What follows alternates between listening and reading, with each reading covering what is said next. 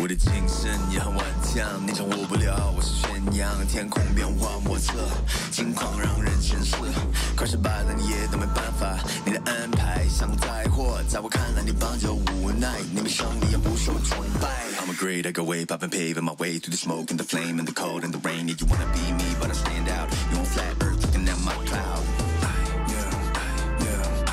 Standing tall through the test. Standing tall through the test. 我的精神也很顽强，你掌握不了我是宣扬，天空变化莫测，境况让人sen事，快失败了你也都没办法，你的安排像灾祸，在我看来你帮就无奈，你胜利也不受崇拜。Standing tall through the test. Standing tall through the test. 你一看我的 set 就知道我的团队在团结。Team is the best， 他们值得 respect， 我们之间有巨大的差别。连我妈妈也叫我永远的神。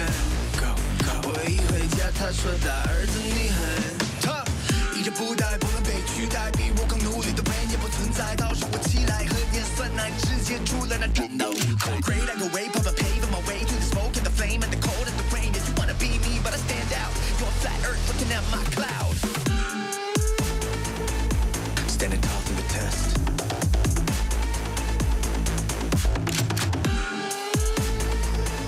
Standing tall through the test. Standing tall through the test.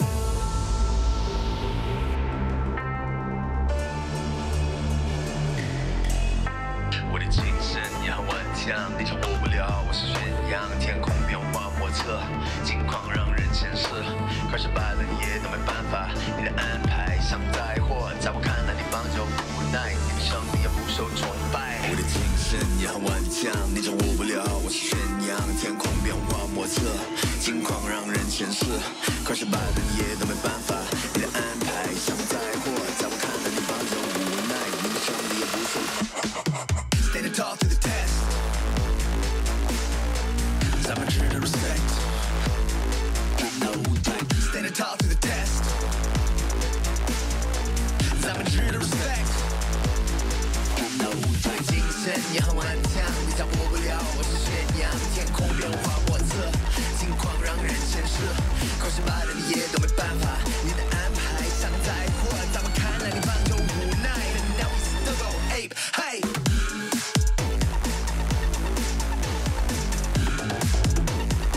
Standing tall through the test.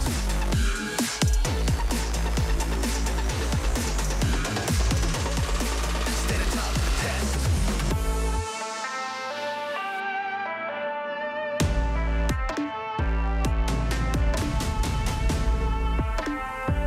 I'm a true to respect. Standing tall through the test.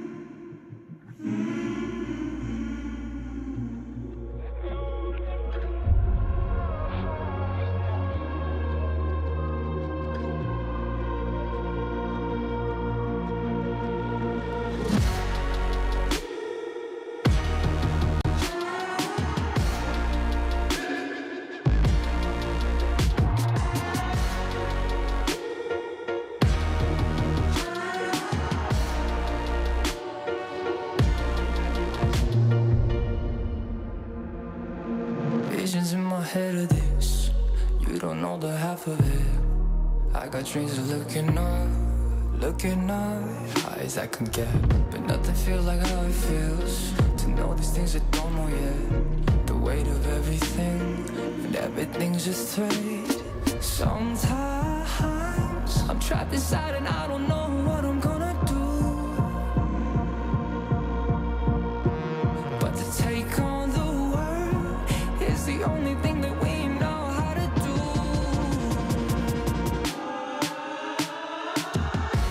I've got dreams of finding out what all of this is for. It's you and me, and everywhere we go will lead to an open door.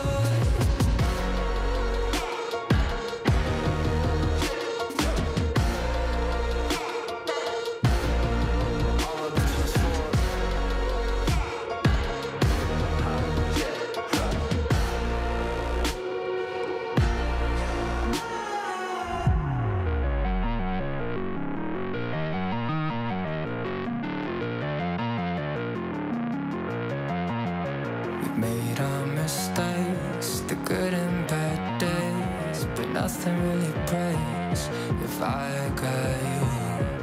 Look at the sky when you go outside, and know there is nothing to keep me back from you.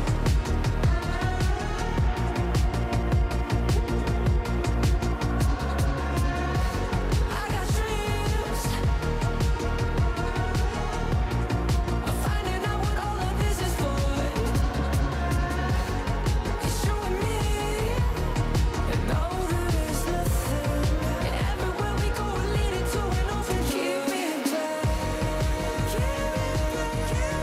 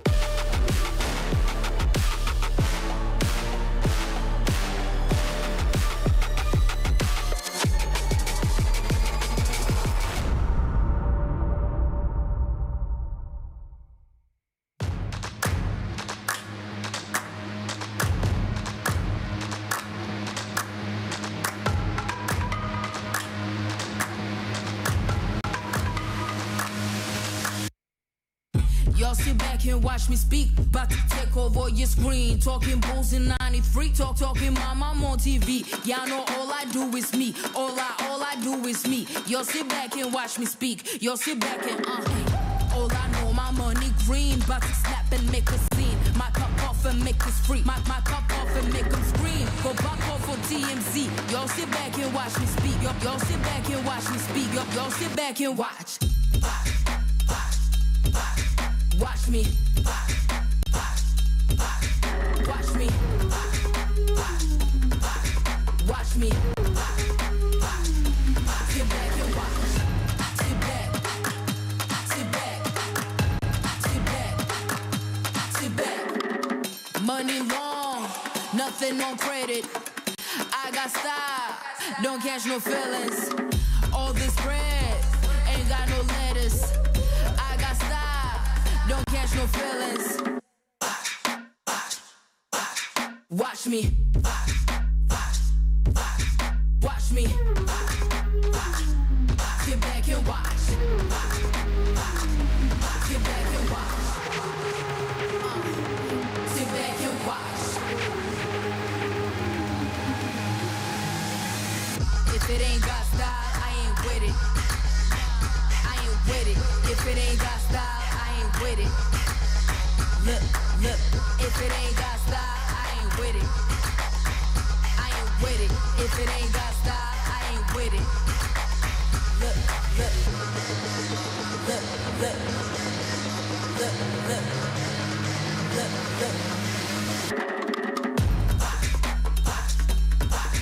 Watch me.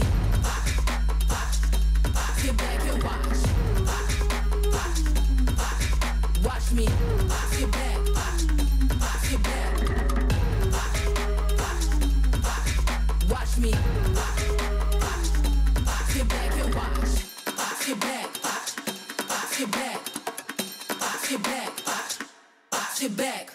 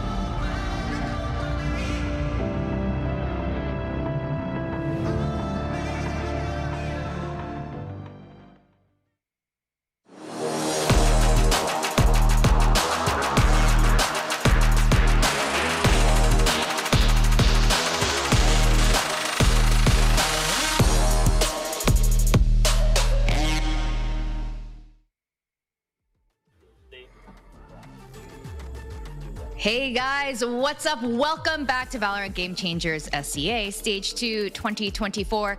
Now today is the last stop before our Game Changers Pacific over in Thailand later this year against the other top Game Changers teams from around the region. I'm Victoria and I'm joined by the professor himself, Paperthin. How you doing? I'm doing great. I'm happy to be here. It's nice to be able to stay inside in my nice air-conditioned apartment while it's hot as heck here in Seoul and get to watch some awesome Valorant games. So I'm really excited. Yeah, it's always, I always enjoy doing that. And I see we got a purple theme going on in the background.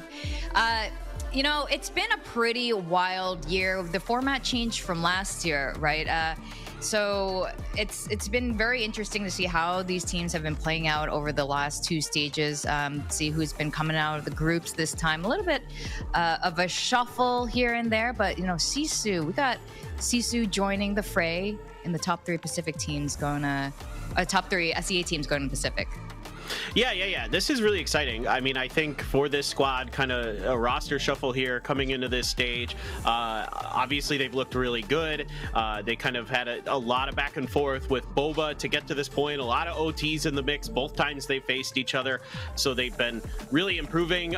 They're willing to adapt, like map to map. They change the comps, like on Haven, depending on who they're playing, for example. That's kind of one of the big ones I look at for them, where they originally run kind of the standard, you know, Jet, Breach, Killjoy comp, but then they switched and used the Neon Astra Cypher the second time around and were able to just barely get over Boba in that overtime. So I like their flexibility. I like some of the ideas they have. They're really aggressive. They're really good on the attacker side. I'm just curious, you know, how they're going to face up against XIPTO, who is the final boss of, you know, SEA Game Changers. That is definitely the question. And before we go deeper into that, let's see some of the changes since last year's format. Here's a recap on how it all works. This is the Valorant Game Changers SEA 2024. There will be 2 stages this year, Stage 1 and Stage 2. There will be an open in each stage and a group stage in Stage 2. The top 4 winners of Stage 1 will be seeded into Stage 2's group stage. The opens for Stage 1 will be held from the 26th to the 29th of March, and the playoffs will be from April 1st to the 5th. The opens for Stage 2 will be held in early July, followed by the group stage and playoffs. In Stage 1 Open, the top 8 teams will proceed to playoffs, and the top 4 teams will be seeded into the group stage of Stage 2. Stage 1 has a total prize pool of $10,000. In Stage 2 Open, the top 12 teams and the top 4 from Stage 1 playoffs will be seeded into group stage. The group stage consists of 4 teams of 4, and the top 2 teams of each group will proceed to playoffs. Stage 2 has a $10,000 prize pool. Visit gamechangers.fsl.gg for more information for Valorant Game Changers SEA 2024.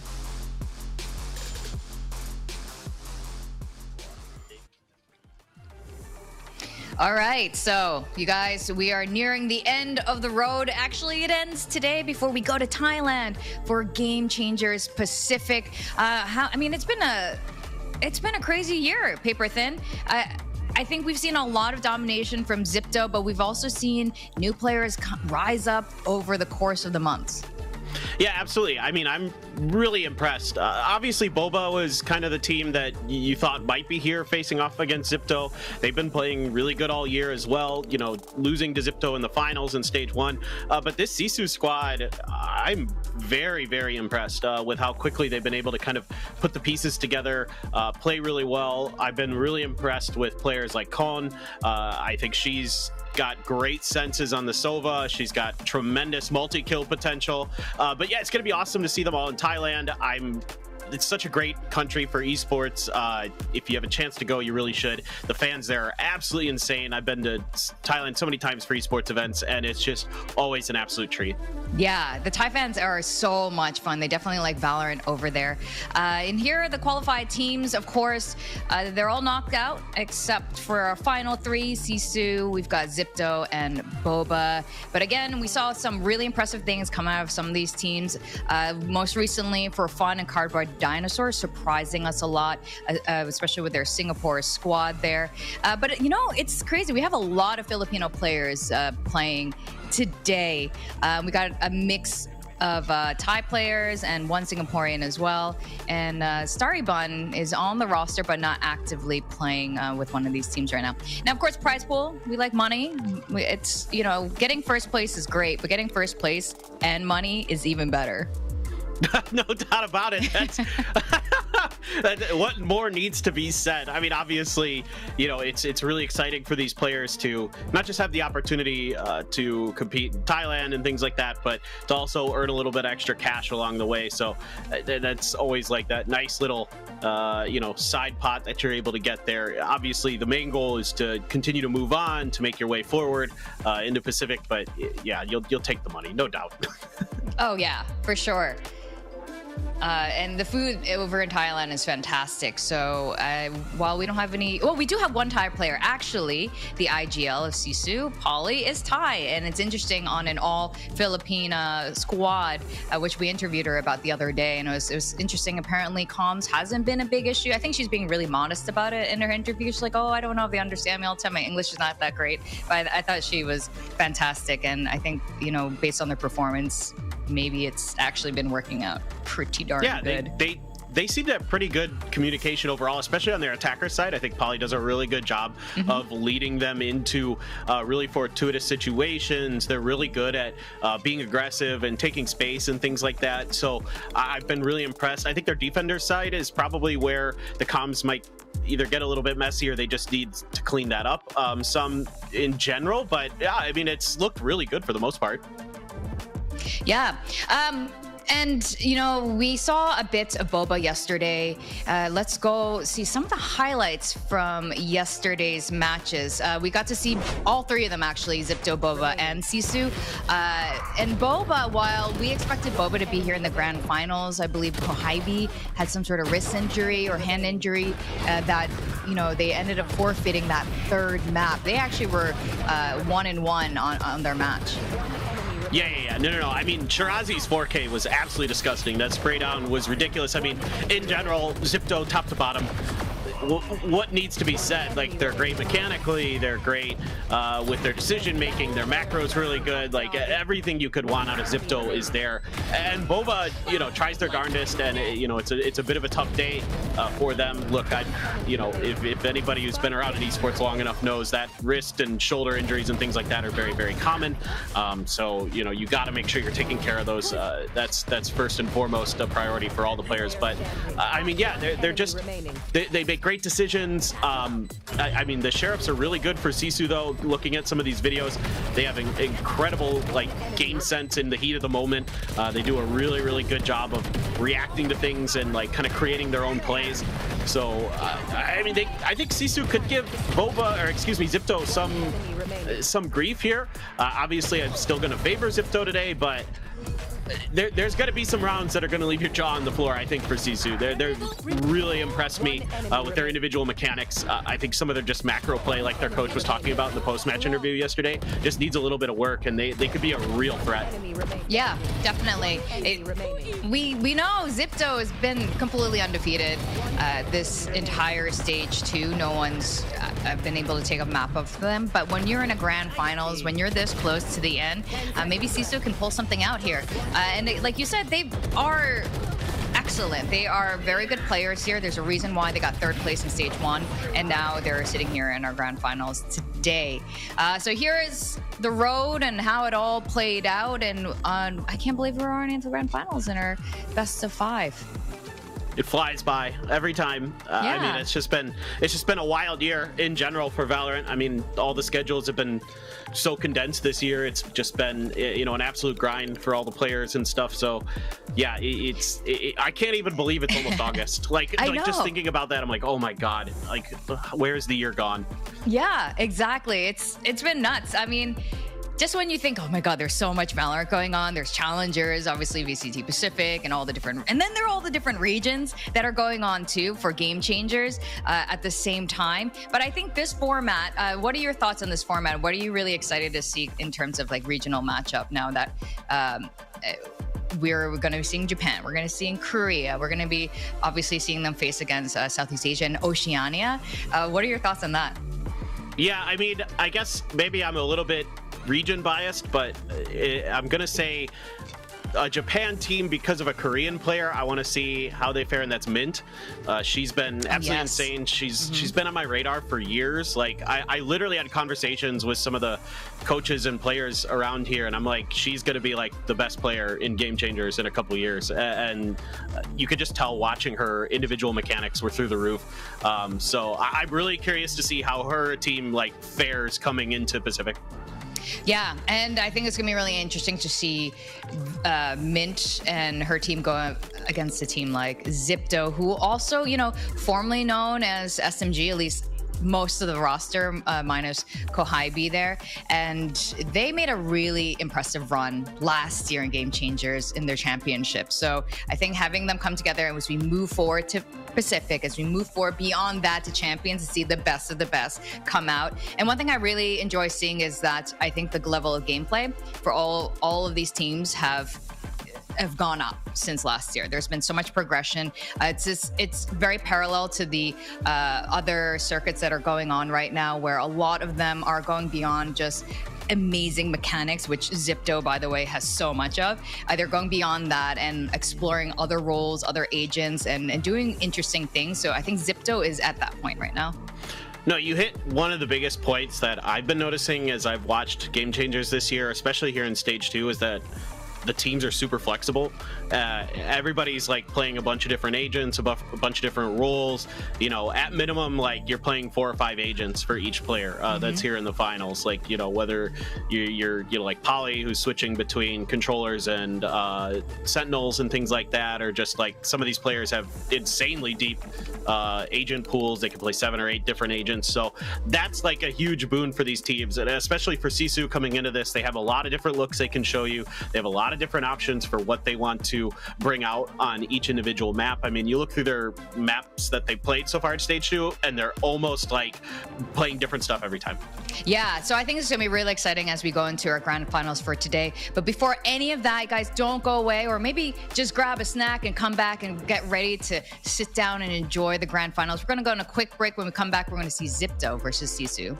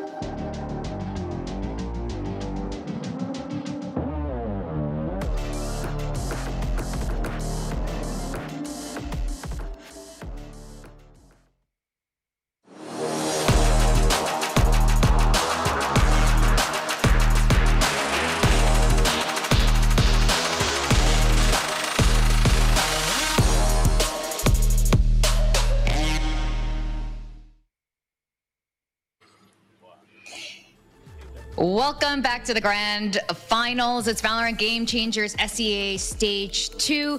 I'm Victoria, joined by Paperthin on the Analyst desk. And yes, today is the last stop before Game Changers Pacific over in Thailand. And now we're going to see two teams full of queens who are just darn good at Valorant. It's XIPTO and SISU, Paperthin. Yeah, it's going to be a really interesting day. I'm hoping that SISU can take at least one map off XIPTO. It'd be good to see them, find a map where they really feel like they can target XIPTO. Maybe like Haven, where we haven't seen XIPTO play yet, something like that, where SISU's look pretty good. Boba's been challenging them on that map, but overall, I think this should be a fairly interesting day. But yeah, XIPTO's heavy favorites. What else needs to be said? They haven't dropped the map. It's true. They haven't dropped a single map. You know, our Pacific song, Undefeated, I feel like it was written about these girls because they are the most undefeated team of undefeated teams I've ever seen in Valorant. It's been incredibly impressive. I think the question is, and of course we'll dive more into that once we get there over in Pacific, but when you have teams who are unable to take maps off of them, how much practice can they actually get when you're going to go against other regions who have very different play styles? But maybe SISU will be that team today to challenge them. And SISU, yeah, we mentioned this before. They are no pushovers. They placed third overall during stage 1, and obviously they're in second now. But despite all that, they are the underdogs. I do want to mention the stage 2 groups, they also dropped 0 maps. A little bit different here in playoffs. But yeah, 0 maps dropped over in stage 2 groups. But let's take a look at XIPTO first. Here is our star-studded roster. Very familiar names at this point. Tara being sort of a newer addition in terms of the active roster. Yeah, and she slotted in great as the IGL. She fits really well into the system. They've done a great job of just kind of maintaining the course. They still look like they're insane. Shirazi on the back lines, Inari and Alexi can break doors open for you. Kamio's just an amazing player. Top to bottom, this team is just stacked. They're going to be the favorites coming into Thailand, I would assume. Mm-hmm. Even with teams like Fennel and Zeta Division looking really good over in Japan and stuff, this team is just such a well-oiled machine. Yeah, they're just so impressive, and sometimes it's just their duelist abilities. Now we're looking at SISU. SISU, very interesting team. All Filipina team except for their IGL Polly, who's also a newer addition and has proven to have great effect on this team. No, I really am impressed. Again, with the attacker side calling, I think Coldan does a really good job, especially on their defender side when she's playing Sova, really kind of bailing them out and setting them up really nicely. Grams and Sawamura are just amazing, whether they're on Duelist or whatever. They're very, very talented individually. Sawamura had some crazy good plays on Jet on Haven against, I think it was Cardboard Dinosaur, and Grams is a great raise who can also flex between some agents. Like she plays a little bit of Sentinels and some other stuff. But yeah, here Inari and Coldan, two of the players that I'm definitely looking at. I've been really impressed with both of them throughout this stage. Yes, that's right. So you're talking about Khan's performance, absolutely impressive. But in Neri too, since last year, I think since the beginning of Game Changers, actually, the moment you saw Neri on that Jet, you knew this girl had something special. She's just so sharp, and it'll be really, I think this is a large part in the success for XIPTO as well. It's just that they are so mechanically gifted, and and this, it's still a shooting game. You have to shoot really, really good, and she's good at it. You got to shoot good. And Inari even played the Deadlock. I think it was on Bind against Invincible, if I'm not mistaken. And she dropped like a 415 ACS. So absolutely insane. But Alexi as well. Look at the stats. I mean, 2.9 KDA is through the roof. 190 average damage per round through the roof. I mean, these stats are just absolutely outrageous. Yeah, another duelist who is absolutely cracked. And again, in the shooting game world, if you can shoot good and you have two players who can shoot probably the best out there on our region. It's really, really tough to go against them. But, Valorant, of course, is getting a little bit more complex now. And that's why we're going to look at Grams. And Grams, also duelist background, but playing a lot more flex. Just the other day, on 3 different maps, she played 3 completely different roles. It was like a KO, Cypher, and a Raze. And that kind of range, I think, is what is going to be really important moving forward through Valorant. Yeah, I totally agree. I mean, this is now one of the biggest talking points for kind of the meta of Valorant throughout the world is you have to be pretty flexible in your agent pool, and she has shown that, and she's looked really, really good, whether it be on, the Cypher and the KO look pretty solid. There's still some things to work on, I think, with their defender side protocols overall, but that's probably more of a team thing than it is an individual thing. But her Raze is a well-known quantity. Grams has been really popping off whenever she's put onto that duelist role. Is a really strong Reyna as well whenever they decide if they decide to bring that out. Oh, definitely. And fun fact, I don't know if you guys knew this. I didn't actually know it until NDG, Team Secrets NDG, tweeted this the other day, how proud he is of his sister. Paperthin on SISU is his little sister. He's super proud of her. I messaged him about it just to make sure was it like a bro sis kind of thing or like sister. And her IGN used to be KDG actually. So little fun fact there. They've got some good DNA for Valorant. Absolutely. No, I mean, that seems to be a thing. The family lines, you think about the Susantos, there's definitely something to it. And, whether it be just the household culture they grow up in or the DNA, I'm not sure. But that's pretty awesome, actually. I had no idea that Paperthin was NDG's sister. So that's super sick. Insane players, both of them. But, yeah, XIPTO, wow. Look at that. What a surprise. Complete domination on every single map. But like we were talking about this, they've dropped 0 maps. And when we go to the map veto later on, I don't even know how to break that down. They have no weak maps. Maybe like slightly. It's they're just so good at everything. Maybe a little. Yeah, but even that is not weak by any stretch of the imagination. I mean, they're through the roof win percentages on both sides of the map, on every map. Like SISU as well is a pretty strong map pool, I feel like. I think their Haven looks pretty good overall, especially their attacker side. They can do a lot of damage there. Their bind looked okay, even though they have like a 1 and 2 win percentage on it. I think it actually has some legs for sure. Their Ascent is really good, so I wouldn't be too surprised if that's one of the maps that XIPTO takes away. Their Lotus is really, really good. 5-1 on it. They've been really, really solid. They've shown a couple different looks with their comps on it as well. So I think this is a map that maybe you could see SISU lean into a little bit, because there's just not a weak map for XIPTO. What I'm actually really curious to know is if XIPTO is going to experiment a little bit today. When you have this much domination going in, and I assume a lot of confidence going into this, will they be experimenting a little bit? We've seen it happen already, and here comes like you said, they're just gonna straight up ban Ascent and Sunset. Their Ascent is obviously one of SISU's better maps. Yeah, and it's of XIPTO's maps maybe the weakest, which is not really saying much. So that makes a bunch of sense. Split has been a map that I don't think that SISU has played yet. So that's going to be really interesting to see what they do. XIPTO likes to run the double duelist. Whether or not they slot in a Cypher or a Viper has been kind of one of the slight changes they'll make in regards to their comp. But we have no idea what SISU is going to run there. So that's going to be really, really intriguing. And then for XIPTO on Icebox against SISU's pick, that's also pretty curious. Is SISU going to lean back into the Reyna ISO that worked really well for them? They lost against Boba, trying to run kind of the standard double initiator comp, which is generally what XIPTO has been running on Icebox. So pretty curious about that map pick there from SISU. That's it. I mean, look, it's hard no matter what you do. No matter how you shake this out, it is going to be really difficult. I wouldn't have been surprised if like Haven or Lotus had been the pick for SISU there, but clearly they think they've got some kind of read on how to deal with that Gecko KO comp that XIPTO typically runs. Yeah, and I do want to point out to the SISU as a new addition to their team, especially in Stage 2, a coach. Nye, I believe it's pronounced. And just the impact of having a coach on your team is huge.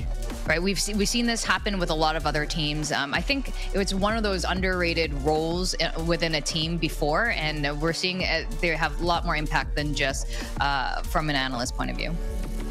Yeah, I can't tell you how many times I've had these conversations, like on air or off air, with people about how important coaches are, the culture they create, their ability to sort of objectively look at your games and kind of help you figure out what's going right, what's going wrong, putting into place those things in practices and scrims and stuff like that is unbelievably important. And I like the way that he was talking during the post-match interview yesterday. He says, you know, we've got some good things, you know, our individual skill is good, but the things that I was noticing are things that he's identifying that sometimes they're macro, sometimes they're rotation, sometimes they're decision makings. Like there's that 1v2 on Haven where they sent out the owl drone down long A, and then instead of maybe doubling back and going towards C site or B site, you know, they tried to reaggress into A into the crossfire that was set up against them. So, you know, little things like that as well that the coach could point out and be like, hey, maybe it's a better idea because you know there's one player there, it's Haven, there's 3 sites. You know, you can gamble and, you know, go to another site and probably find the open one. So little things like that into the heat of the moment, you know, players kind of rely on their own instincts that a coach can help you identify are maybe not the best decisions.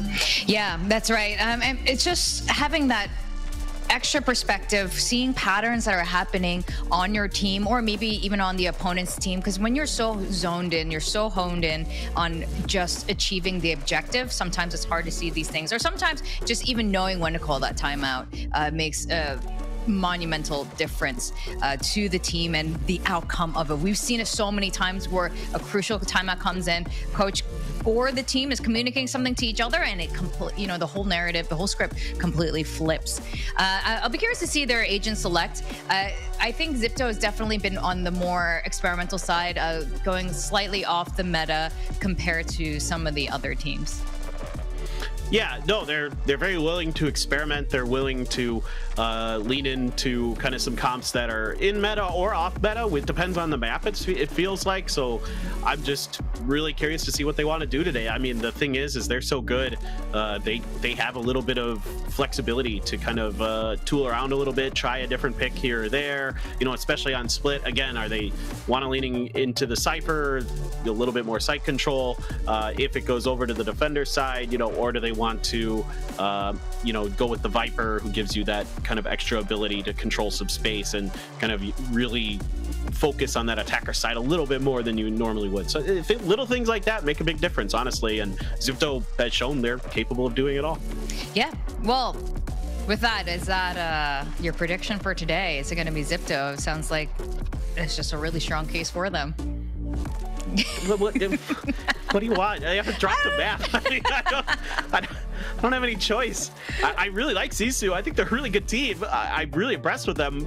Their individual skill is really good. It's just right now XIPTO is just the complete package, and I think they're going to be the favorites going into Pacific for GC. And what else needs to be said? Yeah, I'm gonna have to agree with you there in terms of predictions. It's hard not to pick XIPTO. Of course, we want to see SISU do well. We want to see this. We want to see this to be a highly competitive match today. But when they've dropped 0 maps so far, the entire year, actually, it's really hard to predict against them. That said, I think we're going to see some pretty darn good Valorant today. So I'm glad we have these teams here in the grand finals. Yeah, no doubt about it. I mean, I'm really curious to see what SISU wants to do on Split, because we haven't seen it yet. So just that's where I'm really kind of interested on how they want to approach this map. Like, is it going to be a single duelist? Are they going to run double duelist as well? What is going to be that second duelist? Is it going to be the Jet Rays, as most teams like to kind of lean into? I have no idea, and I'm excited. I think they can do some really interesting stuff. Oh my god. Ooh. Yes. Yeah, we like to see this. Awesome. Yep. Okay. All right. What really stands out for you? What are you excited by? ISO. ISO on this map, I think, is a kind of one of the underrated like picks on this map. You didn't get to see it too much this year before Split kind of left the pool in the Valorant scene, but now we get to see it, and I think there's a lot of opportunities to really pick on some of the key pieces of your opponent's setups. It is going to be the Viper for Shirazi instead of the Cypher, so it makes it a little bit trickier, I think, for SISU in a way to like really on their when they get to their attacker side to kind of disrupt some of those setups, but it can be really good against post plants. ISO can be really good when you have the ult in particular to isolate a key piece of that, like the sky or something like that, if you have a good idea of the setups that XIPTO is going to use. Yeah, I'm particularly excited about the combo with Saramura back on the Neon, but for Split. Yes. She is absolutely insane on it, so I'm really excited to see how this first map, this is a crazy way to start off our grand final. Let's go over to our casters who are going to take us through the first map of today. It's Coldan and Zahk. Hello everyone, thank you very much for that breakdown, Vic and Paperthin. We are going to be heading into our grand finals. Hi Coldan, it's been a while since we've casted together. How are you feeling today? Yeah, it's been a while, Zahk. I'm super excited. I think SISU is one of those teams that has really put a stamp in Stage 2 particularly. You know, Stage 1 coming in as the aura differential squad. They defied a lot of odds. They really showed us a different breed of Valorant, you know, compared to the Game Changer scene. They brought in new players, formerly Nyx Kyose, if I'm not mistaken, Con, Piety, you know, those bunch. And now they're kind of that second generation of Game Changers. Like, we have had so many veterans in the scene already, and now they're in the grand finals, albeit, yeah, with a small asterisk, I guess, because yesterday was technically a forfeit match on the third, but the first two maps, incredibly competitive. Could have been a 2-0 in favor of SISU, so I don't think they are undeserving of this spot. I think we're in for an amazing match here today. Yeah, I think even the first time they played against Boba and lost, it was an overtime map 3. So, like you said, very, very close series, and they definitely deserve to be in this grand final right now. But the question is, can they win it out? And I mean, history so far definitely seems to stand on XIPTO's side. I think in terms of team comp, XIPTO's is the more standard comp for this map, the Sky being like a meta pick, and the SISU on the other hand starting off on defense, actually going to be able to isolate a fight here. Shirazi caught in the corner, and they just run her down here. 4 players on the hunt, and they get a kill, and off the back of that you can see that XIPTO are putting pressure on mid and B. Yeah, as the defenders here on the B side, they need to put up some bit of a fight, but Holly and Piety, they both go down without an answer, and XIPTO with an amazing response to that A main aggression. Well, now they got an answer back towards this B side. Trailblazer comes through, but the crossfire is great. Despite being stunned, Alexi just holds her ground. They just disengage from there. Double man advantage. The heal comes through as well. It's going to be a rough one for SISU. Last two players, Grahams and Khan. They've been fantastic players for this team, but now they have to go above and beyond. This crossfire setup's disgusting, but Khan with the first opening kill, but the double swing comes in, and XIPTO, we know and love them for that aggression. They put up their first round on the board. I mean, it was such a nice response from XIPTO. Kudos to SISU. They had like a strat. They expected an isolated player to be there. Usually Shirazi on the lurk, putting down that wall. So they decided to try and crunch onto her. But unfortunately, like you said, the two players that were holding that mid and B just fall apart with the advance onto XIPTO. And yeah, Alexi, some absolutely bat crazy shots there, including the one off the stun. But yeah, XIPTO, they managed to maintain control of the site once they get that spike down. And even that nice little micro of Camille, who always seems to have these heals no matter whether it's an eco round or a pistol, not something you see from Skies all the time, able to just bring her teammates back up to fighting HP here. Tara already opening things off with the first blood, and the rest of XIPTO, they're quick to go in for this B main push, and oh my god, an Airy. That is disgusting. Yeah, some people like to call it a bit of a formality in the second round. I think XIPTO, you know, with that double duelist, they're gonna be so aggressive. I think both sides, I mean, double duelists on both of these teams, always looking to go for aggressive duels, you know. The ISO loves to take an initial fight. You got the shield popped already. A Sawamura that's on that Neon that really loves to move forward, right? Neons are always best moving forward. This time around, not a single kill's got to be found. Second round on the board, a flawless one at that. So moving into this bonus, they're going to have all the little weaponry that they would like. And, well, SISU now, let's see what they have in store, right? It's going to be an aggressive comp yet again on this defensive side. Zahk, do you think they're going to push something early round? I mean, I would like to see that, because I think that you can't really play passive against a team like the likes of XIPTO, because they're always going to be in your face, especially with the double duelist comp. We've seen how aggressive Inari and Alexi get. Like, even when the spike goes down in that post plant, they're always pushing another lane. So I think that it's going to be important to try and contest that. In that first round, they had that first step absolutely right? They were able to isolate a fight. They take down the lurk on Shirazi, and if they had played like a 5v4 retake, it might have been a little bit easier. Either way, though, full buy for SISU right now. Pauly pushed offside, and oh my.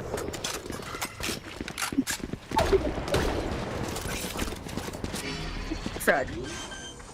Yeah, the pace of these rounds have been absolutely suffocating. When Sawamura gonna put pedal to the metal straight into the side, but not counting for that held position. Alexi just blindsides her. Speaking of being blind, teammate flashes her, but doesn't matter. Khan not expecting that awkward angle, and now they found out where Graham's is. They're gonna push on the issue still. There's a classic XIPTO that we all know and love. They're gonna push push you all the way into the spawn. They don't care. Like, they know how good they are, and they will just absolutely abuse it. Third, and that bonus going in their favor without too much of a hiccup. Yeah, I think the XIPTO's executes, I mean, they've looked great for all of this time, but even in that one particular round, it seems like they have every single INT like dotted and crossed there. You know, there's a paranoia for that backside, there's a flash for main, there's like Inari and Alexi both satcheling and dashing it on different sides. So there's just no place to really safely play onto site, and Pauly just caught in that crossfire, and with that first kill going in their favor, Heidi not able to do more than stem the bleeding. Economy broken now here for SISU, and now just sheriffs in the hands of the players here, but that's gonna be enough for Heidi, who gets that first kill. I'm not sure it's going to be enough. Of course, it is that eco round. They took control of a B main, but again, XIPTO just pushing straight towards this A site. Seeker's invested. Alexi. Oh, nice shot coming in from Khan through the wall. Will connect onto Alexi. He's got the double tap as well. Trying to look for a 5. She gets it.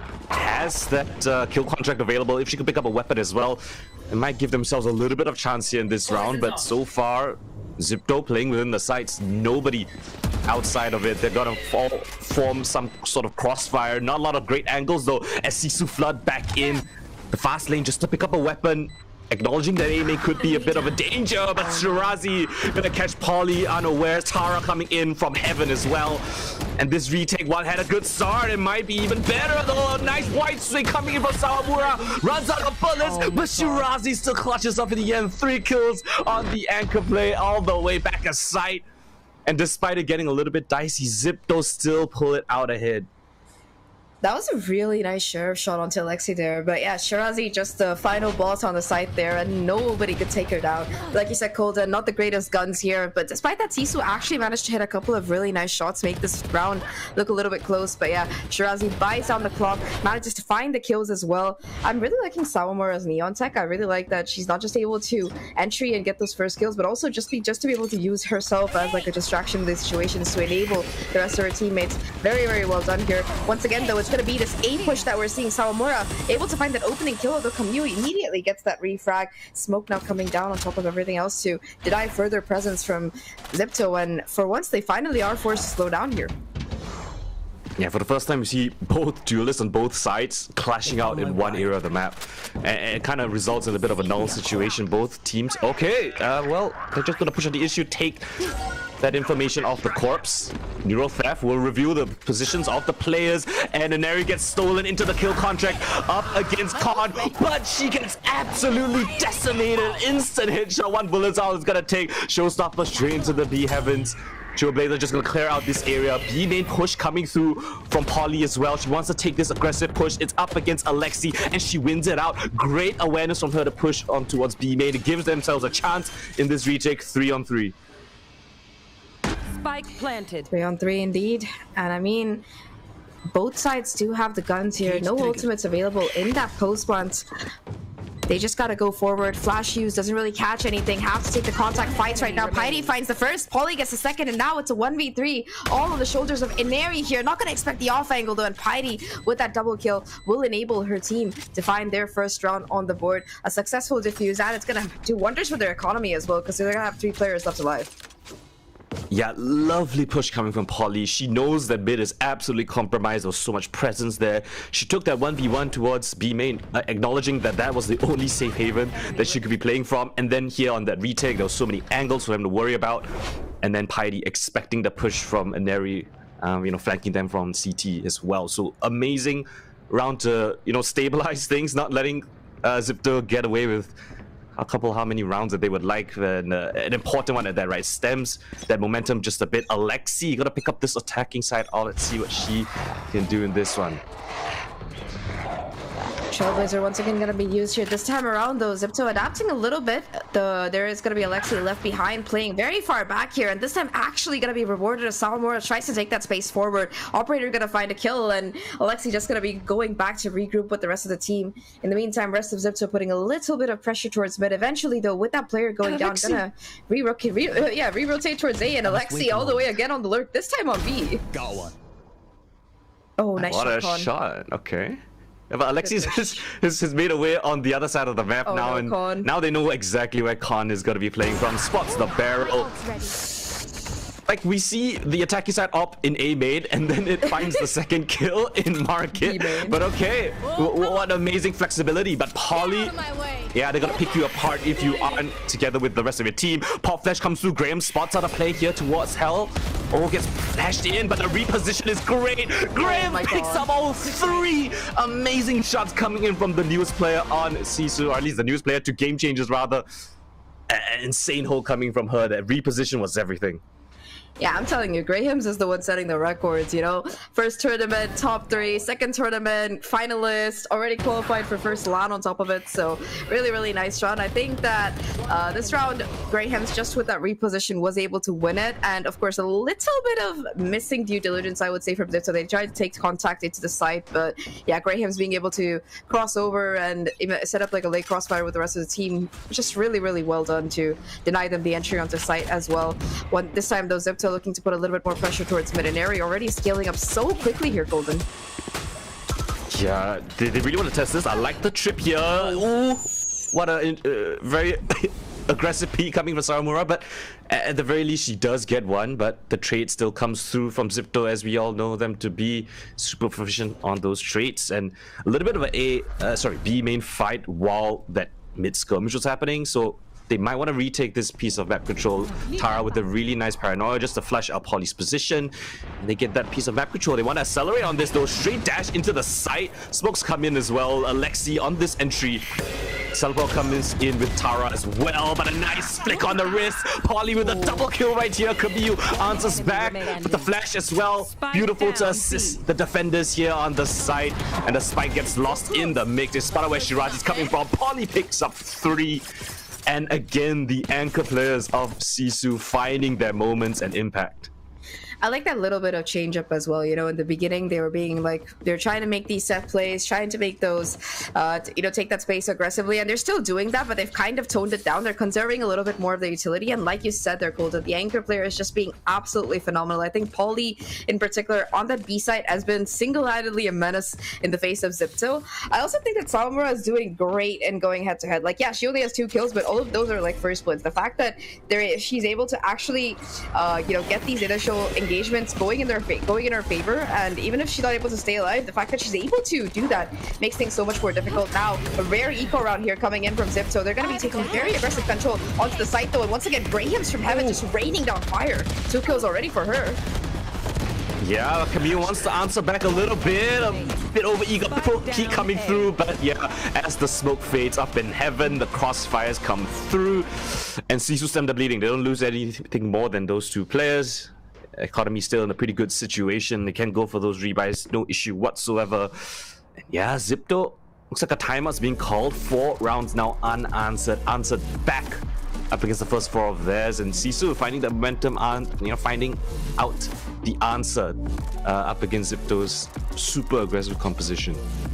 Yeah, I think so far XIPTO's strategy that has worked against most of their teams that they've played is like running it down and basically trying to just kill everybody onto site. But SISU playing a little bit more measured. They've clearly done their homework, and they are actually doing a great job at just being able to keep XIPTO out. Like, I know, like, playing devil's advocate here, I know that on split at least defense, the map does tend to be very defender sided, but that said, SISU, they are just able to stop XIPTO in their try slot. Like, the last 3 rounds, they haven't been even able to get that spike down. so they're not even getting that extra money. So I think that for XIPTO, this timeout, I think it's the first timeout we're actually seeing them take all tournament, or the second one if I'm not wrong. Ooh.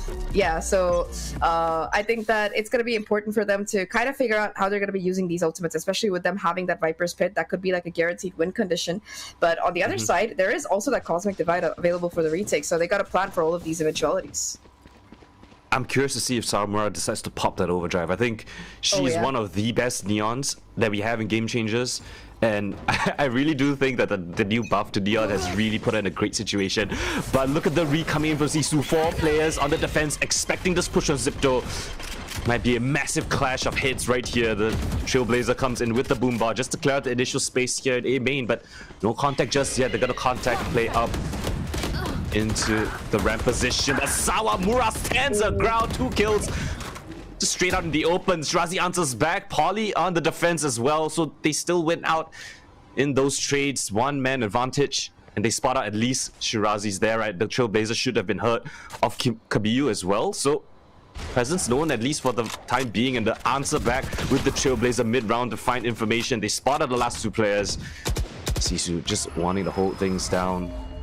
Star comes through, Camus creeping up close, contact play. Graham is great for the first kill.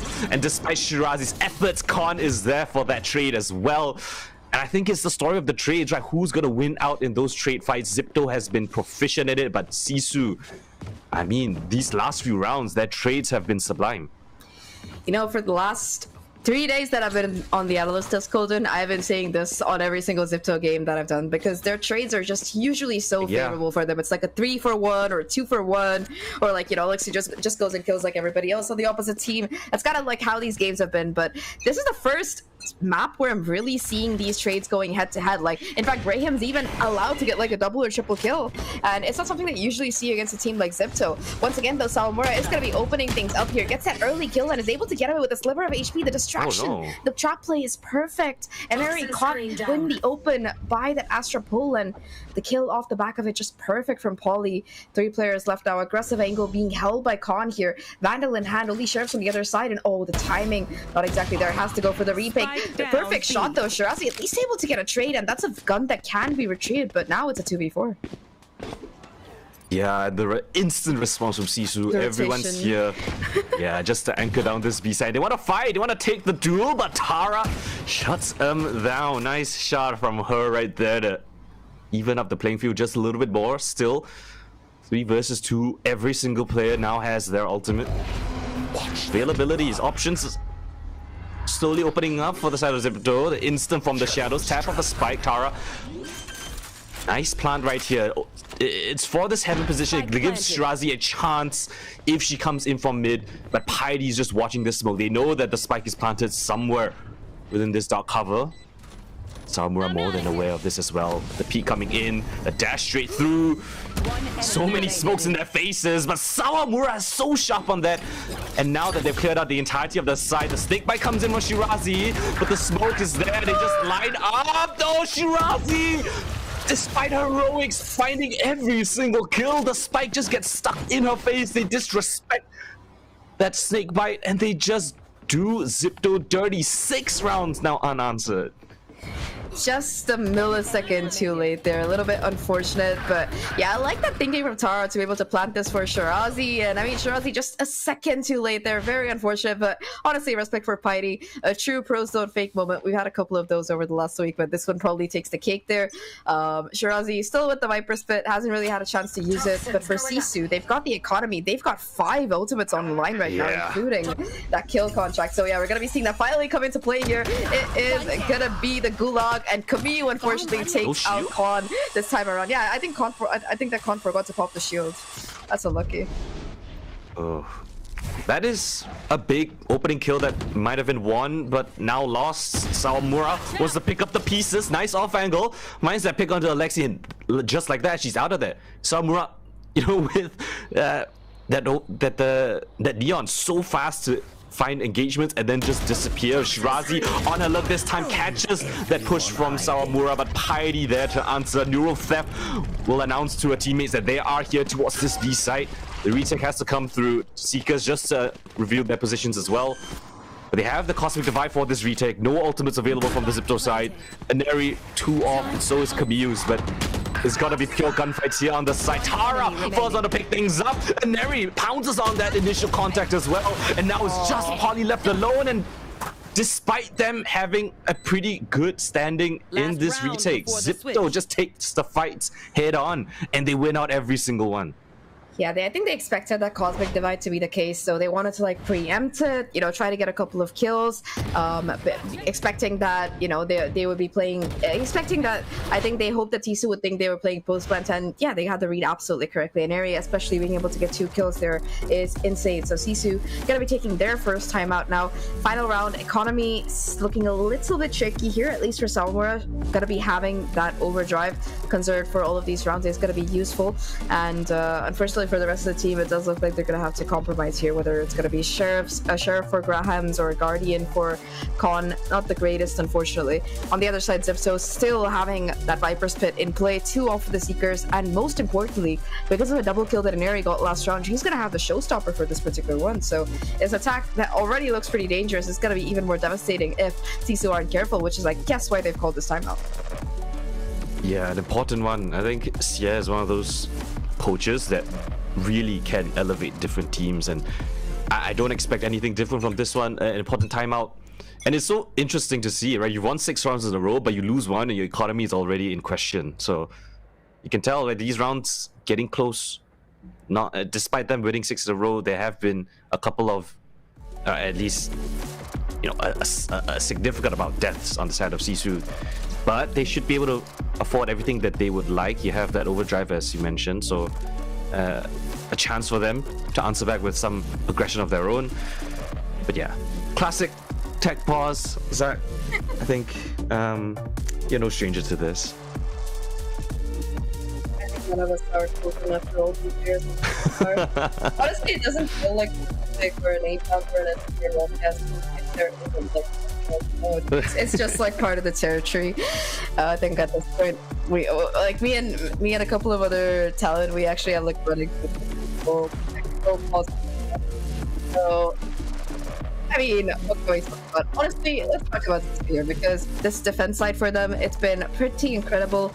I was a little bit concerned because they don't have the double controller comp that you so often see on this map. So I was a little bit concerned but because you have that global utility on the Astra, Poly has actually been pretty incredible in being able to get those utility pieces down in time. I think that we were talking about the anchors as well, right? So it has been Poly on that side and Graham's on A. Like Graham has had multiple on that side. Here we go! Shock it! Yeah. Oh, well, here we go. Speaking of aggression, immediately off of that timeout, instantly into their faces, but a good trade coming in for Aneri just evens things up. You know, Samura a bit overly committed there. There's not much assistance from the rest of the teammates, so that still favors XIPTO, right? A 1-for-1 trade. Despite you losing one of your initiators, you still have that man equal footing, I guess. You have the opportunity to explore the rest of the map now. Mid completely given over by the SISU side, and XIPTO will more than happily just take up that pit space. And when the showstopper actually gotta miss that kill right there, navigating around the side. Polly somehow finds that kill towards B main. Graham just snuck right underneath them. Shirazi, yet again, the one that they need to rely on in the 1 versus 2. Spike is not in her control. It's dropped all the way towards B main thanks to Polly. On the undercut as well from Khan, just to make her a little bit more honest. Spots out the big shield of Khan, exposes her position, and now it's down to Piety. She has to leave the pit though. She needs to pick up that spike. See if that's gonna be, there's gonna be enough time. Oh, the cam, that's valuable information here. Shirazi forced to let that pit actually go down, so it's gonna be 23 seconds left. Not enough time for a rotate, I think. So Shirazi gotta be forced to come back here, watching the angle. Piety has the timing here on the peak, not able to hit the shot though. And now 14 seconds left. Piety just happy to hold on to the side as Shirazi has to push it and will not be able to connect the shot. A very, very nice 7th round for Izu. And I think this is the first time this year where we're seeing another team actually end the half with a lead. So Vic and Paperthin, what are you guys thinking? I'm thinking I like to see it. This is crazy. This is not the halftime score I thought we would be at. 7-5 SISU. This has been absolutely incredible having double duelists on both sides, but we got to talk about Grams, Paperthin. No, she's doing a phenomenal job, along with a little bit of help from Polly on the Astra, but really she's finding some really good timings to step in and cancel the executes of XIPTO on that B site in particular. That triple kill she had was absolutely disgusting, but it's because she took that risk. You know, her and Polly had good coordination there. Smoke comes down, she shifts to the side, gets behind the box, waits it out for XIPTO to try to make their execute, gets hit with the flash, but she doesn't get checked for, and she's able to pick up a huge triple. Another time from Raptor, she gets another big multi-kill round up there. So things like that, the defensive protocols really starting to come together there after a good start for the side of XIPTO. So very, very impressive stuff here from SISU.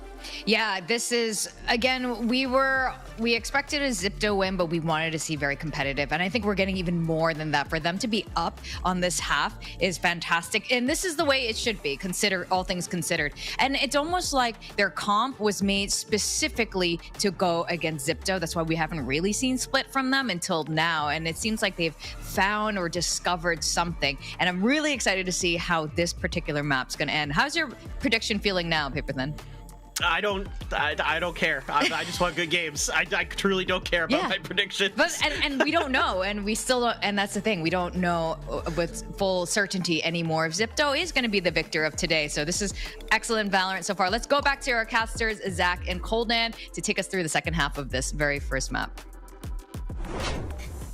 Thank you very much for that quick breakdown panel. I think that both Colton and I agree with you what you say. Like, we are so happy that this is a competitive game. I also saw someone in chat saying that this composition from SISU is actually more pioneered towards the attacking side, you know? So I'm actually going to be excited to see how this plays out, especially that double duelist, right? You know, Khan as well as Sawamura kind of trying to take things forward here, looking for a quick push towards that B side, but Tara quick with the utility, able to buy some delivery.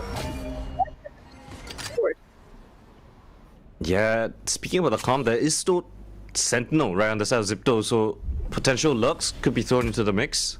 We have to wait and see later down in the half, I guess, but initial contact again, the resmoke comes in, Tara trying to hold down this angle, still has that paranoia as you mentioned, really strong to hold off this push, but it's going to be a bit of a reconsideration coming from SISU. They're going to explore mid this time, they're going to park Khan all the way towards B main by herself, the resmoke comes in, spotted out.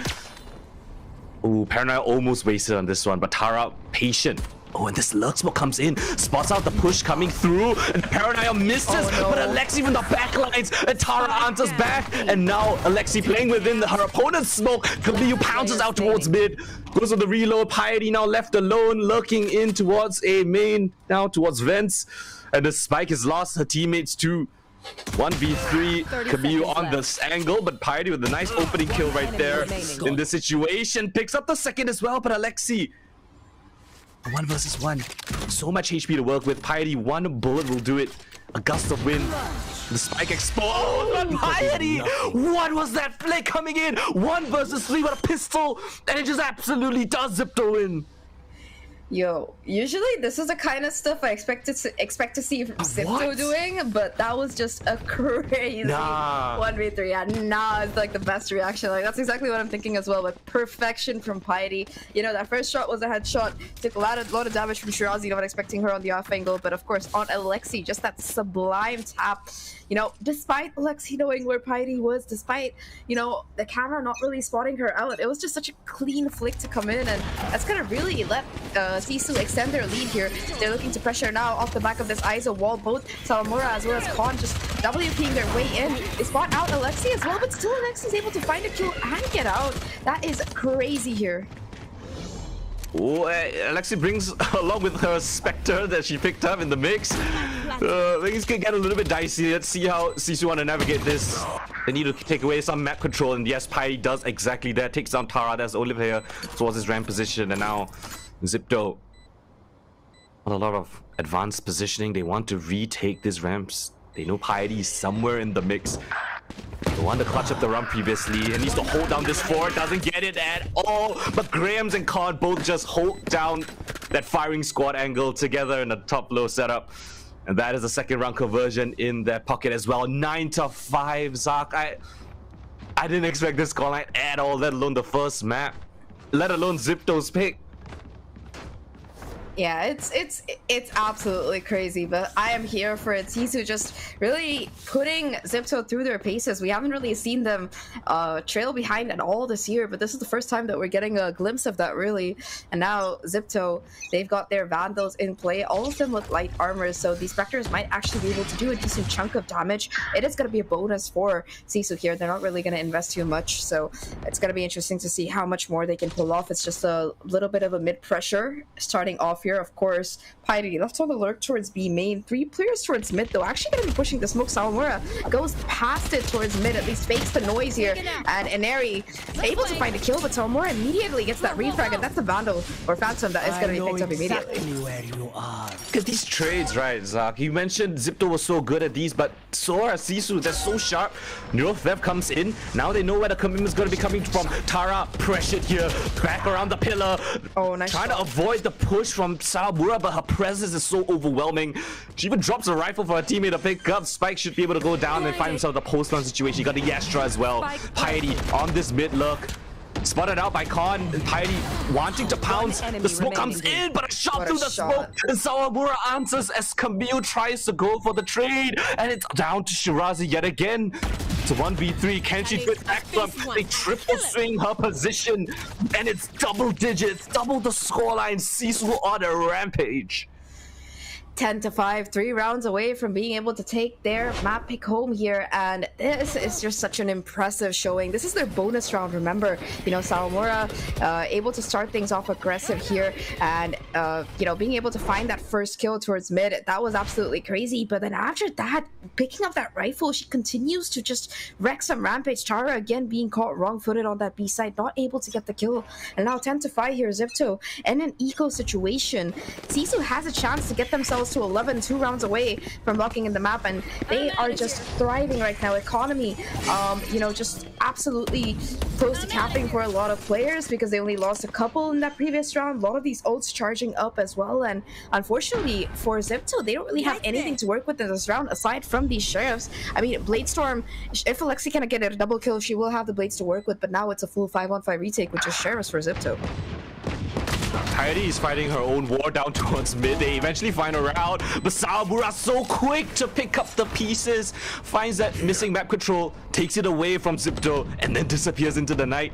Standing within the smoke, Para hoping on the fade that she's gonna find something. Con ADS fires down a couple of bullets. Tara and Camille both finding kills, but is it too little? Is it too late? Camille now in a 1 versus 2 with no time left on the clock. Polly just plays it to perfection, dancing around the pillar. Camille has nothing to answer for, and that's 11 on the board for SISU. Very, very clean round there. It got a little bit dicey, like you said, with the kills going in XIPTO's favor, but Polly just quiet on site, not giving any hints of her position away, forcing Camille to jump down and take that fight, and eventually, you know, running the clock out before the defuse comes in. The post plants as well, very disciplined, very nice crossfires. I guess Chara was able to find the timing kill into Sawamura there, but again, you know, we've been talking about these frags and refrags, and this is the first team in this entire tournament that I've seen being able to efficiently trade themselves out. Second timeout gonna be called by XIPTO here. And remember, the closest game that XIPTO has had before this was a 13-9. Shattered completely. That record has been shattered instantly at the first map of this best of 5, and we're not even at the tail end yet, right? That was 13-9 in XIPTO's favor, but they might be on the verge of their very first map loss in the year. Yeah, that is crazy. I mean, never say never. It's only 6 rounds, Coldan, for them to catch up, you know? Okay, yeah. Well, yeah, that's true. That's just true. to play devil's advocate, but no, I think it's gonna be a very difficult journey because, okay, look, Sawamura, absolutely crazy entries. I think that Polly is incredible as well in that second entry post-plant capacity to be able to find those trades along with Graham's. Con as well, you know, might not have the greatest KDA, especially on ISO, but it doesn't matter because her utility is having so much impact, using that shield wall to push into sight, as well as being able to vulnerable players as Sawamura just swings into them. And I think the biggest here hero here for this team is definitely Piety. Her lurks are just so impactful. Like so many of these rounds, you know, mid round, late round, she's been able to just lurk out of nowhere, find like these impact kills, and once again, she's creating this pressure. So far, I think that SISU have been putting a lot of force towards this B and mid, but for the first time, you're seeing them put a cage down towards A. So it's not even though there's still gonna be some noise possibly coming in towards B. The rotation hasn't come in very quickly. Here we go. Yeah, 3 players are stuck towards A. They have to move in fast though. Shirazi and Tara. Tara tested yet again. Undercut comes in, pushes her all the way back, and look at the respect that XIPTO are giving. SISU commanding this B site, taking it without a single kill needed. They want to retake heaven though. XIPTO pushing on this issue. A dash straight in. Shirazi with the opening. Piety, as you mentioned, a clutch player right here, but the gravity well buys us so much time, has to go for the reload, and the trade from Binary is there. The retake has to come in, but the spike's not yet planted. Khan, nice pick up in heaven. Kabiya Shirazi firing squads up there, and XIPTO off the back of that timeout. They recover the round, and they finally put one on the board in this second half. You know, even that round, it could have genuinely been match point for SISU because they had the numbers advantage for most of it. But yeah, Kabiya and Shirazi, really nice crunch down there towards Piety, who was kind of stuck there in stairs. I think that they just surrounded her and crunched it on her. You also saw some of Pauli's utility coming to support as well, but it was just a little bit too late at that point. Besides, Piety already had her impact. They still had the advantage. It was a 4v3, but unfortunately, the trades, we were talking about them all this time. I think Shirazi and Kabiya just absolutely hitting every single shot there from A heaven. And now finally we're going to be seeing SISU to kind of turn their focus towards this A side. So far it's just been mostly this mid conditioning, this B conditioning that we've been seeing. A side, there's been a cyber cage or two, but they've just been falling off of it for the most part after faking it. Now we're going to be seeing all 5 players, or rather 4 players apart from the Cypher, actually waiting outside here. They haven't made any sound cue. Unfortunately for Salamura, the wall doesn't go as expected. Oh, that sucks. And look at this top-down setup as well. Oh, nice jiggle. It will announce that little strat right there. A mini setup. Cosmic Divide invested as well. Oh, here we go in 1v1. Alexi versus Khan. The shield not available. Alexi has a chance. Oh, there is a shield. Never mind. Khan will still pick up onto Alexi. Aneri, the showstopper in the meanwhile, will shut down the entrance of Sawamura. So it's still a 1v1, but look at exactly where Piety is. She's stuck away up towards B heaven. The full rotate from XIPTO was committed. They thought it was gonna be towards A, and Piety, big kill right there by Shirazi, will shut down that advanced positioning as they flood into this B site. There's still a lot from Khan. It's technically a 2 versus 4 here for the time being. Paranoia pushes them off the spike plan, and now they're in a bit of an awkward situation. Spike not yet planted. XIPTO on the verge of converging onto them. They have to let Khan cook. What can she find? Shot right there. Khan, big kill. 13 seconds left. The spike now committed. Shirazi picks up the flank. 2 versus 3. SISU, 1 more to find match point. Viper split available. Shirazi pushing on the issue. What util do they have? 1 dark cover. Chopping down. Nice trade right there. And Neri in the meanwhile on the other side of that pillar. XIPTO. Oh, close round right there, but still they managed to salvage things. Big kill by Shirazi to find onto Piety to prevent things from steamrolling out of control. 7 answered backs, 2 in a row, I think, for XIPTO. Yeah, I think it's finally broken that streak of wins that they've been having in that first the first few rounds of this half here. And I think Shirazi, like you said, being able to shut down Piety there and also shut down Khan, just incredible kills. But the one on Piety especially, because Piety had been lurking the whole time. It was just a read there from Shirazi that enabled her. And yeah, I think after that, XIPTO finally gonna have money to invest in an operator for the first time this game. Alexi gonna be positioned with it towards B main, and that's exactly where these players are coming. Mid control as well, locked down by Shirazi here. So it's going to be interesting to see how this operator plays out. Astra Smoke coming down, but immediately going to be taken back here. Oh, they want to test Alexi. She's got a dash pop. Takes down that Trailblazer, will at least expend that dash, but they want to still push on her. The stuns are perfect to counter this. Sawamura into the site.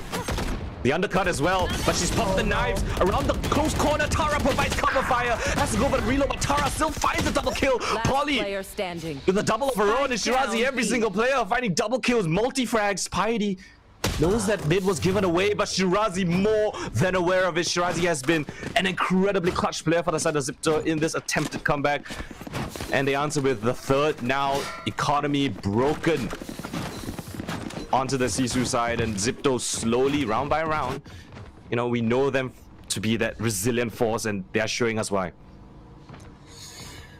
That was such a really clean half. I think that Shirazi's timing in particular to be able to find the trade onto her teammate, double kill in fact for her, and then catch the lurk as well. Very nicely played there by her. 26 and 12 so far. Undoubtedly like the top frag on the server, and I think a lot of it is timing, but like you said, unfortunately SISU gonna eke around. It's not gonna stop Sawamura though, already able to not just find that opening kill without taking any damage, but also gets a rifle back for her team here. In the meantime, Paul, you gotta be the one left on the lurk. Yeah, they also know where the op is, like you said. They dropped it. I love how Sawamura is super aggressive, but she's still disciplined. Right, she found the opening frag. We see so many neons. Once they get the opening, they're just full sending it straight in. Keep going into spawn, yeah. Yeah, exactly. But she brings that rifle back to her teammates. Now they can funnel it if, for any unfortunate situation she does fall, they can still pick up the rifle. And they're giving different looks, but meanwhile, look at Kabiyu, so proactive, clears out the entirety of A main, and that allows the rest of her teammates to stack towards this mid or B side of the map. Shirazi, the one at the top of the scoreboard, has to be huge right here. Nice first kill found. They know, they're slowly getting a picture of where these players are. They spotted up towards mid, now they know where Shirazi is. And typically Tara's still playing towards this B side. That's exactly where they want to go into. Straight in, Paranoia.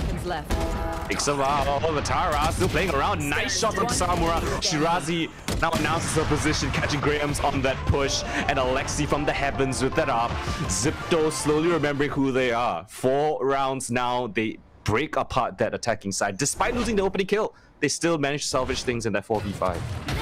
Yeah, I think the point that you made there about the push from Kamiyu getting all of that info, I think that the crossfire, it really just enabled Shirazi and Alexi to hold that crossfire towards mid. And once they knew that B was there, that execute was coming, they could just leave Shirazi to hold down mid by herself. And again, she proves like her worth, being able to find 2 kills. SISU now going to be taking their second timeout. They had such a great start to this attacking half, but now, with these ultimates charging up, they got to be sure that they win this buy round. Otherwise, they're just running the risk of letting XIPTO equalize and possibly take the game away, because we've been talking about momentum, and I think that XIPTO right now, it's in their court. SISU started off really strong. They ended the half with a lead. They got 4 rounds in a row, but after that timeout, XIPTO have been really good at bouncing back stronger here, and I think that, you really want to try and win this round here. You got to put together a strategy. You have that Cosmic Divide for the execute. You're just a couple off of that ISO ult as well that you can use in the post plant. You have the Neural Theft as well as just 2 off the Seekers. There's so much that you have on your team that's really available, and there's nothing to counter it from XIPTO, which is important as well. I think that they aren't even that adversely affected by the operator because of the way they're playing. I think that it's going to be just a little bit important for them to continue being able to just maintain presence on this map and not give away too much for free. Yeah, I think the stuns and the fast lane together with the take-back smokes available on the SISU side are really well at sectioning off the operator. But, ignore all of that. It's the instant commit with the Cosmic Divide, and straight into the side we go. Sawamura, as that entry player, so proficient on the Neon, takes up all this space and gives SISU an immediate post-plant situation. But this is a 5v5 retake. We know how much util XIPTO have, and we know how good they are at chaining them together. Now Trailblazer committed here towards this ramp position, clears out of map control. Tara from the shadows gonna commit together with the rest of her team. Shirazi is the first, piloting through the smoke, and Camille answers back onto Sawamura. Advantage now in the XIPTO squad side. They know Spidey somewhere here. They're just gonna leave Camille to mark that smoke. Caught in the back of the site, gets absolutely devastated. Camille expecting the peak to come through. Grahams will go down without a shout as well. And that is the XIPTO retake that we are so feared of. Or they are so feared of. And you give them the chance to set up. You let them cook. You give them that space. And they execute it to perfection. It wasn't even XIPTO being given space. Like, SISU never took heaven there, and that's like one of the most fundamental mistakes you can make on this A side. Like, especially if you're in a 5v5, right? If it's like a 2v2 or a 3v3, you can get away with just playing on site. Yeah, but when you're playing against the, meta comp for this map, and there's just so much utility available. There's like 3 flashes, you've got the paint shells, you've got the mollies. You can't just play site. And I mean, Heidi tried to play main, tried to make a little bit of a difference in that retake, was able to get at least 1 kill. But when you have like so little control, there's just nothing that you can really do there, and XIPTO just picked them apart piece by piece. Shiraz holds on to Heaven, does not let that go, and that is like the main difference maker here. Alexi now towards mid, peeks, and it is going to be Izo's shield that actually saves them. Alexi now, though, does have the judge in hand. A little bit of a nice shift in play. When you win 4 rounds in a row, you have enough money to buy an operator and a judge. Alexi really making full use of that eco buff here. On the other side, though, Piety still waiting. No, this time Kamiyu hasn't pushed A main, and I don't think the flash caught anybody either. So Sisu gonna be pushing towards this A side, but Shirazi does have this wall up already, and 2 players towards Heaven, and Ari might actually go for a peek here. Salmura gets the punish. Was that a flick from Salmura? I swear she was checking her close left, but regardless, that's an entry into the site. They avoid the operator, they saw it towards mid, they instantly rotated towards A. They get the spike plant down again, but this time with a man advantage, this time with a bit of an acknowledgement of how potent XIPTO are on this retake. But how did they navigate this? Salmura checking Heaven, not aware that Kamiyu has just crept up towards A main to swing out of the smoke. Alexi with 1, but Graham's answers back. They're gonna push towards Heaven to take control of that piece of map. And into the side they go. Nice paranoia comes in. And how did they navigate this? Graham's from Heaven, but the spike's not part for their position. Not stuck to half. Neural theft committed, but Graham's is back at the site. Onto the site. Down to the skies in the 1v1. Sisu somehow still pull it away. Nice adaptation. Graham's just taking up towards Heaven, catching a couple of frags, and then down to the 1 versus 1. Yeah, like the post-ban adaptation was fantastic coming out of Sisu. They've realized that they got to take a little bit more control. They got to, and even though, you know, the one big change that they made was leaving 1 more player with Piety there to play that crossfire in case Piety got pushed. You know, you could see that Inari thought about checking it, decided to go for a side instead, did get the kill out to Sawamura, but unlike last time, there was nobody holding onto that angle. So as a result of that, you know, they were able to swing off the back of that Astra utility. I think Polly has been just having some great pieces of utility just to deny the space here for XIPTO so far, and once again this time around straightforward rush onto this A site. Nobody really home here, and there is gonna be the ult available from Khan as well if necessary. You might want to pop it soon before this really the shield goes out of play here. Here we go, it's the Gulag time. Khan trying to find a kill here. Let's see, in the meantime cashes out Sawamura. 1-for-1 trade though, and it's gonna be Grahams and Piety bouncing back with a couple of kills of their own. Piety though playing up close and personal. 2 players pushing her, not much that she can do here, and now it's a 2v3. Pawn stuck in a weird spot. The paranoia comes in, completely takes out the equation for the time being, but Polly playing around the screens. Tara finds that kill as well, and Kamiyu swings out wide. XIPTO cling onto that lifeline, and they give themselves yet another chance. 12-11, 1 round the difference. They even min-max it, give it to Kamiyu for that diffuse. And all down to the wire, Zahk. We're going all 24 rounds. If someone told me that it would be a 12-11 scoreline for XIPTO against anybody, like, and it would be XIPTO on the 11, I would have been like, yo, that is amazing. But shout out to Sisu. They are playing absolutely phenomenally. I think that for this team, a lot of the pieces have been clicking in the last minute as well. Like Polly joining in as an IGL, transitioning from that coach role, them signing a new coach as well just right before this stage started. So I think it's been very, very impressive how much they've improved just over the course of this playoffs by itself. Alexi now with that operator, once again, not gonna be able to find the damage. Actually puts both the smokes down, but stays into place. Unfortunately, though, Sawamura and Khan both find 2 huge kills, and Khan still having this piece of utility here. Operator, though, not gonna be able to find too much damage, and now it's a 2v4 situation. All that stands between Sisu taking this map is gonna be Kamiyu, a 1v4. How much can she do? Is able to get the first kill, but the operator, Khan gets it, and history is made here. XIPTO finally lose a map this year because Sisu, they take away their opponent's map pick in style 13-11. What a showing from Sisu. What domination that they've shown. What heart as well. I mean, this is the first time they're playing split with this team. The first time we're seeing them play split and they take down XIPTO on their map pick. This map has been so good for XIPTO. They've won 6 in a row. Now they come into this match, into the best of 5 grand finals. They're looking confident, but Sisu, what a beautiful series of events. What a beautiful map that they've shown us. And it's just stellar from every single player. You saw ideas behind it. The trades were phenomenal. The strategies, the calling from Polly, everything was sublime. And if they keep up this kind of a form, my god, we're in for an insane best of 5.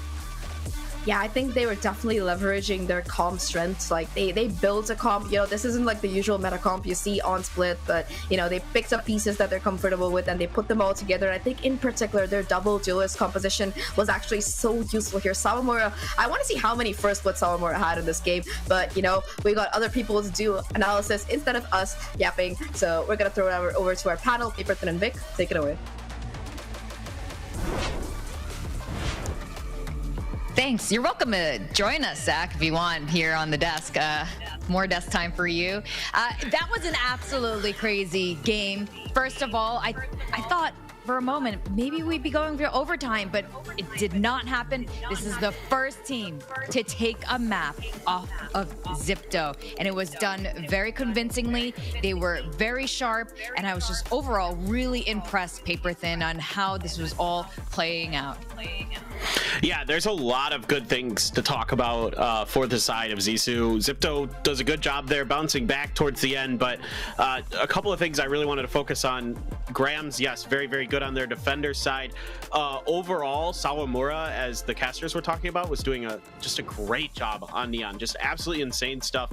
Like, even though her kill score is 17 and 22, she's finding a lot of really impactful frags, a lot of one and dones, where she's able to use that Neon's escapability really, really effectively to find a pick and just piece out and give that you know, player advantage over to SISU. So really, really good stuff there. I thought, you know, Piety was absolutely insane overall with the way that she was either lurking or info gathering, like using those lurks to gather info, things like that, that really gave XIPTO some cause for concern and kind of disrupted some of those rounds. There were some good adjustments, really good timeout calls. I mean, there's so much good to talk about here. For both teams, played really well, but you know, SISU obviously is going to be kind of the thing that we're all looking at right now. Yeah, that's right. I mean, we got to talk about SISU and their performance. I know XIPTO, it's still 11 rounds that they got, so that's not nothing, but it's the first time also we've seen XIPTO use their timeouts like that so early on and get pushed in this manner. Zach called it out, you know, even when it was at 13-9, 9 was already the most that was ever taken off of XIPTO, so let alone a map win. So this is just so impressive right now, and this wasn't even SISU's map pick, which is nuts. So I'm just so impressed with this team right now. I really like what you pointed out about Sawamura's entry and how she utilized that Neon and her kit. And I think together, actually, the whole team, the way they came together, just trading off of each other, the timing with the Astra gravity wells just worked out really nicely. You could just see a lot of cohesion happening with this team. Yeah, no. That was the other thing that I really wanted to point out was Polly's Astra util was absolutely outrageously good. Whether it be the smokes or the gravity wells were so well timed, so well placed, and there was always plans to work off of that utility on the back of her calling as well. So that was extremely impressive. I mean, the only round that I thought was a little bit weird was the one that the casters were talking about with the Cosmic Divide on B, where they all just kind of stood on site and you know, left Piety to try to go for that lurk. But other than that, like, they were playing really, really good. They were disrupting the protocols really nicely of XIPTO, not giving them opportunities for those classic trades that they've been really, really good at. Yeah, we did see quite a bit of that on the defender side in particular from XIPTO, where they started to kind of get their sort of quintessential style back underneath them. But overall, it was just a really good job here by XIPTO of leaning into their comp strengths. A lot of these isolated plays that really were going their way. They were winning a lot of their individual battles on the flanks and on the points of contact. So that really set the tone for this map. Yeah, when we just had the first kill on each side going just now, and they are evened out on the first kill chart there, and I think that says a lot, especially when you're going against a super fragging team like XIPTO. And we're looking at Piety's stats just now too, and definitely big shout out to her. I think her lurks, like you said, and like the casters pointed out as well, has just been absolutely crucial to a lot of their round wins. So I'm sure her brother NGG is watching right now, is probably super proud of his little sister just making such a huge impact for this team.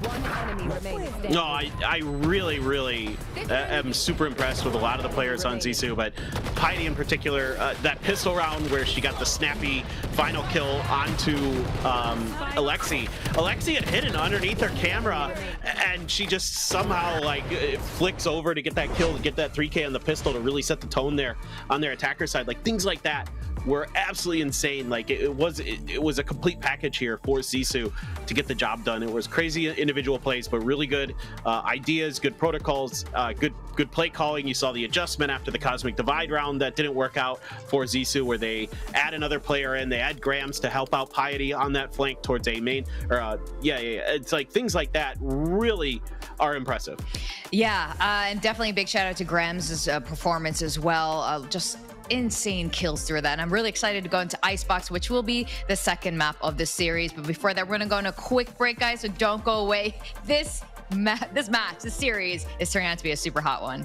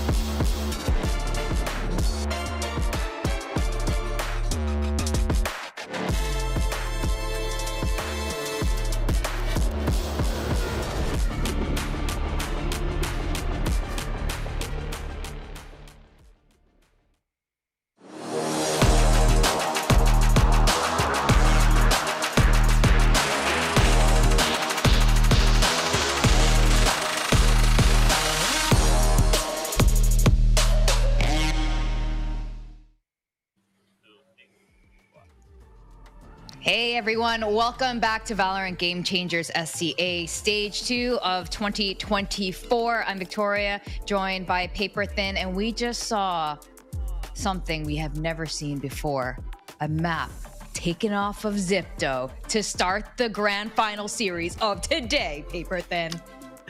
It's absolutely insane. I mean, and I'm all about it. I'm so impressed with the game plan, everything. Like, there's so much good to talk about for Zissou. Yeah, XIPTO. They still play well. They still really challenged Sisu and made some nice adaptations. Shirazi was playing out of her mind on that last map. I mean, almost had a 30 bomb, was 1 kill away from it. So it's still really, really impressive. But overall, like, the game plan for Sisu coming in today, the way that they've been able to isolate some of these fights and kind of knock down individual players, not give XIPTO the ability to go for those trades as easily, as conveniently as maybe they are used to getting, has been really, really impressive. And now moving over to Icebox, I'm now just really curious about what comp Sisu wants to bring. Like, they have done the Reyna ISO before on Icebox. Are they going to try and lean into that again? I mean, I don't think the ISO is important to the split composition in some ways. Like, some of the vulnerables were really, really good. The kill contracts to disrupt executes and things like that were pretty well timed. Yeah, Coldan wasn't always winning them, but it's more about having that threat there in some ways than it is anything else. So definitely a lot of interesting stuff could happen here. Also, we haven't seen XIPTO's Icebox in stage 1, so maybe they've retooled it. Maybe they're going away from that double initiator comp that they ran 2 times in stage 1. Yeah, I think there are a lot of question marks going into Icebox now, factoring everything in. Sisu hasn't found a lot of success in Icebox in the very, very few times I think they've played Icebox here in the 2024 season. And of course, the roster changed a little bit coming into stage 2. So this is going to be very fascinating to watch, but it looks like they were very, very prepared for this event, especially starting with that first map of Split, because we also didn't really see Split either. So that was a huge surprise for their performance. And this is going to be a highly competitive series. And we were touching on our predictions earlier, and this is not even about being right or wrong. I just think a lot of us are now wondering if our predictions are gonna be at all correct. What's your confidence now with XIPTO taking away the series? It's shaken a little bit, I suppose, but I think overall, you still got to favor XIPTO. There should be adjustments coming in. We did see it on Split, where they were kind of able to sort of stabilize, sort of figure out, okay, we need to either play for retake, or if we've got an advantageous position, cut off their executes, things like that, where they were able to make good decisions. But Sisu made counters eventually that were able to sort of get them over the line. So I think in some ways now it's kind of a coaching battle. I think Seiya's done a really good job here with Sisu, getting them prepared for this, kind of finding ways to break apart some of the protocols that XIPTO has been able to rely on all year, make it a lot scrappier, make it a lot more difficult for them to react the way that they want. And that's something that absolutely needs to continue to be done. So just, are they going to be able to keep doing it, or is XIPTO going to be able to kind of get back into comfort and maybe get their feet underneath them, get their mechanics a little bit in check as well? Yeah, and now that you mentioned coaches, this can very much apply to XIPTO as well. They had 2 well-timed timeouts where we started to see some success come back on XIPTO side on that first map as well. So this is really, we're looking at the highest level of game changers right now, and honestly, it's been really exciting to see. We're seeing a lot of the team coordination, especially on the side of Sisu, come out and show just how impactful, how important that is when you're going against a very cracked squad like XIPTO. Yeah, no. It's something that you can do to throw these teams off, but if you run it back again, it can look very different when you're kind of playing the same stuff. Like, if XIPTO is able to kind of get a good read, or even after this map, sit down with their coach Coldan and really talk about, okay, here's what they're trying to do. They're trying to isolate players. Don't give up those free kills to the Neon. Make sure you're respecting that space that the Neon could take. Don't try to challenge those fights, because Sawamura was winning them more often than not, and that giving that early player advantage over to Zissou is just not sustainable. So things like that have to be kind of figured out and addressed. You're not really expecting a Neon on Icebox, so you kind of think that maybe you're going to have a little bit more room to kind of work with your normal protocols, kind of rely on those crossfires, those setups that work really, really well for XIPTO, that continue to really give Zissou problems on some of those rounds where they couldn't find that pick that they wanted, or couldn't find the open space that they wanted, and when they had to kind of challenge the set plays that XIPTO has in their back pocket, they crumbled more often than not. So it's going to be about avoiding those kind of things as XIPTO, and then as SISU trying to create those opportunities. Well, we are going to go into the agent select now to see what is up. And what I really like coming from SISU side is that so far they're one of the few, if only, teams that have been able to match the pacing of XIPTO. XIPTO is a highly aggressive squad. They've often been compared to the, Paperthin, the W Gaming of Game Changers. So this is why it's been so exciting to watch these two teams play today. So here we go. Oh, okay, so it is going to be the mirror matchup, but we are swapping an area and Alexi between the Jet and the Gecko, but pretty interesting. Kind of the mostly meta comp that most teams are running on Icebox these days. You can use that Gecko to control a lot of space, get a lot of info. Don't really need the Sova as much anymore on this map, along with the KO as well. You can kind of cover those bases and sort of flash your way through some of these tight quarters that are on this map. So it's just going to come down to preparation execution for SISU and XIPTO, like who's got the better read on their opponent and who's going to be able to kind of work this through. I mean, you have to assume SISU's got something up their sleeve. They picked this map. Yeah, exactly. And I have no doubt we're going to be surprised and awed and wowed by whatever is going to be coming out of this Icebox map. I am always happy to see an area on Jet. It's always a delight to see her frag out of her mind and fly through the air with her Blade Storm. But you know what? We're going to go into the second map of the series. And guys, this again has been shaping up to be an incredible one. So hold on to those seats. We're going to go to our casters, Coldan and Zahk. Thank you very much, Vic and Paperthin. Icebox is on the cards here. Map number 2 with XIPTO just coming back from taking their first map defeat of the year here. We're going to be heading over to Icebox right now, map number 2, which is SISU's pick. It's even more impressive that SISU managed to take down their opponent's map pick, and now they're going to be heading into their comfort zone. I think that both of these teams, they haven't played Icebox as much as their other maps, and I think that for SISU in particular, I'm very surprised that they picked this because they played it like, what, 3 times so far this year in total. Yeah, they haven't really played it too much. XIPTO have, but maybe they have a little bit of a read. Maybe they're just comfortable on this map. There's a bunch of different reasons that I don't think we'll be able to. That doesn't. The numbers don't tell us the exact reason. If they win, we should ask them in the interview that. Oh yeah, like it's interesting, right? In a best of 5, you generally pick the map that you're most comfortable on, and sometimes, or usually most of the time, it comes down to maps that you've played a lot more. But Icebox is one of those maps that SISU don't really have too much reps on. They've won 2 out of the past 3, lost to Boba, and yeah, I don't know, because I do feel XIPTO is slightly, slightly is a nice way to put it, is definitely a better team in my opinion on Icebox compared to Boba. So we'll have to see, but play styles definitely do make matches. Let's see how SISU's aggressive style goes up against XIPTO's one as well. First round on the cards already. Fast B play comes through. And XIPTO gearing up for this B-side execute, but SISU more than ready for this. The rotate's coming in. Caught the first one to pick things up through a little gap in the Viper wall. Finds that nice opening pick. And that would just stifle the execute just a little bit more. And Neri's down. But meanwhile, look at Sawamura. She's already essentially locked them into this B-side commit. She's on the flank, just watching for any retreat whatsoever. Viper wall in place as well. Here comes the smoke orb along with the flash. So they're not really going to be able to push forward. It seems like the call is for them to rotate backwards here, and Sawamura is going to be hearing all of this info. That turret comes back online, doing a little bit of chip damage, but yeah, Sawamura going to be able to fall back safe and sound here. Now the rotation towards A side. Nobody's really home, and Kamiyu actually takes down Khan as well.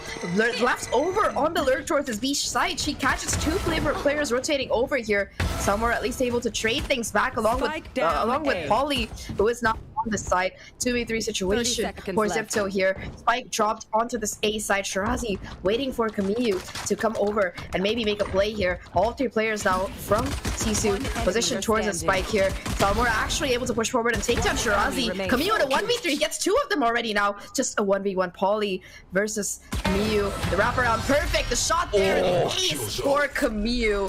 The lurk player from the depths of the unknown just shuts down everybody else. What a round for XIPTO. individual heroics again. I mean, they were absolutely locked in. There was no way for them to get out, but Kabiyu finds that 2 kills onto the B site, comes in the last player standing, finds 3 kills just like that. Beautiful shots being hit. And I have to highlight Kabiyu. I think she's one of the players that's most underrated on the XIPTO squad. You know, you have Aneri shining on top. You've got Alexi with those flashy kills. Shirazi holding down the fort. But Kabiyu, I think she doesn't get her flowers enough. Pulls off an ace in the first round. A much needed one that just sets the momentum, sets them in place. Gears them up for a very solid round. Into the side we go. We're going to detect at least 3 players here, but XIPTO is still more than confident riding off that ace from that first round. Shirazi answers with the second, and now just Graham's left alone in the back of the site will get taken down as well. And XIPTO just absolutely steamroll this site. Jet, well, okay, not the Jet. Aneri getting a little bit overconfident there, but they're not going to lose their rifle. Kabiyu picks it up. Khan, last person standing, and yeah, clean second round coming in from XIPTO. I'm still shook by that ace from Kabiyu because, you know, it was a 1v3 at the end of it. She had no time to really get the spike and plant, so it's such a heartbreaker around there. This time around, though, SISU off the back. I mean, yes, they lost it, but that was a save round for them. And now Sawamura actually going to be investing in that operator, so we could see some early action, some impact kills possibly coming in here for the team. Heidi at least able to get 1 kill, denies the flawless, but yeah, overall still a great eco round for XIPTO. And yeah, they've got a very eclectic buy put together, and Eri actually going to invest in that Vandal in this particular round here. Sawamura with the operator, though, going to be positioned watching towards Bell, the second player as well. Graham's there for the backup here, and the double flash peek, it doesn't really connect. Sawamura still on the angle. Oh, what scopes at the worst time, and that's a lot of space that's going to be gained. It's glass cannon as well. Sawamura has no armor, gets tagged down already, almost down to hit half HP, and the XIPTO squad are all just skirmishing front of the site. Shot through onto Graham's. And how does the op answer back? There's nothing. Polly, the only player here, and she's absolutely surrounded. Shirazi comes in with a shot play. Then Neri picks up 3, and now it's just Khan left alone coming in from the B site. And Tara hears all of this commotion. Shirazi has already crept up close. Not even playing within the site, expecting Khan to be coming in towards mid. That's exactly where she comes from. Shirazi, easy kill right there. That's the bonus for XIPTO. Very, very nice. Unfortunately, the operator from Sawamura not gonna work out. Like, that was very unlucky, to be honest. Shots, I think. right? Yeah, the first one was definitely unlucky. The second one just not the right position. And of course, once you get those 2 kills on site, at least Polly able to find a trade there, but not too much more after that because XIPTO, they just storm onto site and find every single kill on the way.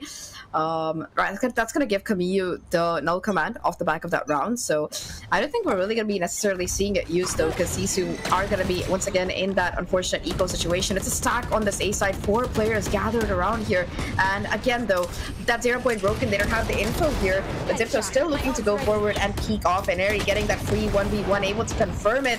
Immediate trade though from Sawamura, as Eri once again gives that isolated fight, the utility barrage onto Grahams. Oh my god, how is she alive? Gets away with 3 HP, not for very long though. Sawamura, the classic, doing the best that she can, but it will just be those 2 kills as XIPTO take away this additional rounds without too much trouble, denying the Thrifty. Jesus, that was a non-stop action-packed round from start to finish. Every single POV that we watched, there's just constant fights, and XIPTO is so confident, despite it being an eco round, despite them, you know, potentially walking to a stack, they just absolutely dominate. And you know, even if they didn't get those kills, I'm pretty sure the trade would have come in and much needed timeout. I think similar to the first map, XIPTO with a 4-0 lead. I mean, after this timeout was when we saw SISU's fortunes change, so let's see if that kind of repeats itself on this map number 2. But I mean, so far talking about what we're seeing from these teams, I think that for XIPTO in particular, I think that they look the same as they always do. You know, they just go running in. I think that this time around, I think Kabiyu being able to get that ace has definitely given them a little bit of a confidence boost, especially after that rough first map. And they don't seem too phased by the composition that SISU is running. I mean, I think a major factor on that split map was the fact that this was a, they had no information for what SISU were going to play, and it was a very unorthodox comp that they were running. So there were a lot of, it seemed like they weren't really prepared for a lot of the utility counters, the kind of plays that they were going to do with the help of the comp. But this is way more familiar territory, way more reps, like you said. So I think for XIPTO, this is just another day at the office, basically. So I'm hoping that after this timeout, Salmore this time around does have half shield along with the operator, has the blade storm as well. They have the thrash, a lot of utility to work with. So hopefully this can at least get them on the board here. No, Salmore. Couple of missed shots in this map already, and it seems like the operator is a big win con that SISU are kind of relying on. So kind of really need Salmore to hit a couple of these shots. If not, XIPTO are just gonna be able to swarm the side, and the read is perfect from XIPTO. Tara expecting there to be less players here towards the A side. It is correct. Absolutely free for the taking. Null command invested, but doesn't really matter. It's completely given over. SISU has to mount this 5v5 retake situation. And there we up onto the generator, and Grams is not aware of it whatsoever. Nice and easy shot coming in from her. And with the op on this retake, it's so difficult. Does she want to commit the knives? Do they want to commit the thrash as well? Questions available. What is the answer? Thrash coming in from the CT position just to clear out the close positions on the side, but nothing to find whatsoever. Nice catch onto one of the players, but still Khan able to pick up that frag onto Aneri. They're all playing the post-on positions, all so far back. Sabu are trying to put a little wrench in the works. Knives damaging, but not enough to find a kill. Wingman on the defuse as well. They're holding these corners. Piety and Polly picking up those kills. They've actually fired onto Wingman as well. But it's down to 1 versus 2. Sticking with the smoke, but Khan gets taken out by Alexi at the very end. And XIPTO, beautiful utility usage. They play from the far back angles, and they win out that 5th round. Off the back of the timeout, SISU still unable to answer back. Unable to find that answer. A little bit of a tragic round there for the side of SISU. It seemed like they had things in play, especially with Wingman being able to get half that diffuse, but unfortunately in the end, the last 2 players from XIPTO, they had that post-spawn positioning, they had the spam ready, and they have their 5th round into play. Now XIPTO gonna be the ones with the operator in the hands of Aneri this time around. For SISU, on the other hand, they're still gonna have a buy here, the last of their resources put together, and Aneri this time around with that operator that we were talking about already, finding that first blood onto Polly here, who has been kind of the mainstay of that side. XIPTO splitting up for the first time really this time around. Already though, the positioning here, look at where Tara is with the Killjoy down the turret. Yeah, there's no info, and there is going to be a player on this B side who could possibly be caught here. It's all going to depend how much can he really do. Salmura recharging that Blade Storm, Tara clearing out backside. It's still going to be this one player in the open. Unfortunately, Khan can't really do anything. Grab was able to find a trade at least, but now it's 2v3. Spike planted. I mean, that positioning from Tara was everything, but credit to Grams, able to find out where Tara was. Got that trade frag there, but it's just down to Sarmo and Grams. Down to 2 versus 3. The Thrash gonna be reinvested the second time just to find out the information. And now they spot the last 2 players. Saramura by herself, the op watching long. Ooh, but a nice shot coming in for Aneri for the trade. Pops the knives, and it's a fadeaway shot onto the head of Grams. And that is 6 on the board. XIPTO extending this lead and really showing their dominance here on their opponent's map pick. Yeah, just a little bit of karma.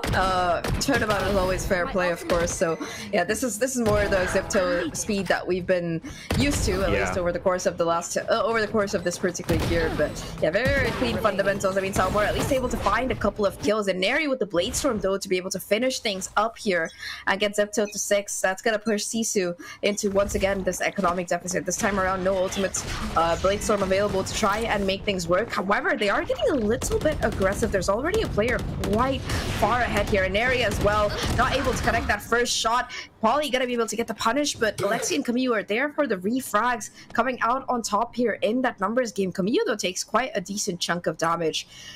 That said, it does seem like XIPTO are slowing things down here, changing up the pace. Viper Wall does coke up, and Heidi looking to take a little bit of space, maybe pick up a gun off the back of it, but XIPTO, they're just waiting for that exact possibility. They know guns are dropped. They know that's the bait. Toxins going up. Tara somehow found a way backside CT. She's absolutely stripped the fence. They have no idea of her positioning.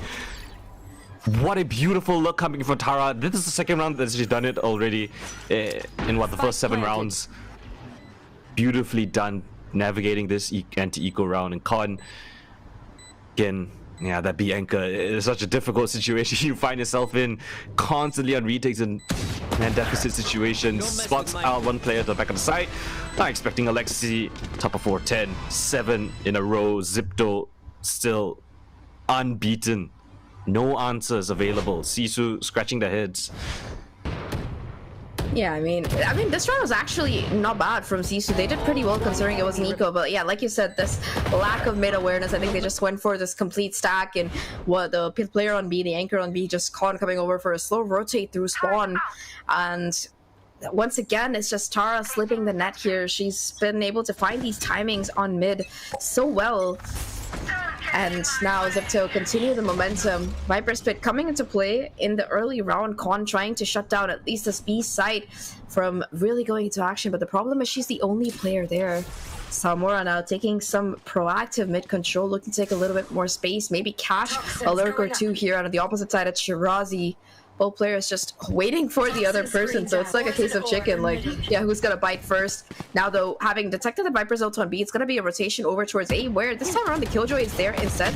Samura actually spots a player and tries to put the smoke, but Alexi just spams her down. That sucks. Yeah, she thought she found a timing. Thought it could have been the last player, but there's still one more trailing behind.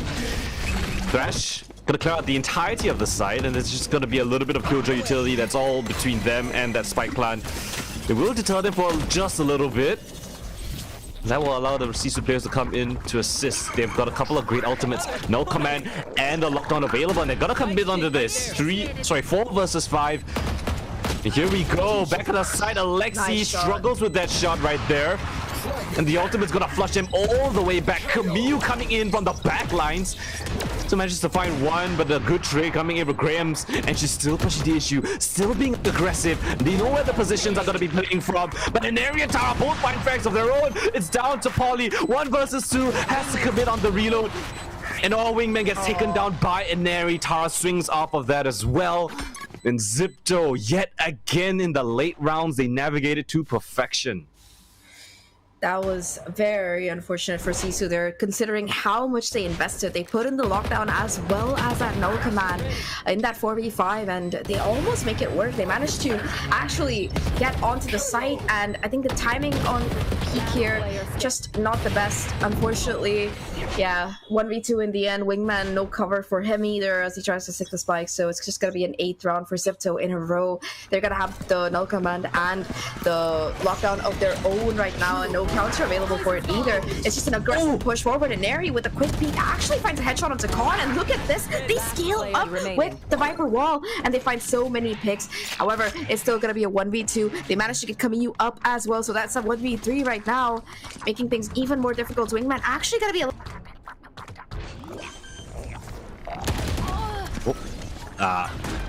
yeah, it was a little bit rough. 1v3, she had to somehow just be a little bit aggressive, potentially catch someone off guard. Just gonna ignore Wingman, you know, let him have the plant. Maybe she can crawl back a kill or two, but they're more than prepared for that advanced angle. And these shots coming in from Baneri, and she's really finding form. And despite, you know, a pretty decent push coming from SISU, XIPTO with that up in hands of Baneri, they were so proficient at going for those trades, as we all know them to be. And another really rough round from SISU. I mean, unanswered 9-0. Polly with the Thrash, so potentially could use that in a retake scenario. But again, SISU push towards A. They find out no presence whatsoever. It's a full commit from XIPTO here towards this B site. The Thrash coming in from the backlines, actually, from the defense, just to clear out that flank. Not gonna be able to find anything. Piety, big kill here. Needs to survive at the very least. Gets a bit of damage, but goes down because of it. Con with a good frag right there, but the trade is even better. Shirazi from the top rope. And they don't even expect her positioning as well, but there's still one more player. Tara, not expecting around this close quarter. Polly left in a 1v3, and it's not even gonna be attempted for us. Tara shuts her down. The retake doesn't even have a chance to get any licks to it. 10-0, double digits found by XIPTO. Spike planted. yeah, I mean, look at this. It's just picture perfect. XIPTO are just more than confident, very relaxed, and understanding how to play these rounds.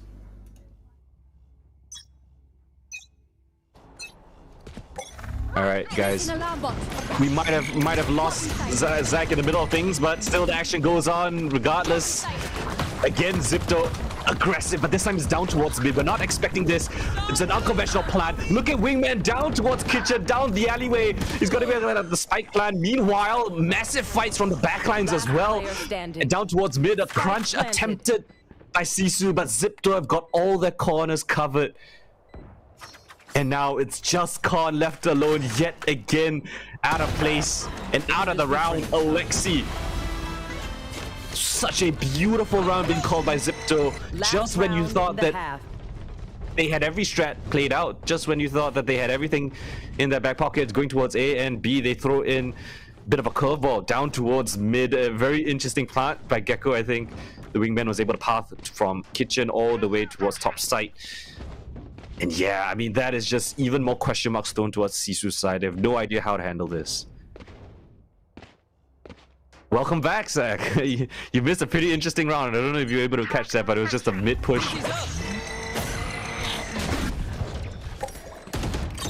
Oh, okay. Never mind. I thought that was Zahk.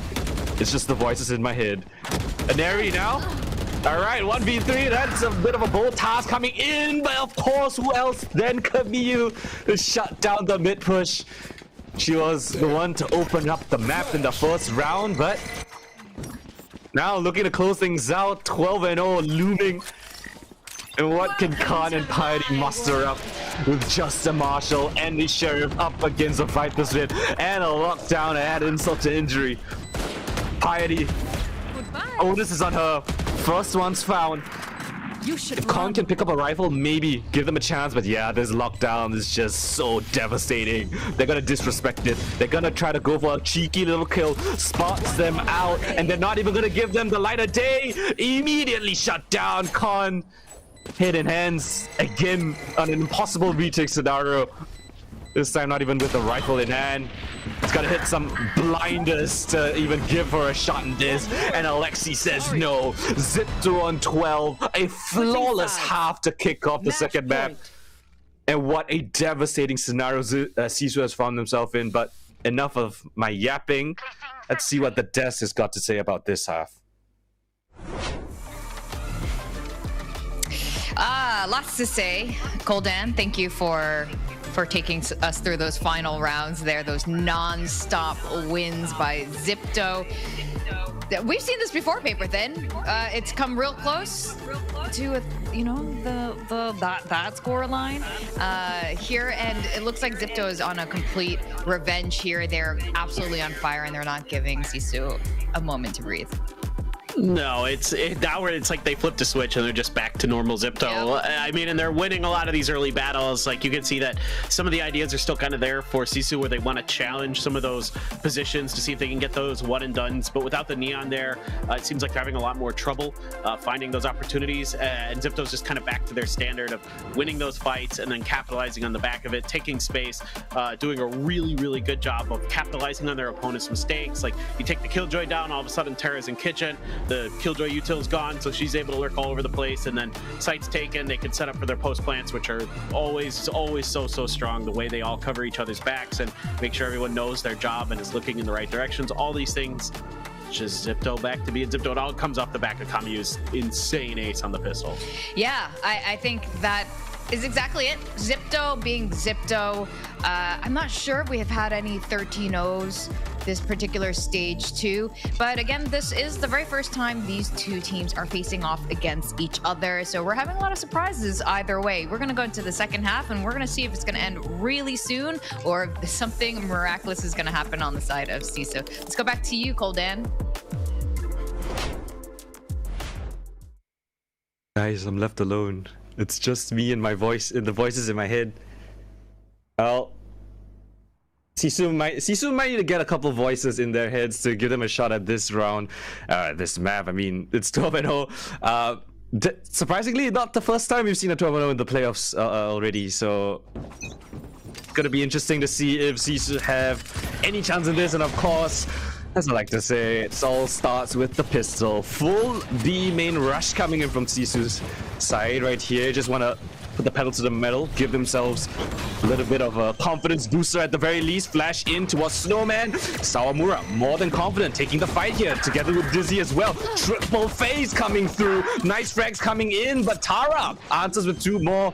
Graham's the one to actually pick up those frags, but they're so low already. XIPTO is letting the clock tick down. It is an interesting fight. 2 players on barely any HP in a 1v1 standoff here towards Snowman. And of course, it's Alexia to find the kill. But in the meantime, Grams, as well as Piety, has both found their frags onto the site. And Alexi, impossible clutch coming in. Piety from the high grounds will find that shot onto Alexi's head. And okay, SISU not giving us that goose egg. Putting the 1 on the board. Giving them a little bit of fighting chance, okay? Round by round, I guess. 1 at a time. Last player stand. Oh, she's back. Is that Zach? Apologies. Hello. Apologies. Welcome. You can take the caster out away pack, but you can't take the Tekka shoes away apparently. And it seems that I am back just in time to see SISU win a round. I am their lucky charm, it seems like, and it's a rough start, but you know, maybe this is the start of their comeback, so as to speak. Complete stack coming out of XIPTO here on this particular site, and it does seem like we're going to be seeing a full-on head-to-head clash here. Headshot angle. Look at things. Yeah, there's just so much danger already though. So we're at least able to find that first kill. Takes the fight onto the second, takes down Alexi as well, and the remaining players on backside left with a sliver of HP just can't hit their shots, and it's SISU completely melting down their opposition here. A flawless round. 12-2. Alright, it might still be match point, but that was a nice round from them. Alright. I like that confidence, you know, booster in the last 2 rounds. They're sticking to the strats. They're not playing scared.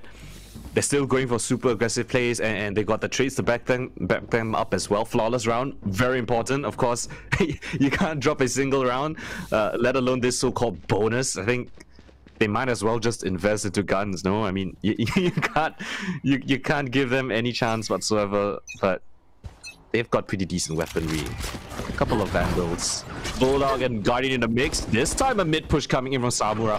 Very interesting this time, on top of the 2 position. Tara, only player here, spotted out as well. Now she's in a bit of a weird situation. It's gonna be pressured all the way back to Snowman, barely any HP. And they've gotten so much control, and look at where Piety is in kitchen. Meanwhile, what a dash coming in right there. He still gets the kill to Grams. Not like this, surely not. Camille still coming from mid. It's a 2 versus 4, but they're on such low HP. XIPTO barely living, and the spike still not yet planted. SISU have to somehow get that thing down, but Camille just being a nuisance, pop flashing here, jiggle peeking there, and they're being slowly wrapped upon. Alexi's coming in from B main, and Neri playing a disciplined angle, and now it's just left off to Khan. We've seen it time and time again, but this time it's a must do or die, and it is the latter. Alexi picking up that final frag. It's 13-2 as XIPTO take away their opponent's map pick. Yeah, dominant half there. Very, very clean. 12 rounds in a row is what we saw coming out of XIPTO. And yes, you know, we could see that SISU were able to put things together towards the end, but the damage was done. There was just no room for error, and better weaponry in the end got the best of them on Icebox. It was their opponent's, it was their own map pick as well, which their opponent took a little bit of tit for tat there. Really nice gameplay out of XIPTO though. It's nice to see that the previous loss map, their first loss of the year in fact, haven't seemed to affect them too much, and especially Ineri looked really, really online in this particular map. So I think that map number 3 definitely going to be very exciting here, considering how close this one was. And honestly, thank you, Coldan. I think you had a lot of fun commentating it solo, especially considering how fast the rounds went. Like, it was like boom, boom, boom.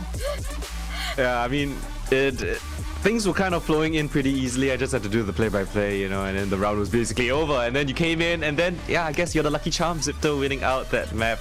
But yeah, that's enough of us on the map of Icebox. Let's see what the panel has to break down that second half, I guess. Well, honestly, I feel like we covered a lot of it during that halftime. Not much has changed in that second half. Paperthin, and it just looks like XIPTO had enough. They didn't like losing that first map. No, they did not. They came in with a completely different gear, completely different mentality. A lot of good things from XIPTO overall.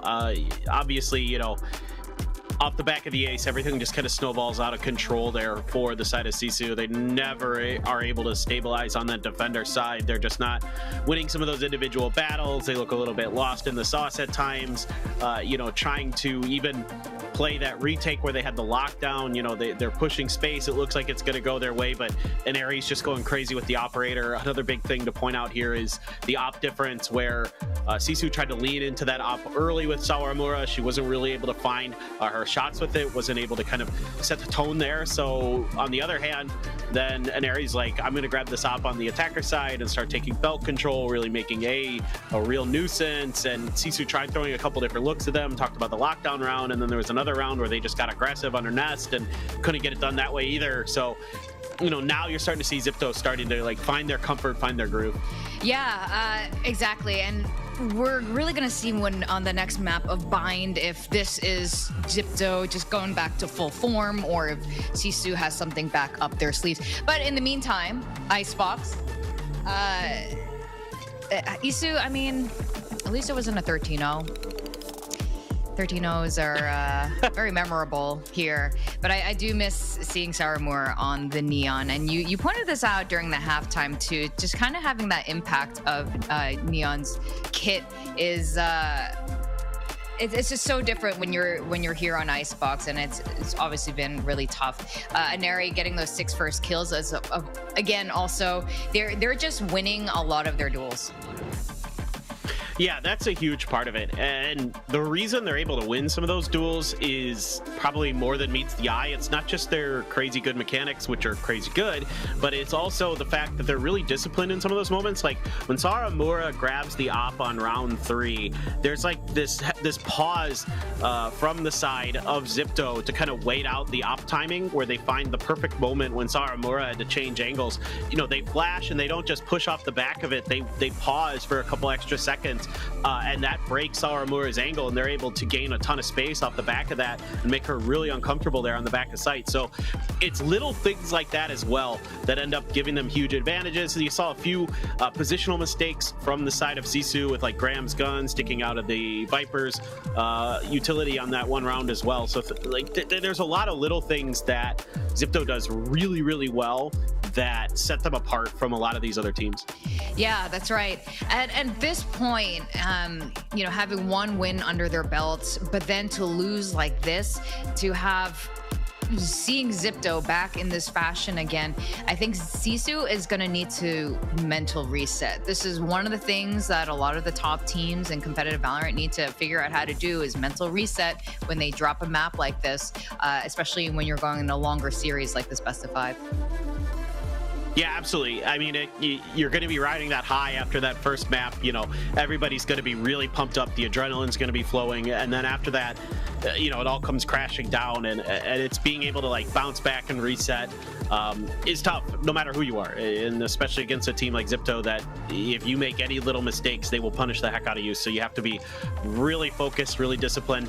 Hopefully they can find that same groove on Bind with their game plan, able to start winning some of these early trades. You know, using that utility to set up the early trades, finding the weaknesses in XIPTO's formations is going to be a big part of it. But an area on this Jet was absolutely cracked. Her operator in particular was extremely clean.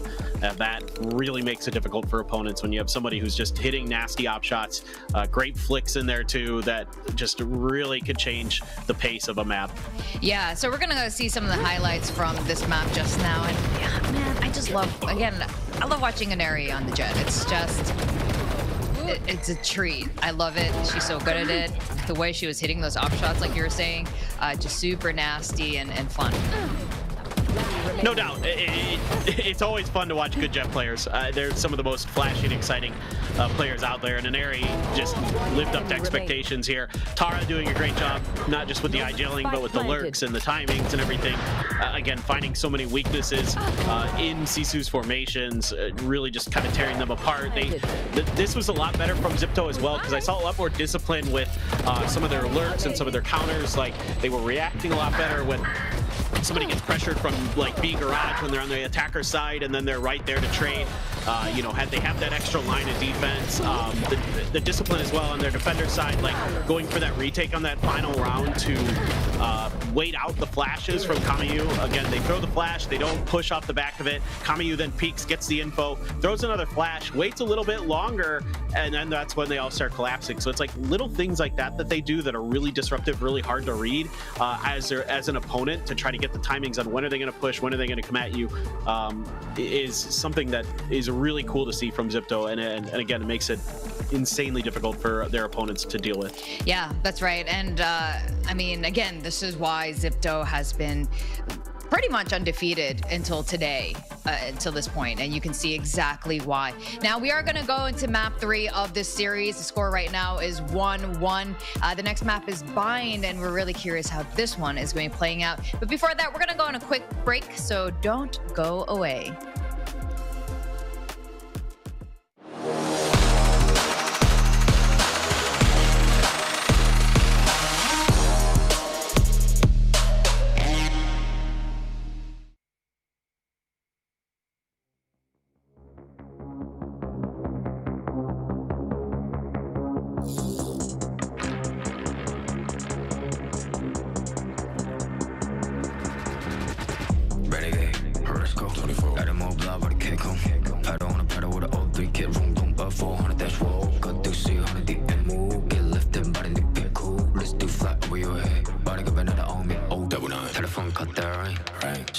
For the rain, I don't want cut my leg. Running fist fire, scared no risk. Go pop one ring, go break one bench. I pop missile if I wish. I put one pistol on my head. Was popping and popping, love in the morning. Blue come over and come in the morning. Vogue in the flick, poster forming. Confident boy run a halo on me. Jealous in the NBO, fill up in the air. I be hitting minimal when I'm on the air. Yeah, boy, so pitiful, wanna be my pet. Oh well, good boy, catch a bone on the stair.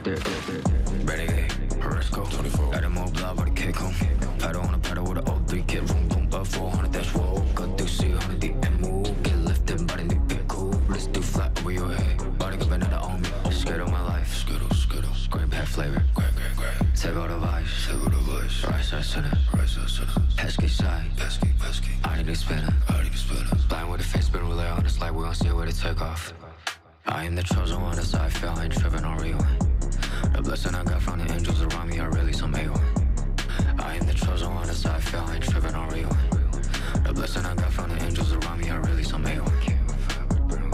Renegade, 没心将我包围。Renegade， 弄我自我击坠。雨落下，靠近我外套，一辆车穿梭在轨道。你不想成为我目标。Renegade, go on the mall. Renegade, let's go. 24. Got them all blood, but I can't come. Pedal on a pedal with an old 3 kid room. 400 dash roll, got to see 100 the and move. Get lifted, body need get cool. Let's do flat over your head. Body got another on me. Oh, 99. Renegade, let's go. 24. Got them all blood, but I can't come. Pedal on a pedal with an old 3 kid room. 400 dash roll, got to see 100 the and move. Get lifted, body need get cool. Let's do flat over your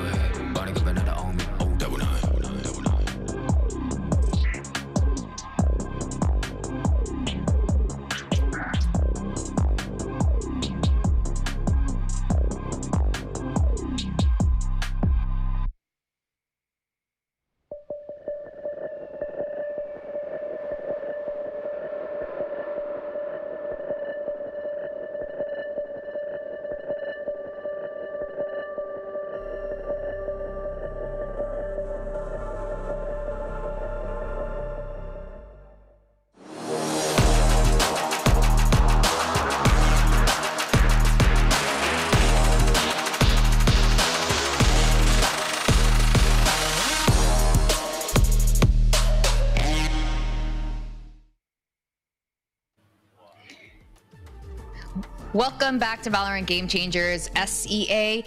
It is stage 2. It is the grand finals, and we are on map 3 right now, but the series is not going how some of us thought it would have gone, because XIPTO has been undefeated this entire year until today. SISU in this grand finals playing today took down their very first map of XIPTO's own map pick of Split, but they had a large domination, a reverse domination there on Icebox. XIPTO looking back in XIPTO form, but we will be going into Bind for map 3. Yeah, I'm really kind of curious about this map. I mean, I don't know exactly what either team is going to run in some ways. They've made some changes both times they've played at this Split, so certainly I think for me, like, you're going to see the Harbor, you're going to see the Clove for the side of SISU.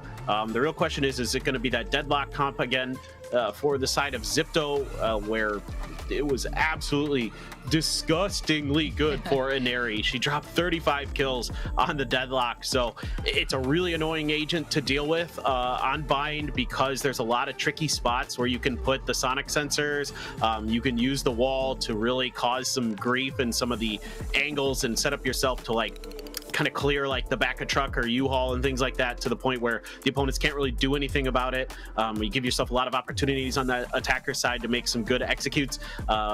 Despite it being a sentinel, you can actually get some pretty deep walls that are really annoying for opponents. So I'm really kind of curious to see exactly if that is going to be what XIPTO's going to run. Are they going to go back into the Phoenix? I kind of doubt it. I suspect we're going to see the deadlock here again, considering how successful it was last time. Yeah, I think against a team like SISU, who's proven to be as fast-paced as XIPTO, I wouldn't be surprised if we're going to continue with the deadlock. I'm also curious if SISU is going to continue with the bind comp that they had yesterday against Boba. They pushed into an overtime with this comp, so they did end up losing that one.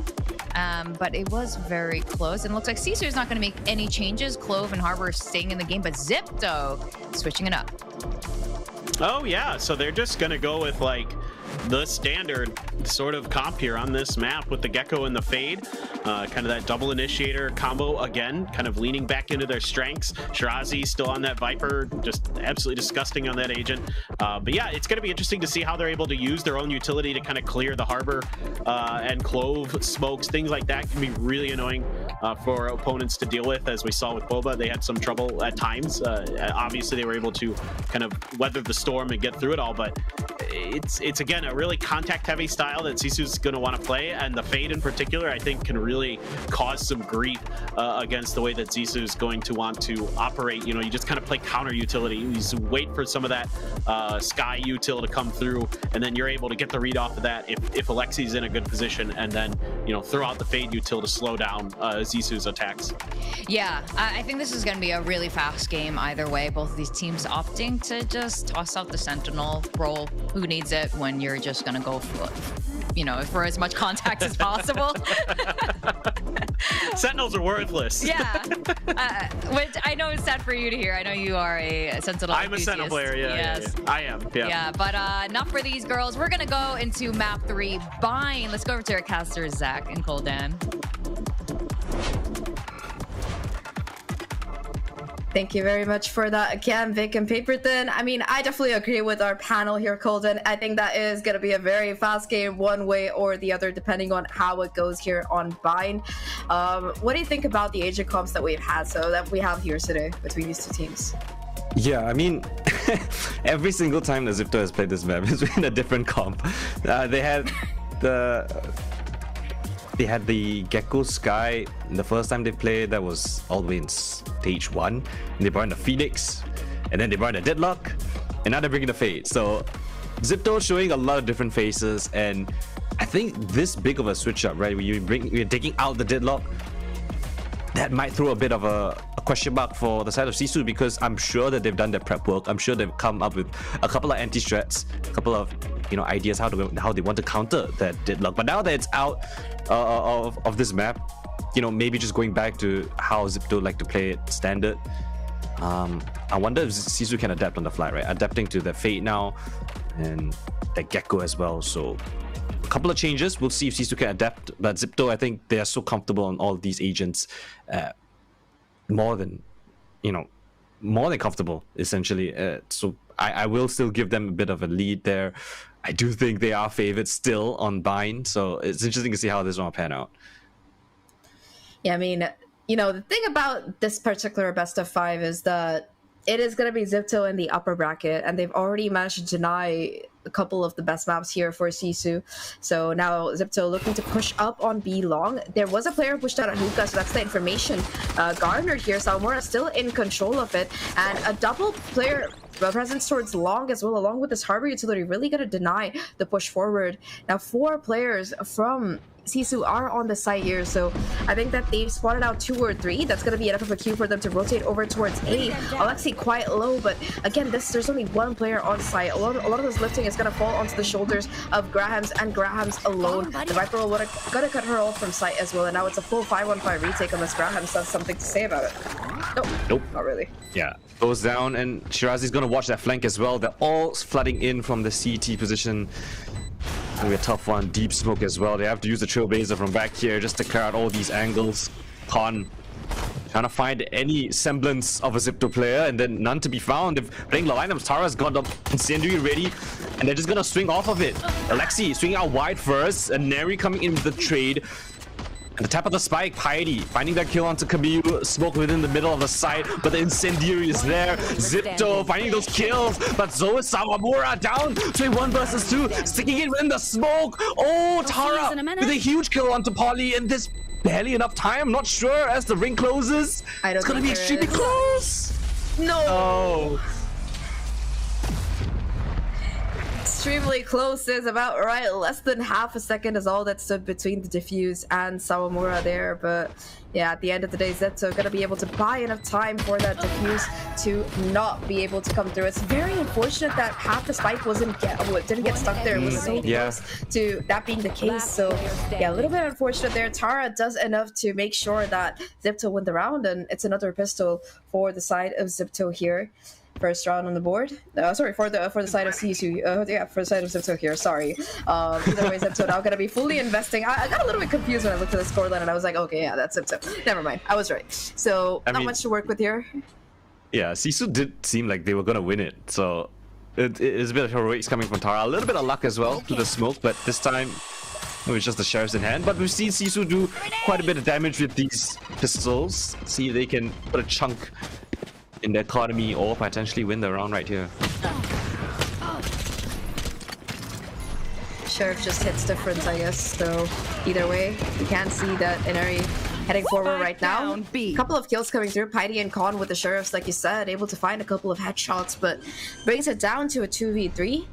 Split Sawamura and Graham. Sawamura with the Sheriff as well, looking fairly healthy on the flank, both of them. I don't know if XIPTO necessarily expect this. You don't really see any of them watching this particular angle. Haunt's not gonna hatch them either, but that Haunt not finding anybody is gonna be the cue that, all right, there are a couple of players coming. The jump peek as well from that backside, finally gonna give away that position here. Elbow, the timing on the peak, gotta be everything as they go on to site, and it is a perfect crossfire between Inari and Alexi. The remainder of SISU just get pieced apart here. 2-0 right now for XIPTO. Really good start, and they will have a pretty decent bonus as well because they saved that Guardian and 2 Spectres.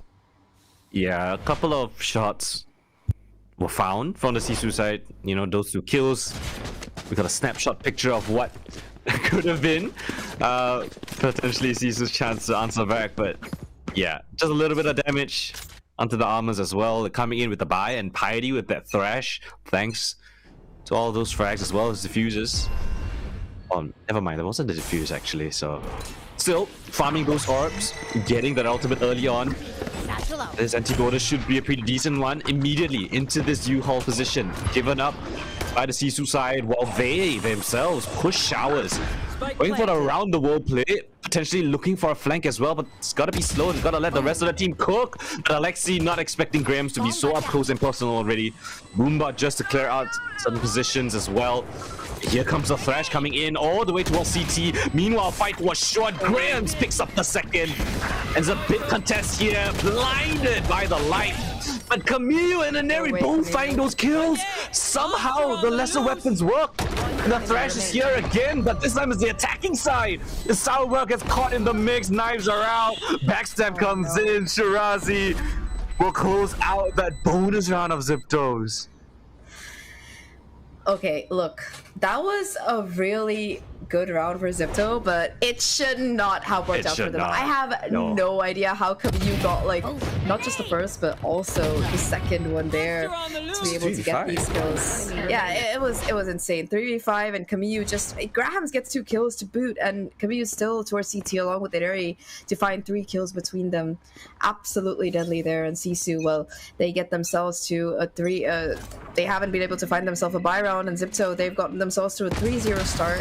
Equal now, and this time Grahams and Salamura, they take control, they push down short, and they completely walk away with daylight robbery. 2 kills for them, and I mean, yeah, they weren't able to retrieve the guns, but still, that's so much damage. Yeah, that's what we mentioned in the second round, right? These ladies with the pistols, they can bank a punch. We're seeing it right here, instant push down, 2 kills left and right, and then they disappear into the night. Poly's got a very advanced position towards B as well that allows 3 players to stack here towards this A side. Flash will confirm presence here towards Showers, and that's all the XIPTO players here coming in. Graham's in this corner. Do they clear it? No, none whatsoever, but she misses a couple too many shots. And the rest of the team slowly one by one going down. Khan takes one with her. They put Shirazi in the clutch. 49 HP, 1 bullet close range will do it. Spike not in her hands just yet. Holly picks up a rifle, waiting on Piety to come in towards the CT position. Shirazi now picking up that spike. Slowly clear out all these angles. Spots out where Polly's going to be playing at and expects them both to be on the flank, but that could not be further from the truth. Dizzy comes in, 1 HP to boot. Shirazi still going for the jump peaks. That is so ambitious. She has to hit an instant one-tap on the Piety. If not, her chance here gonna be nullified. 13 seconds left. Has to commit the spike. And it's not gonna be the case. 50 round finally coming through from Sisu's side. And that is a very nice answer to, I mean, the bonus being taken away from them. Bit of a unfortunate round there for... 1 enemy remaining. Oh. A little bit, just a little bit, yeah.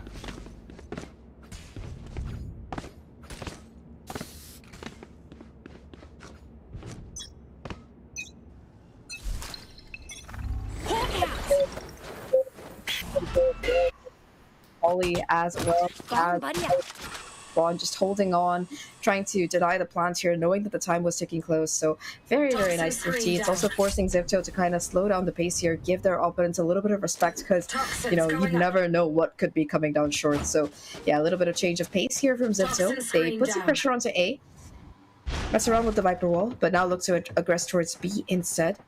There is going to be a Trailblazer coming in. Piety as well with the Dizzy looks to go and make a play. Dizzy not going to catch anybody with a flash, although it does get the info, and that will be the cue for the Harbor wall to try and cut the space off here. Oh, and this cove that Polly's playing within is scary and very risky. Finding a bit of timing, gets broken down out of the smoke. Shirazi's movement will just deny her a chance to frag out, and the deep smoke as well down to a CT. Meanwhile, Sawabura is coming in from the long flank, so she can find a little bit of timing. Is XIPTO aware of this positioning? Tara actually, I'm not gonna go back towards long, gonna be playing within the site with her teammates. Doesn't give Sawamura any chance whatsoever. Actually gonna smoke off Sawamura's positioning while the rest of her teammates are fighting towards Graham's position in CT. Yeah, somehow they're more than aware that Sawamura's here. I'm not sure if there's a Q or anything, but the utility is perfect. Exactly where she's gonna be coming from, and Tara with the better angle is gonna be catching onto Sawamura as well. So nicely answered by XIPTO with a great execute here towards that B site. Clean round again for XIPTO, like you said. I mean, a bit unfortunate there. I think that in particular Piety got caught out, and taken down. So let's Gecko utility available. Shirazi as well as always just on fire. And Eri takes so much space with that elbow position, able to find that kill, and it was basically a flawless round almost for the side of XIPTO. Now they have 3 ultimates on their side. They've got that showstopper for Neri. They've got the orbital strike as well in the post plants. Now here comes a showstopper from Graham, so able to take down a Neri. But on the other side, it's Tara along with their teammate to find these kills. It was a bit of a push here on the opposite side, and Shirazi on the alert catches out the flank as well. They know that Polly and Khan like to go behind, and Shirazi is again just demon lurking around to catch them off guard. Beautiful round there from XIPTO, and they are just completely reading SISU. Yeah, that's a really good timeout. They need it. They need to get back and think about what they're doing. Again, I mean, XIPTO's trades were phenomenal, right? You got the showstopper. That one's a little bit hard to dodge in the close quarters. But yeah, XIPTO just finding all the trade frags after that. And then, you know, Shirazi, that insurance policy playing towards spawn, sees the harbor high tide actually coming in and cuts her position off. So she is very much aware. The footsteps confirmed the last 2 players, and then she just swings off the timing. I mean, that is just picture perfect, exactly what you would want. And yeah, SISU not catching XIPTO off guard. Since the second map, right? XIPTO have looked like they are in control. They weren't looking as confused and you know, out of whack as they were on the first map. And we're really seeing XIPTO, you know, finding that groove that they have had throughout this entire year. And they're really stringing together some impressive rounds, mid rounds, executes, you know, whatever you throw at them, they've got it ready and raring to go. Like I said, ultimates online, momentum online, 4 rounds in a row.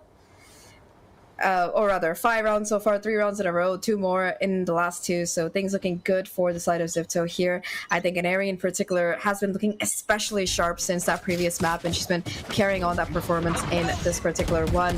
XIPTO looking to speed things up here on that B side. Salmora actually going to fall all the way back, get pushed off by this Prowler and Pain Shells combination. Not going to take any damage from it though, and that is going to be the double TP. XIPTO should be willing to get out. Showstopper by Eri gets taken down by Salmora though. However, it's just a little bit too late. In fact, it's going to be the not dead yet Pat, and Salmora gets 2 kills. How does she get out alive there? I have no idea, Coldan.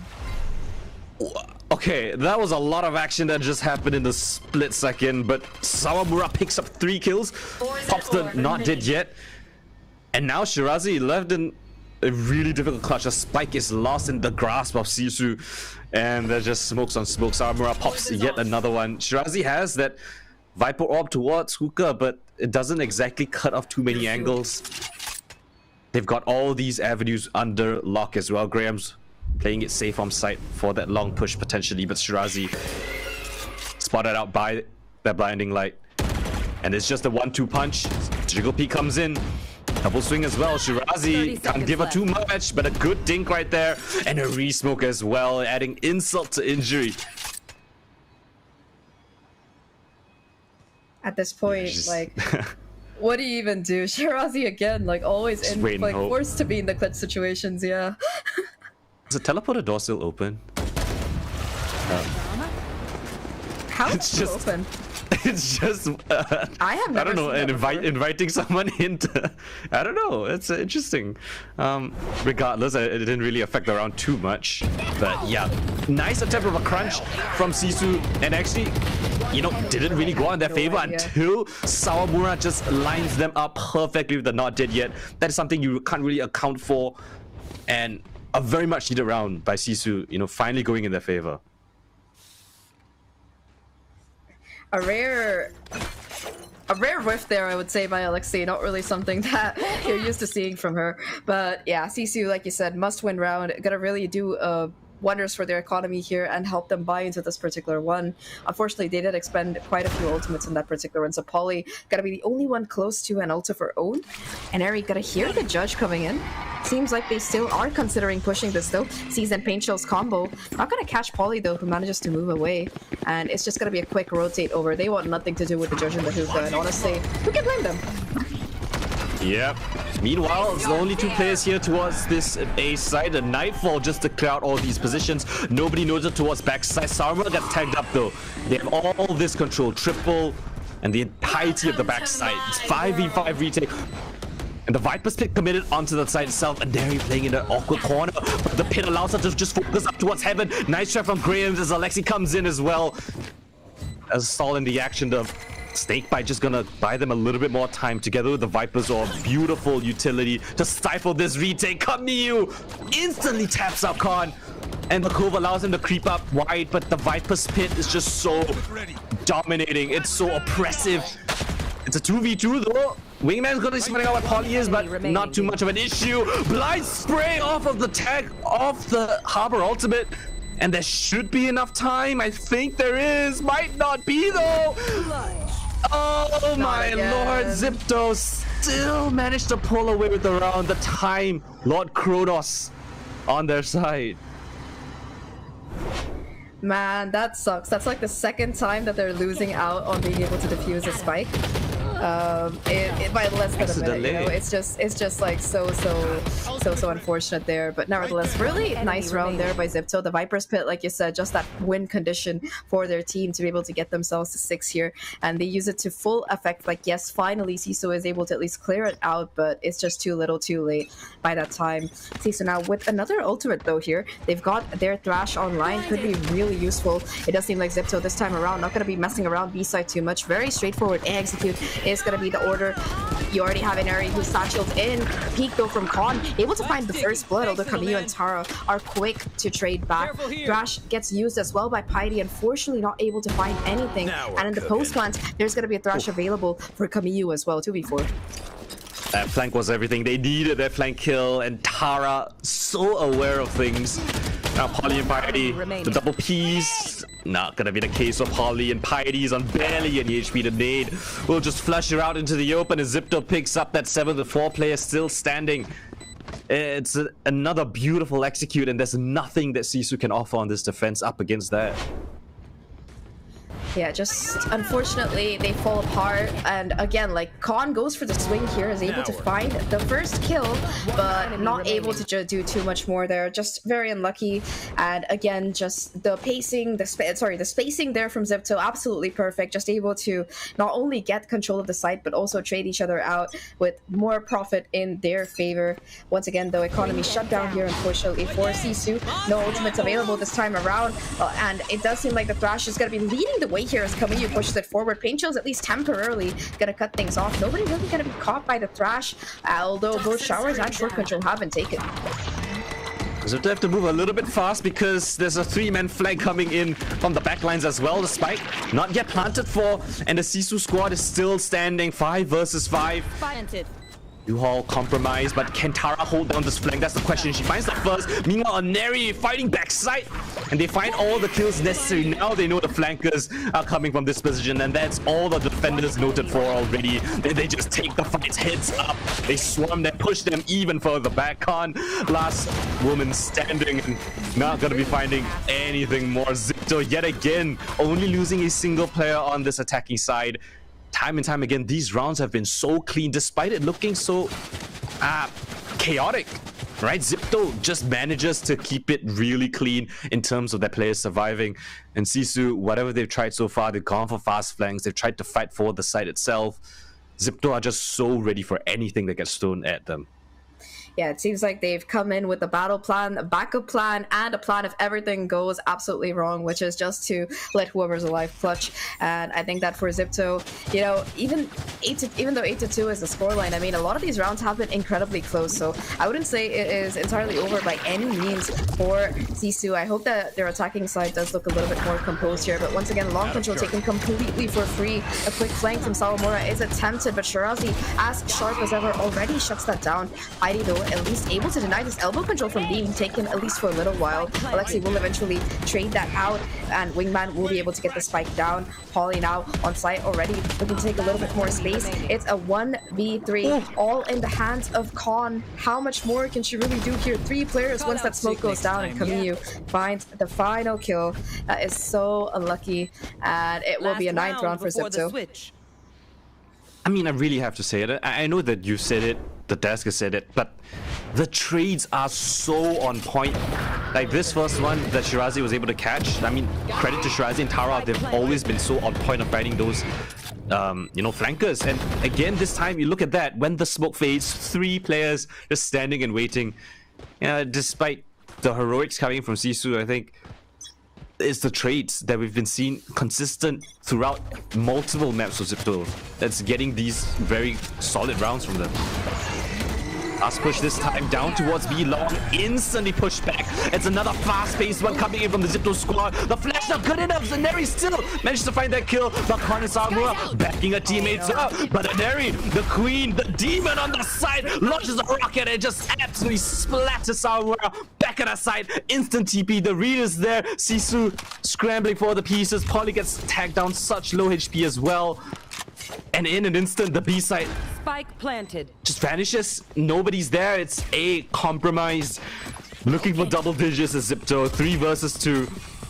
Almost a 1 versus 3, right? Polly's on barely any HP, but Grams, nice shot right there. Instantly flicks onto Aneri. Showstopper activated, but doesn't get any success whatsoever. Flanking around is Camille coming from the showers position. Threat is here, but Grams is fragging out. The tag onto Polly, down to a 1 versus 1. Camille, does she want to commit off of this? Can't. The paint shells deters her. Spike not yet committed on. Graham sticking it. Polly has to provide the cover fire. Down to a 1 versus 1. Camille, but it's Graham to secure the final kill. And who else but the rookie to put the last round of the half on the board for SISU.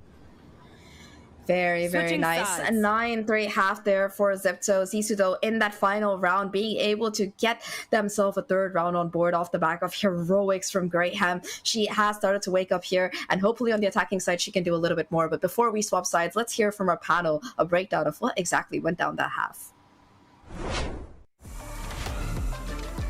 Thank you so much, casters. You know, there are 2 teams that have players that I really enjoy watching on Bind. It's basically all the ex-AECL players, including Aneri. And they're always just so crazy to watch, especially on B side. So we made it up to 9-3. That's great. Graham, you know, it's just the year of the rookies all around, isn't it? Each round has been really close, though, despite the score differential, as Zach pointed out. What do you make of this, Paperthin? Yeah, I mean, I think it's just like this, a really ultra aggressive style that SISU brought was pretty well read, pretty early by XIPTO and pretty well handled. There were a couple rounds that threw them for a loop.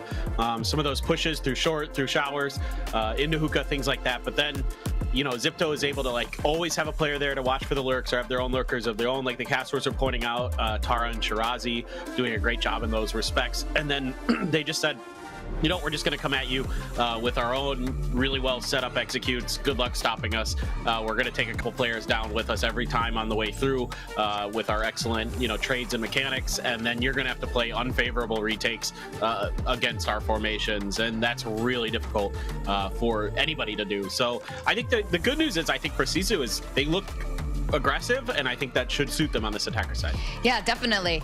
You know what they say about 9-3 score lines, so we are going to go into that second half of Bind, and SISU switching to that attacker side. Maybe we're going to find a different fate for this 3rd map. Let's go back to our casters, Zach and Coldan.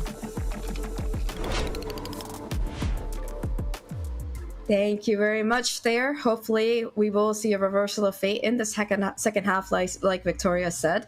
Graham's has been looking quite spicy, especially that 3K in that final round, as well as that defuse to get them to the magic number of 9-3.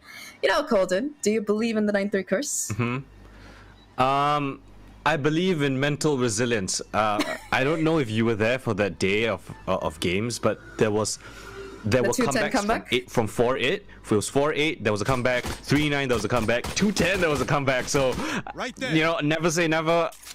I doubted them on that day whenever we saw such a large lead at the half. So, I'm not gonna say anything. I'm just gonna see how things pan out. No curses coming in from Coldan, at least today. That said, though, I mean, for SISU, it's imperative that they're able to win this pistol if they want to try and keep this map competitive. It's very difficult to come back once that double digits is achieved, especially by a team like XIPTO, which has had the momentum for most of this map. Now, though, SISU on this attacking side. Actually put a harbor wall to try and isolate this U-Haul fight separately. Maybe cut off and portion this A site. Summon over a little bit of rotates as Polly manages to find the lurk onto U-Haul. But it is only going to be one player towards this backside here. In fact, it's a possible crunch play coming in as two more XIPTO players are coming around towards the Showers angle. Polly has to find this kill, and she does succeed here. Huge impact frag, and that's going to be the cue for the rest of the team to possibly rotate over. But look at where Inari and her teammate are. Oh, that's the info. Never mind. That is so huge.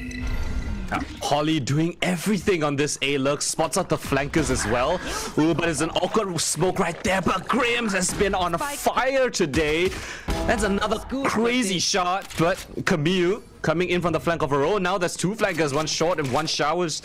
Shirazi coming in from CT. They're all isolated. Team up towards short this time.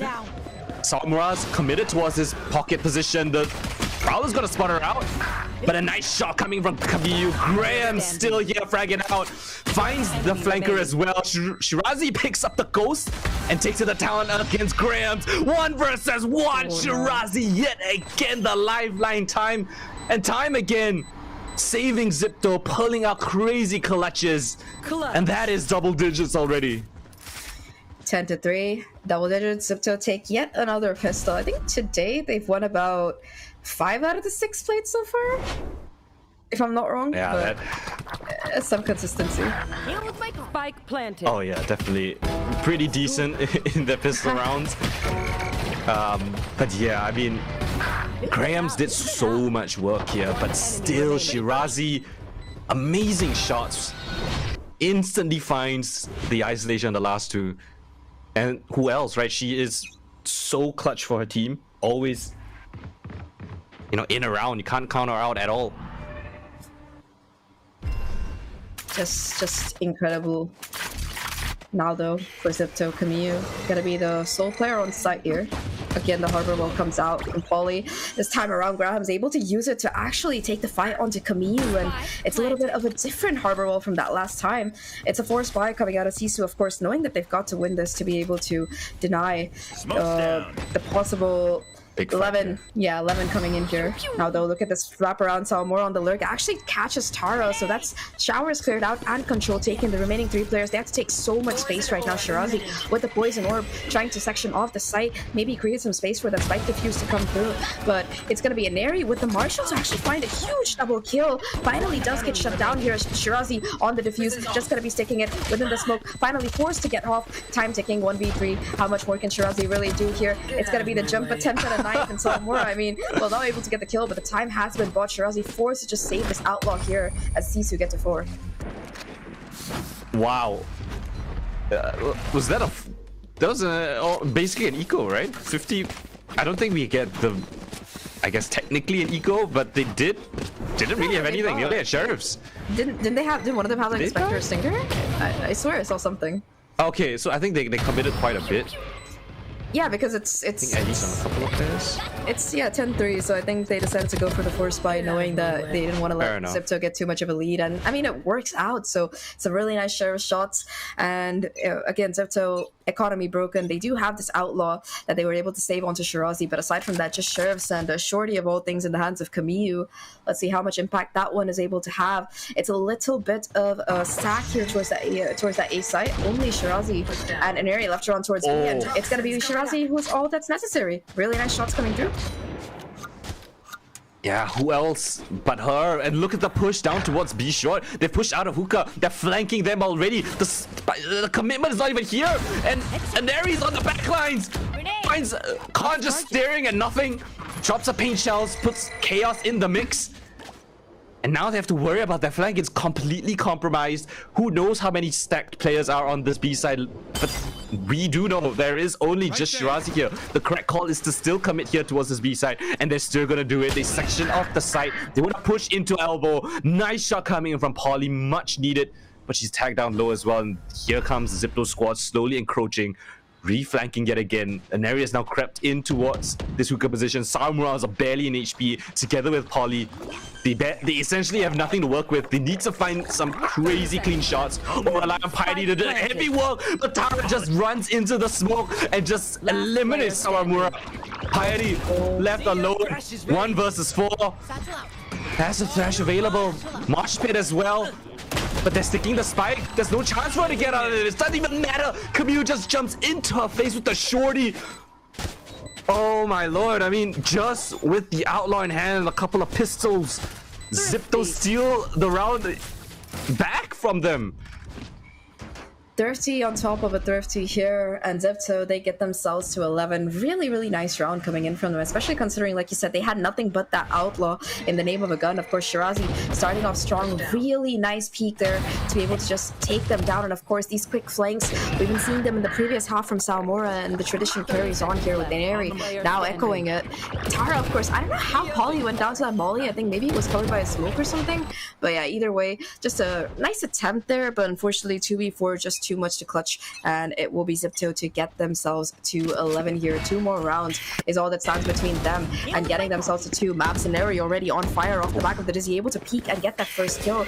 The counter flash coming in, still 2 players looking to go for the fight, and Neri just shuts down both of them. Absolutely crazy shots. She's only taken 1 bullet so far, by the way. Polly finds one more. We've got a lurking Salmora here towards the B side. Needed that frag because the spike is in their spawn. And Neri's watching it, and even as the smoke fades, basically didn't even see the last player. Still gets a headshot, 4 kills there for Neri. And that puts them up to 12. Doesn't matter, right? If she's on a deadlock or she's on a raid, she's still gonna top frag. And another clean round coming in from them. XIPTO, I mean, and Neri, to be honest, just hitting some crazy shots. Yeah, I think beautifully done. And Neri, I think that triple torch shower was like super crazy. I think you just can't be allowed to get away with things like that, you know, at this level without a single trade. Yeah. It's a little bit heartbreaking there, but I mean, it's Neri. 21 kills already so far on the Raze. Like a key factor of this map being so fast, I would say.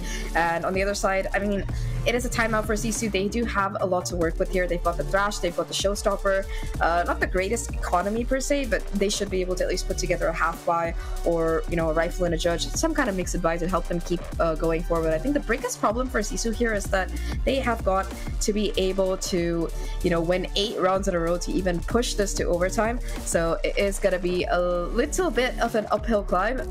So let's see if they can do it. They do have at least the ults to pull together a couple of rounds, but so do XIPTO. And what really scares me is the Showstopper in the hands of Neri, because without the ult, she's already like on fire. The ult is just like, you know, the cherry on top of the pie here.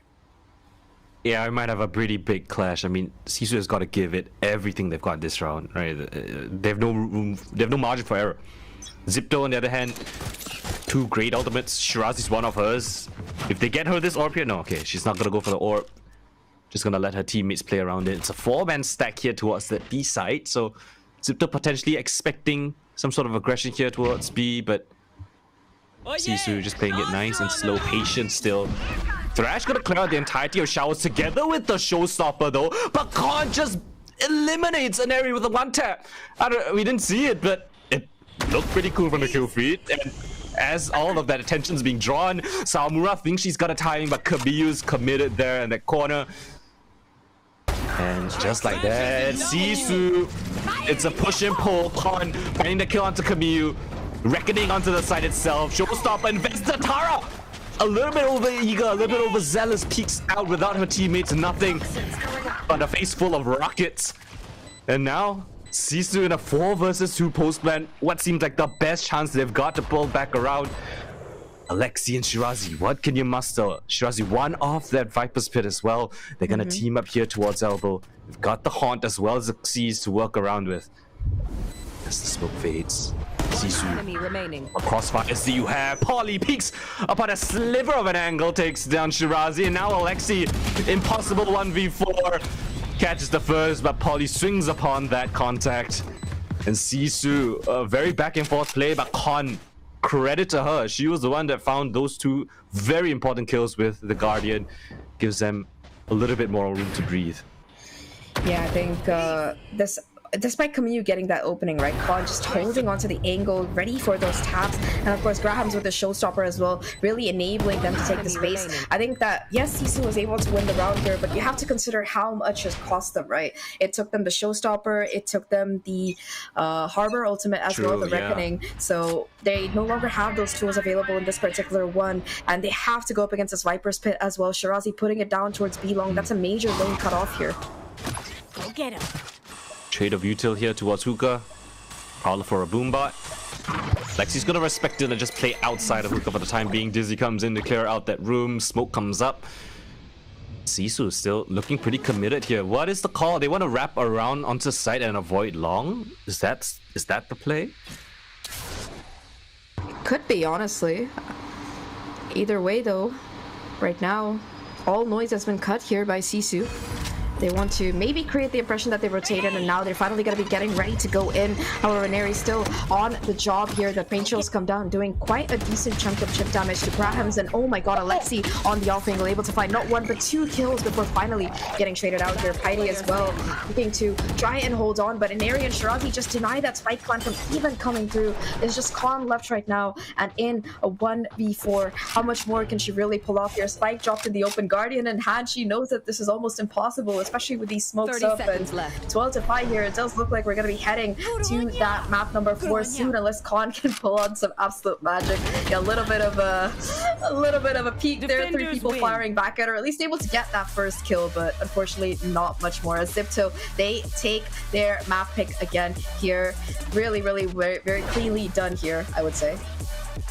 Yeah, in the last round, I think they wanted to kind of avert the Viper's Pit, but they didn't really exactly have the tools to kind of counter it. I think Alexi threw down a siege as well as they were jumping out, so that just solidified that round for XIPTO. And another very convincing map coming in from XIPTO. We really are seeing like a different team after that first map, right? After that bit of a defeat, they came in, revitalized for Icebox, Bind as well, looking really clean. So many cool strats, everyone's hitting the shots. With Shirazi, another great map for her.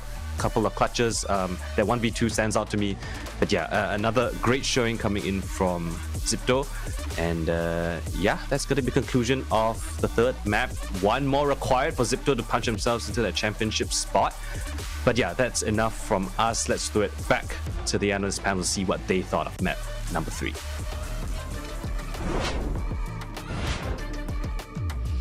Yeah, this is crazy going into map 3 of the grand finals of the Valorant Game Changers SEA match. And it's been kind of crazy. XIPTO is definitely back on form, and you could see SISU was trying to get as many rounds as they could on that second half, but really they struggled to do that. XIPTO is just way too strong on this particular map. Yeah, they're just really good at changing pace and changing like their style round around, and kind of like showing you one thing early on, like against the pistol round, like they're really playing passive and stuff, and then they start getting really aggressive. Like they lose that eco round and they're able to keep that outlaw over. Shirazi holds that angle on top of Tube, and that gets a ton of info because she sees like 3 players there. She gets a kill and she's like, oh, okay, so they're likely leaving some space open, and immediately Inari's like, oh, I'm gonna take advantage of that, run behind them, catch them completely off guard. Like it's things like that they're able to like snowball rounds out of control because they're so good at reacting off the information that they have, and kind of each other's like individual play is very good too. So they're just really tough to deal with. I mean, Inari had some huge multi-kills, was like taking Showers control over in some of those rounds, and it's a tough team to go against when they're really fired up like this. Yeah, and then we have a lot of heroics from Shirazi as well. It's just when you think the round is gonna go in the favor of SISU, there's Shirazi left, the lone woman standing, and she gets it. She gets it every single time. It's actually amazing how good she is. And you know what? This whole team, it's very impressive. Looking at the first kill, you know, it's not. Once again, I think there's a lot of firepower on both of these teams, not just on the side of XIPTO, but I think it's like you said, a lot of the coordination that's coming from XIPTO is really showing here. Yeah, and what ended up happening in my eyes was that a lot of times SISU would get in good spots, but they weren't setting themselves up for success in like the second phase of that. So they have decent executes. They have good reads on some of the situations where they're able to find that early pick or things like that.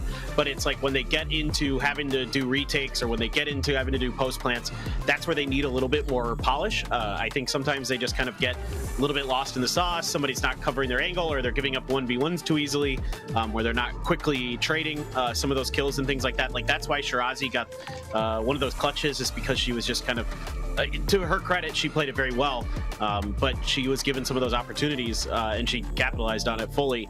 And like they had a player that was standing wide out in the open. I think it was Piety, like kind of held that angle, just tried to challenge Shirazi and lost. And that's something that I think that you could go back in the tape as Sisu and kind of work on. It's just say, okay, let's play this for time, because it was a post plant there for Sisu. Let's see if we can wait this out a little bit and then, you know, force Shirazi maybe into a worse position in that 1v1, things like that.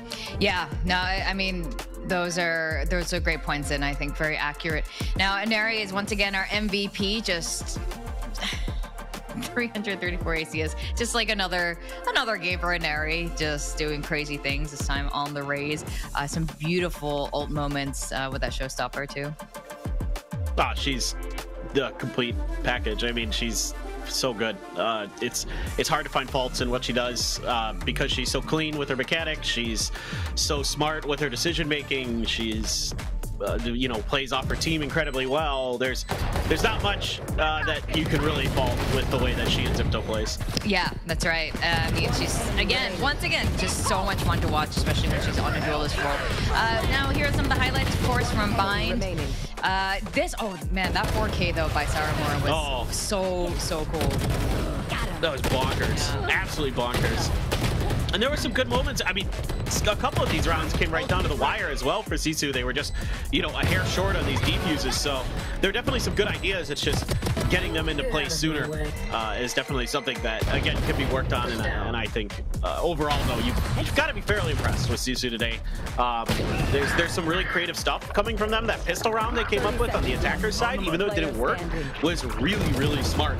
The way that they sold that harbor fake over on towards the A side created pressure, got some contact early on the B side, and quickly TP'd to the other side, and then gave themselves a really good opportunity to win that round. So ideas like that are really something they can continue to build off of. Yeah, I agree. I like it, and while it didn't always work out, like you said, they will be going to Game Changer specific over in Thailand. So this is stuff that they can refine. Like, they're already secure for this. Right now, we are fighting for that first place spot right now to leave as the champions of SEA. But even so, even if you can't take down XIPTO, coming that close with these game plans, just refining a little more, going into Pacific like this, I think this is really good for the side of Sisu. And of course, XIPTO as well. We do still want to see them look stronger than ever. Now, we are at series points, so we're going to find out if Sisu is going to take it to the full series or if it ends here. It's going to happen after this break, so don't go away, guys. We're going to go to map 4 after this.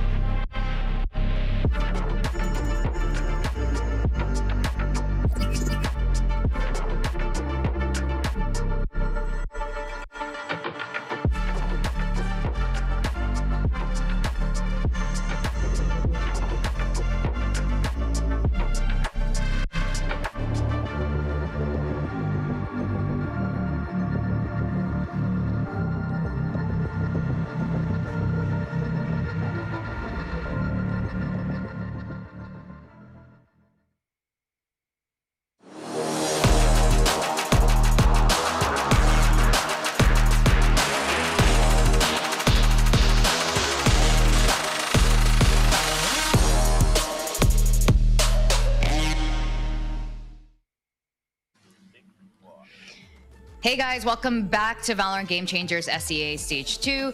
It's the grand finals and we are at series points right now. We just finished off buying XIPTO, taking that, and SISU being the very first team to take a map off of XIPTO. That happened earlier today. It was the very first map on Split. But you know, we are here now. XIPTO is definitely trying to close it out. But SISU, you know, they could keep it going if they find success on Haven. Both of these teams are actually pretty damn good at Haven. So I don't think it's necessarily going to end here, Paperthin. No, I don't think so either. I mean, and I think this is not just a map they're good at, but I think that if they run that same Neon comp that they did against Boba, that I think they actually have a pretty good opportunity here. This is a comp that is going to have similar problems for XIPTO as to what we saw on Split. So this could very well be, you know, a map 3, and Lotus is also a very good map for both these teams. So I'd love to see that. But Haven, we haven't seen it this year from XIPTO. However, we did see it with their old core at the Game Changers Championship in 2023 against Team Liquid. They ended up winning Haven, even though they lost that match. But they were pretty good on it. They ran the standard comp, an Airy on Jet. You have Alexi on Sova, those kind of things. And I suspect that with the way Tara's roles have worked out today, that she'll be playing the Killjoy. So I'm kind of expecting it to just be sort of that standard Haven meta comp. And were really good at it last year. So this is kind of my anticipation that it's probably a reason they haven't been playing it. People just don't want to play them on it. Yeah, that could full well be. And at least we're finally going to get to see it today. As we, you know, today's it. This is the last day of stage 2. This is the last day of Game Changers SEA. Also, the first year we've kind of split up the region into minier regions. SEA not playing alongside some of the other teams, but I think it's gonna be really cool when we come together in Pacific over in Thailand just a month and a half from now. Paperthin, like, are you really excited for that? Because you did Ascension in Bangkok and you did a lot of other events, but it's just such a great city to host an event in and have all these teams come in. Yeah, it's awesome. I've done a lot of events in Bangkok, and every time it's been an absolute joy. I mean, the fans there are insane.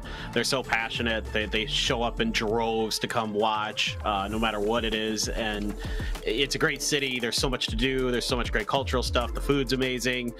Yeah, I mean, I love Thailand. It's a great place to go. And Asia in general just is the best for esports in the world. So Thailand definitely right up there with the best of the best. Oh, yeah.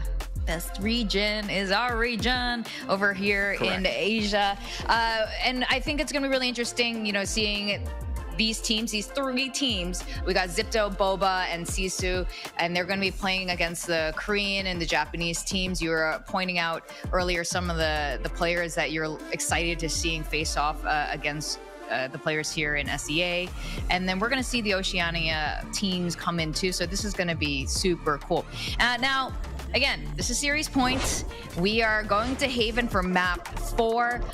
We're just saying, I don't think it's going to end here, actually. XIPTO is really good, but SISU's definitely proven to hold their own and been able to push XIPTO to the limit. So we're going to see how this is going to work out. Oh, okay. This is a good sign. When you see Saramura on the Neon, I feel like it's a very good sign for SISU. Yeah, and keep your eyes on Coldan. She's been destroying on this map on the Sova with her util and her timings are like when she takes fights and stuff like that are insanely good on this map. So definitely for me, that's like a big point of interest for SISU. For XIPTO, this is no surprise. This is exactly what I expected, other than Kamayu and Alexi swapping the initiators there, whatever.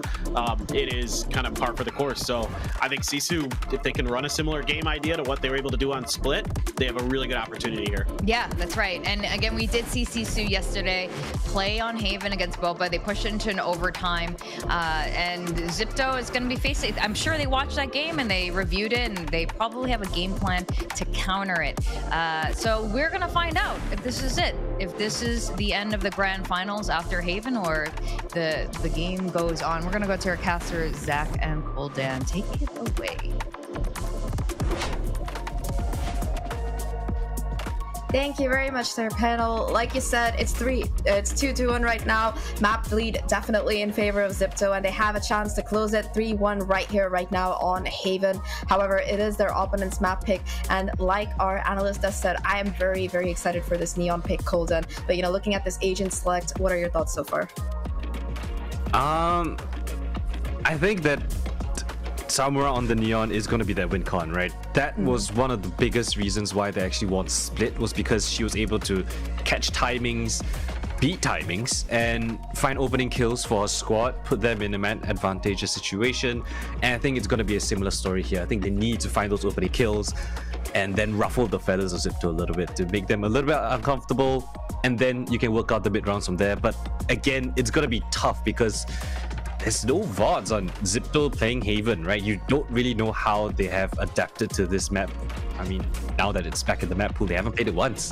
You don't know how it's going to turn out. And we saw what happened on Split, right? When you play up against SISU, when they themselves have no VODs, there's no info you can do any research on. Sometimes it can catch you off guard. So we'll see what XIPTO has in store. Pretty standard composition though, so nothing too out of the ordinary, but of course it comes down to that calling. Here. See if the eye chilling is going to be enough of a difference here as XIPTO. They start off on this attacking side, looking to make an early push into B. The Flash actually going to catch Mary, and Paulie pushing out of Garage is able to find a pick onto Shirazi. However, the rest of the engagements go entirely in favor of XIPTO here as they find 3 kills, and Mary still lurking around this mid. 14 HP, able to find a kill, and now it is just going to be Graham's looking to find the late lurk, but Tara, watching that angle, shuts it down very, very quickly. A quick pistol there for XIPTO. I don't think they even had time to get the spike down. No, SISU were very much committed to taking that fight down towards mid. I think Paulie swung out just a little bit early.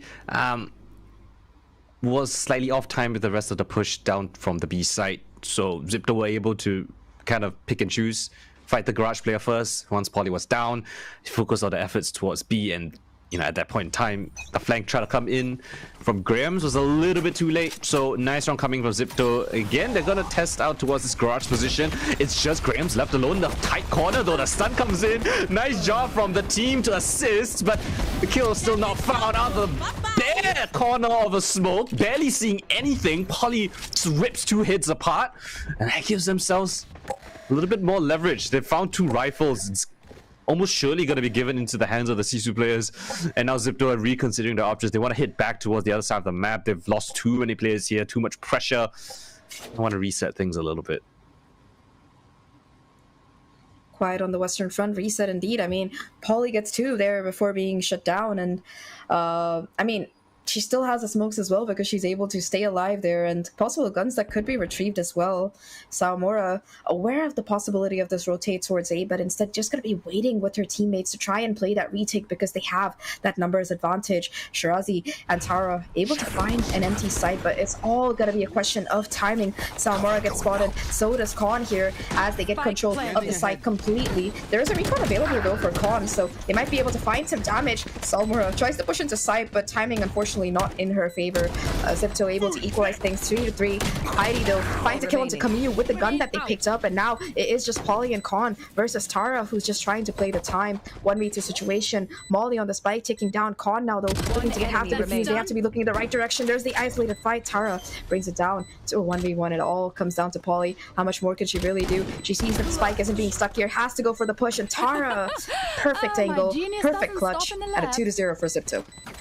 That was brilliantly played by Tara, just playing those angles to perfection, baiting out a little bit of an info peek before committing on that swing, and then the shots were just absolutely on point. And when Tara is finding those shots, right, she's another super underrated player, but look at this, barely able to see anything out of that little smoke. You know, just popping the head out. I wonder how that looked like on the attacker's POV, but regardless, it was still a pretty close round, right? Quite a lot of damage done. You got all 4 except for 1 taken out of the round, and there he's gonna pick up that rifle, trying to make it work. Scan comes in, but still managed to get that trade frag. 30 HP though. Good damage done by the SISU side. That will stem a little bit of that aggression. They only have that rifle now picked up a second onto Alexi. And the presence noted for 3 defenders here to bolster up this defense, and they might be looking to aggress on this. Sova together with Polly, the flash comes in, and Neri still great shot coming in, and Alexi with the other rifle in hand. And Camille comes in as well, chimes in with her own kill. Sheriff onto the head of Piety, and now it's just Graham's coming in for that rotate on V3. And this is their buy round yet again. XIPTO looking to convert. Yet another bonus round of theirs. Putting it in heaven. Nice double tap on just Tara's head, but this crazy crossfire setup. Cage trigger. Just gonna test it though. Pops the cage, drops straight down, spots where both of the players are. But then what? He had to kind of expose himself in the open. And XIPTO will more than gladly pick up that 3rd round. And another bonus, right? Going in their favor. Well. Another bonus for XIPTO. I think at this point they probably won more bonus rounds than lost, I would say. I'm pretty sure. Like, I would be willing to bet on XIPTO here. But yeah, it's been some crazy bonus rounds today for this particular team. And I mean, Graham's, that was a nice attempt for sure.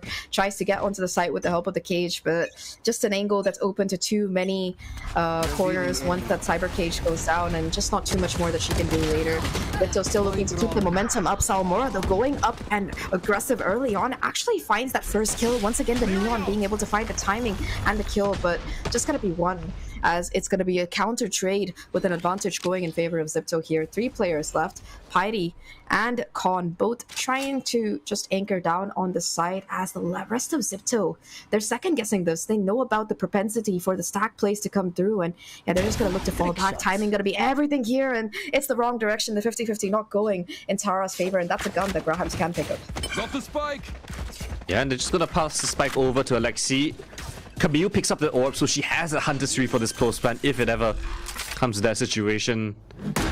There's still a camera here towards the side, so Grahams can pop that, find a little bit of information, but she's the only one with the rifle for the moment. Piety and Con, just the sheriff's in hand, right, and they're all playing towards long and XIPTO. Paranoia available for Shirazi as well. They realize the side is completely clear for the taking. Do they want to fight this though? Do they want to fight it straight on into their domain? The stun comes in together with the shock dart. Hunter's Tree now activated by Camille. And yeah, they just fall like flies one by one. The post plan is perfectly set up. Crossfires are there. Util very nicely chained together as well. XIPTO, they prevent disaster. They pick up that anti-eco of theirs. 4-0. I mean, this is like the scoreline that we've had pretty much almost every single map start off on today, Coldan. So yeah, XIPTO, true. familiar numbers for them at this point. So it was a nice attempt from SISU at the end, but yeah, it was the Hunter's Fury as well as whatever else lying in confirmation to be able to for XIPTO to be able to close out that round.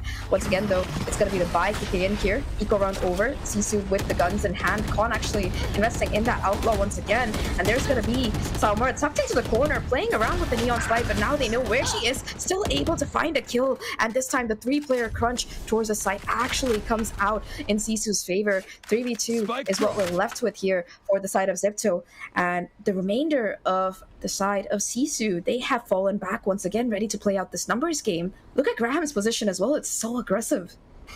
Yeah, I love that initiative that Grahams has taken. Despite being that Cypher, she knows that there's so much presence. I think all of the players of XIPTO would note it here, so she's just going to take up all that map space and leave the last 2 players on her team to anchor here towards this ace side. Con gets off of that angle. Tries to recon dart just to clear out that long cubby, but back on the angle is her with that outlaw of hers. Damage onto Shirazi.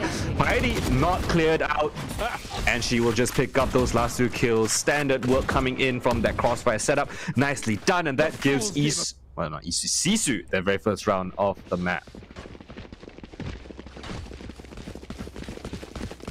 First round, very convincing one as well, I would say. I think that Salmora in particular this time around had a bit of additional backup, which was the real difference maker there. I think having Paidi, you know, provide support with that additional bit of stuns, and as well as them being able to get 2 kills along with Polly there was kind of the difference maker. And after that, right, they just continue controlling it. They don't overextend. They don't like try to mess up by any means. They're just happy to hold on, knowing that they have that additional player advantage, and they keep it up here once again. Early pressuring of A site here. Looking at these utility combos, it's just fascinating how much that they can do. They get so much information, and they're immediately going to fall back here, but there is once again this crossfire. The Tripwire is just a distraction here. Grahams and her teammate are the real killers, and there's still so much utility to play off of. Let's see, at least able to find one. Grahams, she is the force here. 3 kills already on the round before Shirazi shuts her down, and now a 1v3. You've seen Shirazi pull off huge things before. That's the first and the second, but the flank around from Sawamura, it saves the day here and gets Sisu their second round. Oh my god, what a dynamic round we've seen so far. Sisu at the beginning put so many of their players here towards this A site. I think it's standard coming in from this defensive side. Very aggressive to take control of A main. They lose it. They try to pivot in towards the C side. Massive crossfire being set up by Grahams as well as Khan. Grahams picking up 3 kills right there was insane, but Shirazi, the paranoia was absolutely on point. But in all of that chaos, Osamura with those boots of hers, those fast feet, able to flank all the way to C-Long before things get too dicey. And this time around, they want to test Graham's sight. Into they go. Sawamura, meanwhile, on the back lines, but Graham's anchoring things beautifully, finds the kill onto Neri, and Tara gonna catching onto the flag as well. Rolling Thunder invested. The teleport to the top of the site with a counter Rolling Thunder together with the Hunter's Fury, trying to flush out all of the XIPTO players. Shirazi gets tagged, somehow evades the Hunter's Fury and still stays alive on the site. Picks up another kill for her efforts, and she calls in the rest of her teammates. Flash comes in from Piety, only good for the first, but Khan's holding the angle, but not good enough as the double swing comes in from XIPTO. Again, their pure determination and beautiful utility usage allows them access. They find those important frags to put another round on the board. Well, it was a very clean round. I think Shirazi being able to take down the Cypher really made entering the site quite easy. And of course, Paulie unfortunately just not able to get the trade there. I think that XIPTO, once again, once they were able to confirm these first bloods, were able to kind of keep the momentum going for the duration of the round. I think that for Sisu, it's going to be very important for them to continue keeping the pressure up here. And that's exactly what they're going to be doing. In fact, Neon Ultimate going to be popped early on here. Alexi finding 2 kills, but immediate refrags coming out from Khan and Sawamura. Sawamura actually going to try to get aggressive in the window, but Inari there for the punish. And I mean, they got it down to a 3v3, but just again, those overextensions that we were talking about, gonna be letting Sisu pay the price here. Shirazi finds an empty A site, is able to get that plant down. I like that as soon as that mid crunch came in, she immediately took control of that A site, and now it's a 3v1 here. What can you really do here? Unfortunately for Paulie, the answer seems to be nothing, as XIPTO, they get to 6. I mean, you can see on this defensive side of Sisu, right, you have that Neon. And Neon is the best move, and when the Neon's moving forward, right, you need to take early map control, you need to go for early fights. They've done so multiple times towards A. This time they tried something a little bit different, a bit of a mid crunch coming in. But other than like the first 2 kills, XIPTO started to realize what they were going into. They played further back. They ensured that Sisu could not cross a line in the sand. That was essentially the mid window position. And you know, XIPTO being more than aware, sharp on their aim, able to take down all of that aggression, counter utility. We saw the stun coming in from Alexi to shut down any aggression towards B site itself. And then, yeah, awareness coming in from Shirazi as well, instantly teleports into the A side, knowing that the heavy commitment was towards mid. And the spike goes down. Rough clutch situation again for the last remaining player of Sisu, and an important timeout taken by this defensive side. They really need to change things up because XIPTO, I think they're more than comfortable, more than understanding of how Sisu needs to play this defensive side.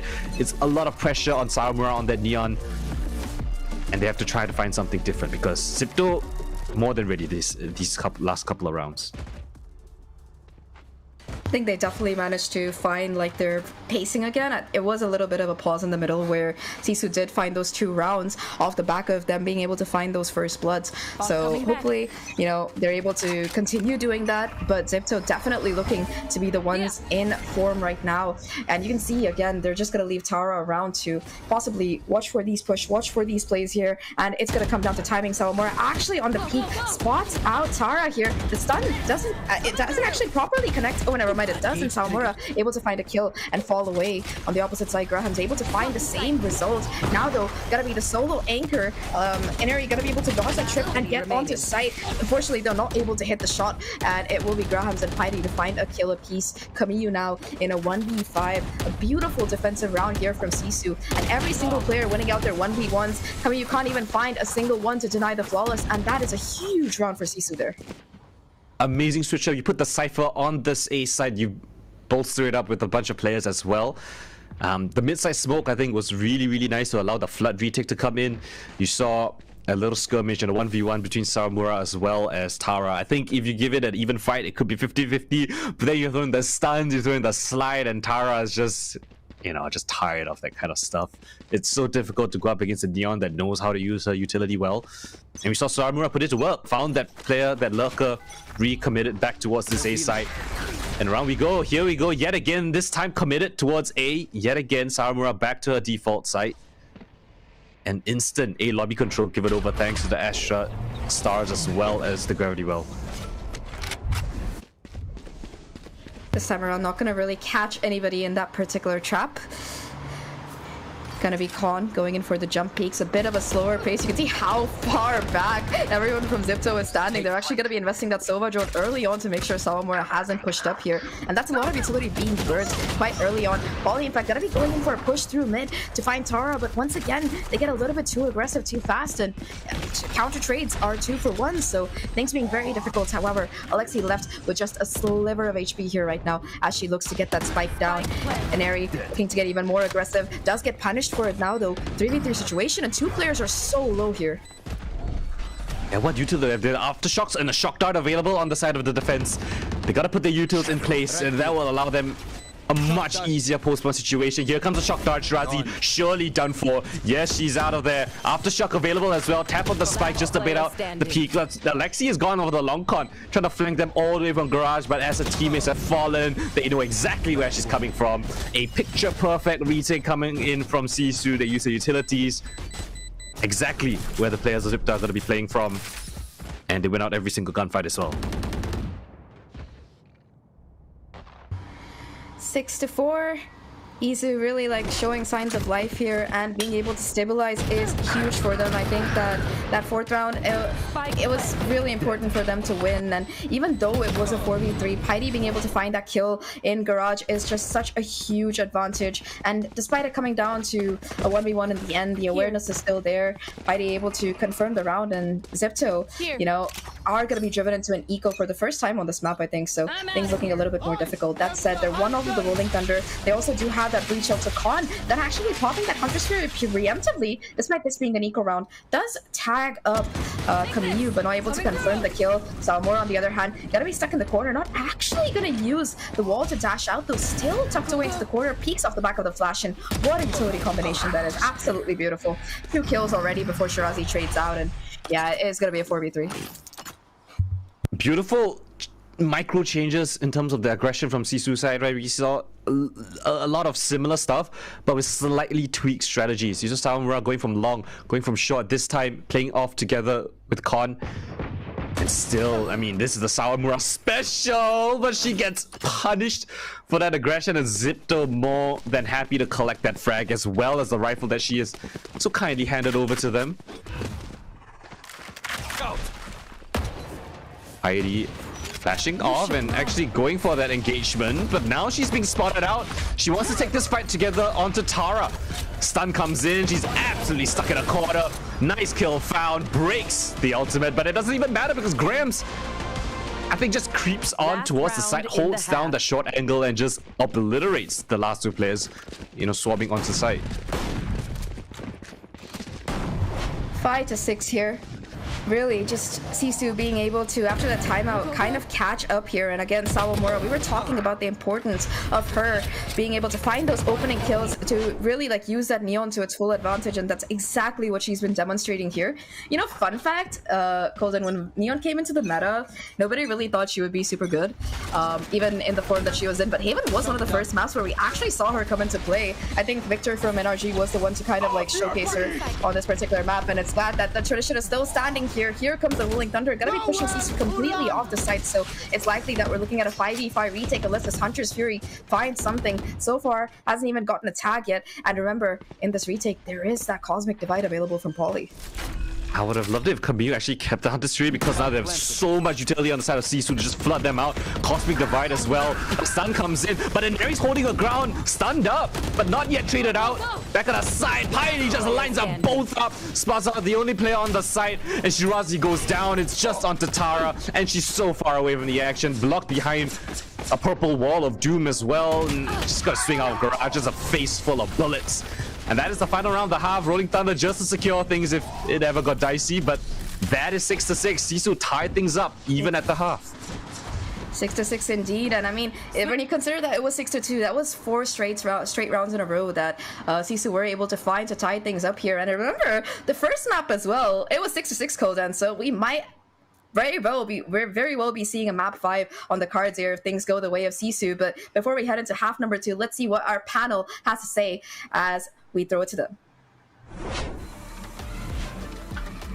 Thank you very much. Yes, that is, I want to say, not surprising, because while XIPTO is really good, I think Sisu is excellent on Haven. To be honest, Paperthin in the very beginning of this, I was like, oh no, it's gonna be like that, another XIPTO domination. Okay, so while that did happen, at the same time, them having 4 rounds in a row to bring it to a 6-6 is good to see. Not shocking. Not at all, and you're seeing a lot of the same things that you saw in Split, like the util combos to set up Sawamura in particular are really good. So a lot of the early rounds were like using the Sova util or using the Astra util to kind of buy Sawamura some space to go for those plays, go for those trades. They didn't work out initially, but as time went on, they were able to find the openings, find an isolated player like taking down Tara at Long C, and then that really nice combo play with the breach into sewers to kind of guard the exit for Sawamura, where she uses a fast lane to fake the exit, and then they breach flash for her and she's able to get a kill and then re-clear out of there. So things like that going really well. Still some good ideas from XIPTO as well, using a drone to fake, I think it was round 10, and then sweeping in towards Garage to clear out a couple players that were trying to lurk, shut them down right away. Even though that retake didn't go their way, Sisu actually ends up winning it, but some good ideas there as well. So I think I'm liking what I see from both teams, but yeah, for Sisu, it's a lot of the same that we saw in Split that's going well. Yeah, that's right. So it is a 6-6 scoreline right now. We could be getting a full 5 mapper today. Let's see how Sisu does as we go into the second half of this game.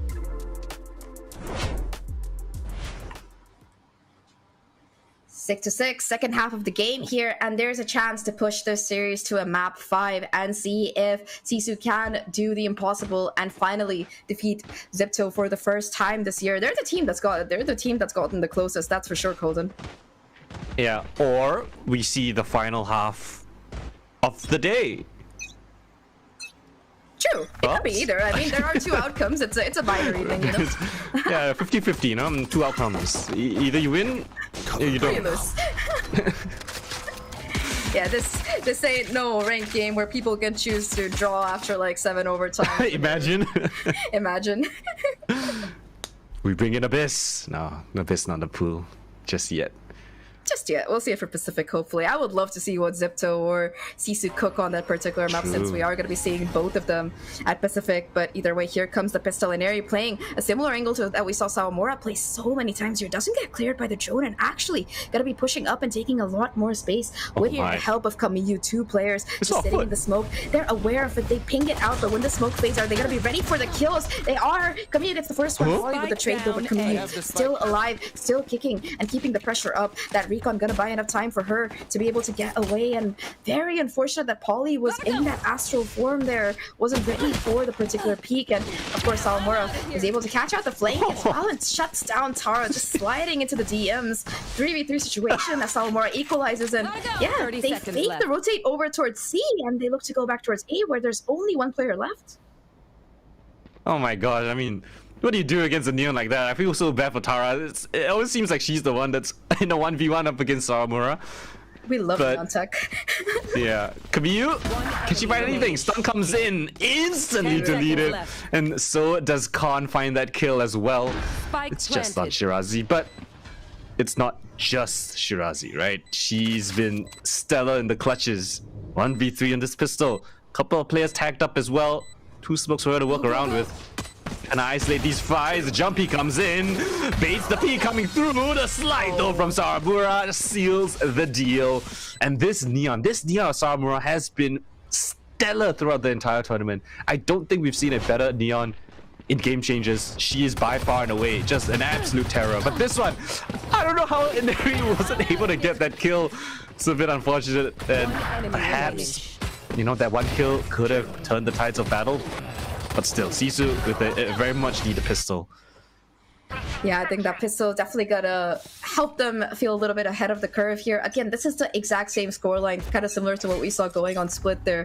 Coldan, same 6-6 half, SISU winning the pistol, and then kind of like stealing the momentum there, running away with it. Let's see if they can repeat it on this map number 2 for the side of XIPTO. Just gonna be Sheriffs and a couple of classics in hand here. Not the greatest buy to work with, and it seems like they're gonna be opting to go in for a full retake setup.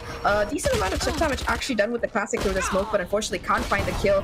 Look at Grams as well on the lurk. Oh my god, Camille with the drive-by right click actually takes her down here, so that's flank open as well. 4v4 situation, but you know, now they gotta be aware of yet another additional angle.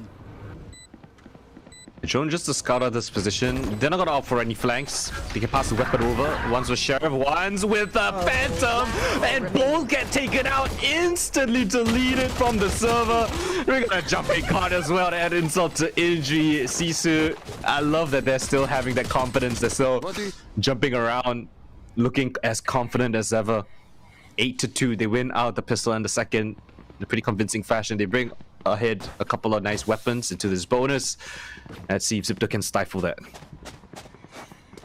See, indeed. I mean, on Split, the bonus actually worked out decently well, I would say, with the help of a couple of really nice picks. So, I mean, Saramura, you said it, she has been absolutely on fire this entire tournament, and I feel like the maps where SISU can really lean into this Neon are the maps where they find the most success. Not just against the likes of XIPTO, but in their entire tournament run. I feel like Saramura just has that much impact, and when your movement is that good, it doesn't matter if your enemy can hit your head, because it's really hard to hit like a moving target in the likes of Saramura. Despite the stun, still gotta be able to push on fully, but the wall doesn't connect properly. Shirazi actually able to get the kill as it's isolated perfectly. Now with dark cover on site as well to play around here for her, and actually they're just gonna vacate it. In the meantime, noise being cut, possible impression of a rotation being given, but look where an area she's cleared out all of the space here. Still a tripwire in the corner though, probably aware of it. Oh my god, the timing actually gonna be in their favor, and XIPTO with the help of an area takes down Grahams. What more can they recover here? There is a player in spawn, both Piety and Polly, waiting here for another possible push. Smoke comes down as well to cut off Inari here as they look to push it forward, but they forgot about the second player. Alexi is able to get the trade, but Khan and Piety, huge kills for them. 2v2. We'll give themselves a bit of a chance here, and they know that that's most likely presence here towards C. We saw Shirazi on the C side anchor. Killjoy usually plays here towards the B and C side, so they accelerate straight in towards A. Spike goes down. Stun line available, and all of that, the P comes through. Beautiful teamwork coming in, but it's Tara in a 1 versus 2. 2 bullets left, has to go for the reload. Both picking up their pistols, but Khan with the better one at the end of the day. And that is 3 kills to her name, and a bonus on the board for SISU. Huge bonus round there. Like, honestly, it looked like XIPTO were gonna be able to do it, but Piety somehow being able to find both Inari as well as her teammate. There are 2 huge kills to just be able to equalize things, and you know, in that 2v2 situation, even if they didn't have the greatest guns, this spray transfer was what won them the round. I think even though, you know, they didn't have the greatest guns here, they were able to just set themselves up in a position, and even though Khan gets spotted, right, at the end of the day, 55 damage for Sheriff Bullet. Classic just not doing enough there for Tara. Already starting up with the next round though. It was an eco, and Inari somehow finds 2. Finally does get traded out here by Saramura, looking to push even further here as Lexi gets stunned and falls back, but Saramura finally gets shut down. These sheriffs from the side of XIPTO, absolutely crazy, and now it's a 1v4 what we're looking at here from Polly. I guess we just push mid, then they just take up all these aim duels, and the sheriffs win it out at the end of the day. Polly has a spike, but I think she wants to thin the numbers a little bit, give herself a bit of a chance at the post plan, and it's not even gonna be the case. Not even a single frag found after that, and they can go shopping. Everyone picking up rifles, giving themselves so much of an economy boost into this next round, and how many times have we seen this situation? The team with the bonus wins it out and then gets ecoed right after.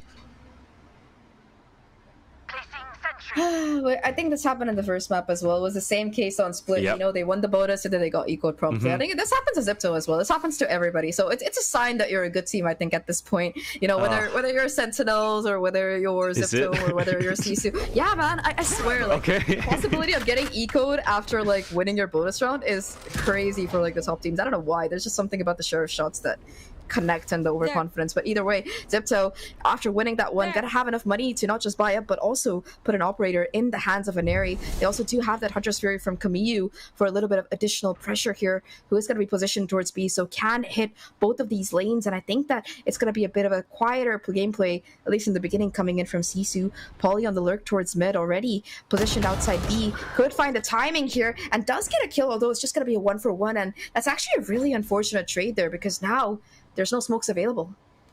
Yeah, I didn't really like the fact that Pauly was the first one to find contact by herself, looking into B, with the rest of the team didn't really put too much pressure, and as a result, they don't have smokes, but still, thanks to Sawamura, they get access into the site. Hunter's Fury available on the tap of the spike, and here it comes. Khan are able to dodge all of the bolts though. No connections from Kamiyu just yet, and they have the Rolling Thunder for this post-out as well.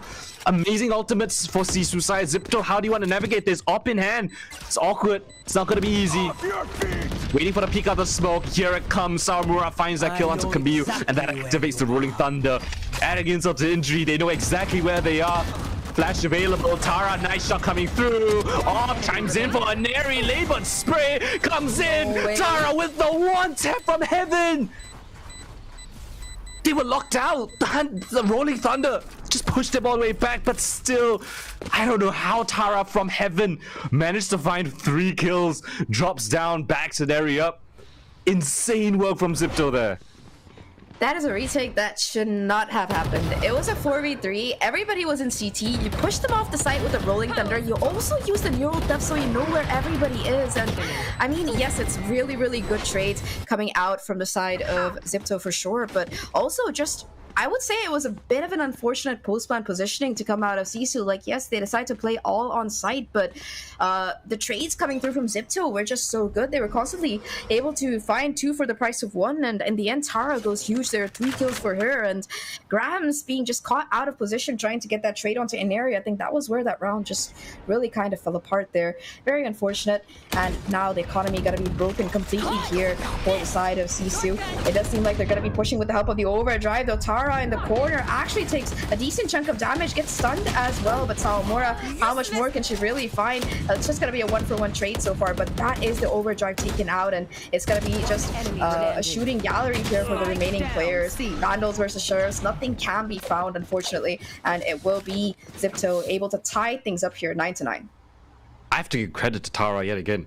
she finds herself just in the face of Sawamura yet again. Sawamura just constantly trailed until finding Tara, and still Tara stunned up in the corner, spotted out. She still got that frag on the Sawamura, took away that threat of the overdrive, right? That was the most threatening thing from the side of Sisu.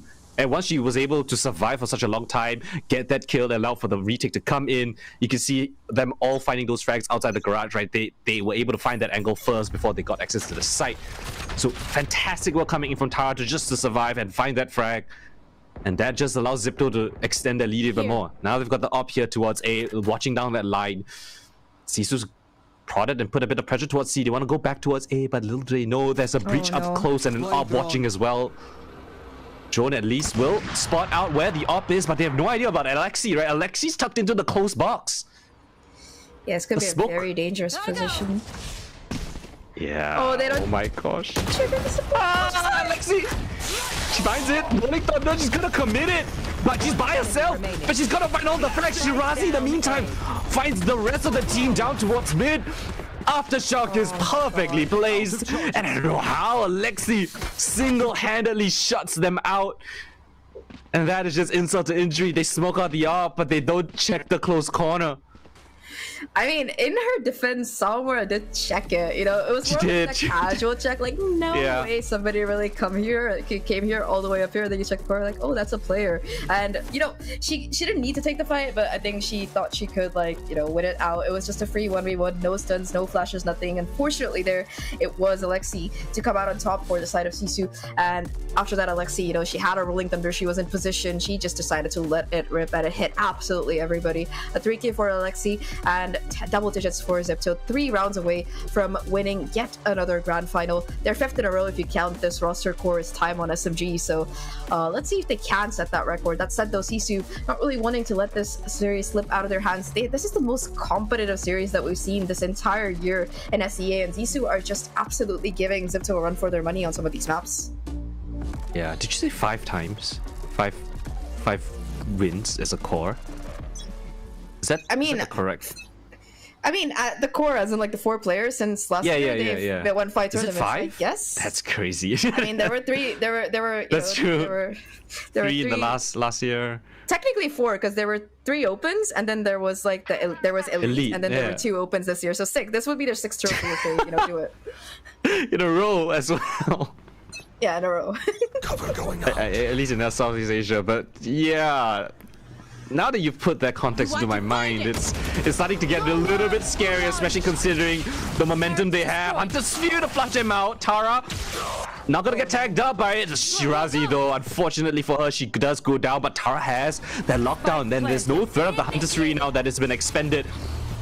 And it's gonna flush all of the players of Sisu all the way back. What is their post-plant protocol? They have no ultimates to work with.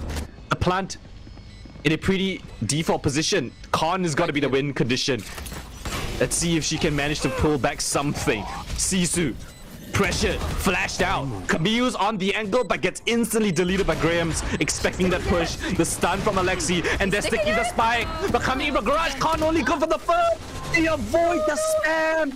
And XIPTO under the noses of Sisu, they just steal away around. They only got that kill into piety, but yet they still walk away with the round. It was... See, the thing I'm confused about is that Polly had a star on the defuse, so I'm surprised she didn't pull it. I guess that Sisu thought that, alright, the first tap is probably just a tap, you know, let's not waste the star immediately. Try to, like, spam it down, create some pressure. Unfortunately for Sisu there, you know, Tara just gets on the spike and does not let go. There was a smoke as well available. Oh, man. So, yeah, she just sticks it in the middle of all that chaos, and, yeah, very, very unfortunate round for Sisu. They take all of their opponents down, but, I mean, 11-9 right now. That was a win. That was a round that they really needed to win, and unfortunately XIPTO just steal it away under their noses. Now they still are gonna have, but this is a must-win round, not just because of the economy, because they really don't want to let a team like XIPTO get to serious points, especially when their own side will be so broke. So they've invested pretty much everything they've got into this particular round. They got to be able to try and win it here. They should be able to put together a buy for the next one as well, worst case, but still, you know, it's still, you don't want this deficit to widen even further. 2 rounds is already bad enough when it's this close, but it seems like he is going to be the port of call here. Finally looking to go in. The stun is perfect, but they don't try to corner, and they get punished here. Alexi and Camille between them. The stun is once again perfect from Alexi, and Graham's in a 1v4 left all alone, and Tara knows, but Tara's just watching this angle. Clean. All right, I did. Wow. Well, typically you only do expect maybe one player watching B, or maybe just an alarm bot, but with both corners being watched for Alexi, so aware of that position. And then together with Camille, both of the initiators just anchor down the B side. And I think they wanted to do something a little bit creative, maybe push in towards C-Link perhaps. You could see them B-lining for that position. But they had no idea that Alexi is going to be playing that close corner. She's done it multiple times in this map already. But it's always at the most opportune moment. It's always when Sisu are actually going to try something creative. This time around, again, heavy towards A, and Neri spotted out with that operator. And she's going to push on towards that short position, changing up the angle. She was spotted towards long, of course. The drone will detect her as well as Camille here towards this A side. But do they want to continue in? Drone to assist Aneri on this push-up. Clearing out long as well. Sisu have reconsidered their options. They're going to leave the look of Graham's here. Ooh, spots the timing. Neri, risky play. Expects the peek from Graham's. A bit too far overstepped. And that just might steamroll things. Shirazi with the secondary up. They don't expect it on the other side of the map. Both extremities are locked down. And they load up that final run. 3 kills, between them and that championship point, winning out the entirety of Southeast Asia Game Changers. 3 rounds indeed, and once again, Alexi tucked away into the corner. Let's see if Samura checks it this time around. You know, so far in this game, people have died from not checking this corner, not once but twice. I mean, it's not a lot of times, but it's amazing that it's happened twice. Either way, though, Shirazi now gets the information, and Alexi, once again, just able to get this kill for free, and at least Samura able to get the trade, but Kamiyu in the corner. How much more can the IGL do here? There is an area waiting with the operator as well, and 13-9, 3-1. Once again, XIPTO Esports, they are going to be your champions of this stage 2. They won stage 1, they won stage 2 as well, but have shown that they are indeed the queens of SEA. Yeah, I mean, XIPTO, who could have seen it? Who could have predicted? But yeah, it was a very interesting map, number one. SISU definitely gave them a run for their money, but once we moved on to the 2nd to 4th map, I think XIPTO really showed why they were the favorites, why they have been the favorites, and why they are the champions of Game Changer Southeast Asia. A fantastic showing coming in from them, and so proud to have this team represent our region going into Pacific as the number 1 seed. Yeah, I definitely agree with you. I think that they have just been incredibly consistent throughout the year. And I mean, in terms of strats, in terms of adaptation, I think that they are one of the most solid teams. And I'm really excited to be seeing how this team is going to be doing against the rest of the teams in Pacific. I think that right now, XIPTO and Zeta Division both share that record of not having lost a single series. Yeah. You know, before today, we could have had that additional flex in SCA that, yeah, you know, no Zeta maps Division lost a couple of maps. We didn't, but you know, we can't say that anymore. But it's okay, because honestly, I'm really happy that we are seeing a more competitive game. I'll be honest, I was kind of worried it was going to be another 3-0, but shout out to SISU. They did like a fantastic job. And I mean, if you consider how short a time period this team has been playing together, Graham's, this is her first year in competitive, and insane. It's insane that she's able to, you know, come 3rd in split 1, come 2nd in split 2, and with this team actually bring a map off of Boba. Polly coming in as an IGL last minute. She was supposed to be the coach for the team according to Sawamura, and for Sawamura as well, right? This is a redemption arc. You know, she was signed on a couple of teams last year. She wasn't able to really put up the numbers, and it was a bit of a rocky journey for her. But this year, she's absolutely on fire. And you know, she said it. She said that this team, it feels like she's playing with friends. It feels like they have made it like a family together, and I think that really shows in their gameplay as well. SISU being the 2nd runner-up, they are also going to be going to Thailand here with that 2nd place finish. They qualified yesterday, so I'm excited to see how much more improvement there's going to be between now and Pacific. Yeah, incredible work. I think you summed it up pretty nicely. There's so many storylines going in, so many star players from XIPTO to SISU to even Boba. These 2 teams clearly the top of the class here for Southeast Asia. And yeah, it's been a pleasure casting with you, Zahk, but we're gonna toss it back to the panel to see what they thought of the series, what they thought of the map. Take it away, guys. Thanks, Coldan. Thank you, Zahk. And yes, the Queens of Valorant Game Changers SEA is going to be XIPTO. Now, they've had an undefeated run until the very last day, today, the grand finals, in terms of dropping maps. But in terms of dropping series, it still continues on a perfect streak, Paperthin. It's been incredible watching them, and to echo the sentiments of Coldan, very proud to be sending them in to be our top seed representing SEA. Yeah, they're just a crazy good team. I'm so impressed with their continued ability to sort of roll with the punches throughout today, where there were some really difficult moments that they were faced, some real big challenges that ESU threw at them, but every time, for the most part, they're able to bounce back, just really find that extra gear, find that extra form. They seemingly always have answers for some of the cool ideas and executes that ESU has in the long run, like Cosmic Divides seemingly don't bother them at all. Many times they had you know, their own ult in the back pocket, or just a good execute on a retake to kind of deal with those kind of situations. So all these things put together, including their just individual cracked abilities, make them a dominant force here in SEA. Yeah, that's right. And This is a really good trend, seeing them come in to this season with a majority of their players from SMG last year. The addition of Tara on this roster has just been phenomenal. Shirazi, Alexi, Camille, and Aneri together have looked really good. I do like a lot of what you said, a lot of the things that SISU was doing. This is a newer roster. You know, they just added in rookies like Grams. They added in a coach. Saramura, as our casters mentioned, is only coming in this year and really shining this 2024. And I have high hopes for this team going into Pacific as well. And I think there was some time for them to, you know, fine tune a little bit, fix a couple of things that weren't quite there yet, but were really good foundations to a really cool team. XIPTO, though, you know, it's just... We were saying, like, are they bad at any maps? I still don't think they're bad at any map. They don't have any weak maps, which is crazy. No. Even if losing on them, they still looked really good.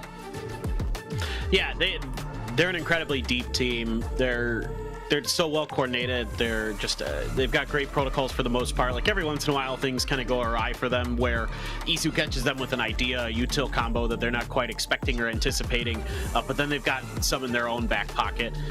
You know, the round where they snuck Alexi up behind the box in short A. You know, Aneri's using the op to bait, and then she just goes crazy, uses the rolling thunder, gets 3 kills, uses the aftershock to clear the angle. I mean, so many good things in that moment from those two players that that's hard to teach, and those players just have an incredible natural ability to make big plays when they need to change the destiny of a map when they need to, when they're getting pushed. So it's not just like they're a team that's just kind of winning and they're in cruise control. When another team kind of does show them that they are going to challenge them, they're able to step up to the task still. Yeah, no, that's a great point. And you know, we got to talk about our MVP, Alexi. Aneri definitely shined a lot today, but Alexi closing it out here on Haven, like you said, with that breach, super effective and very impactful for the team win on this Haven. Yeah, she does a lot of really good stuff. I mean, she played 4 different agents today. She played Jet, Gecko, Fade, and Breach, and played them all to really, really high levels. So you have to be super impressed with, again, the depth of this roster. Both these teams have incredible players who could play a ton of different roles. I think three out of the 5 players on Isu played 4 different agents today. So like, you have to just be so enthralled with all of these women. Like, they're so good, and they have such deep agent pools that they can really show you a lot of different looks and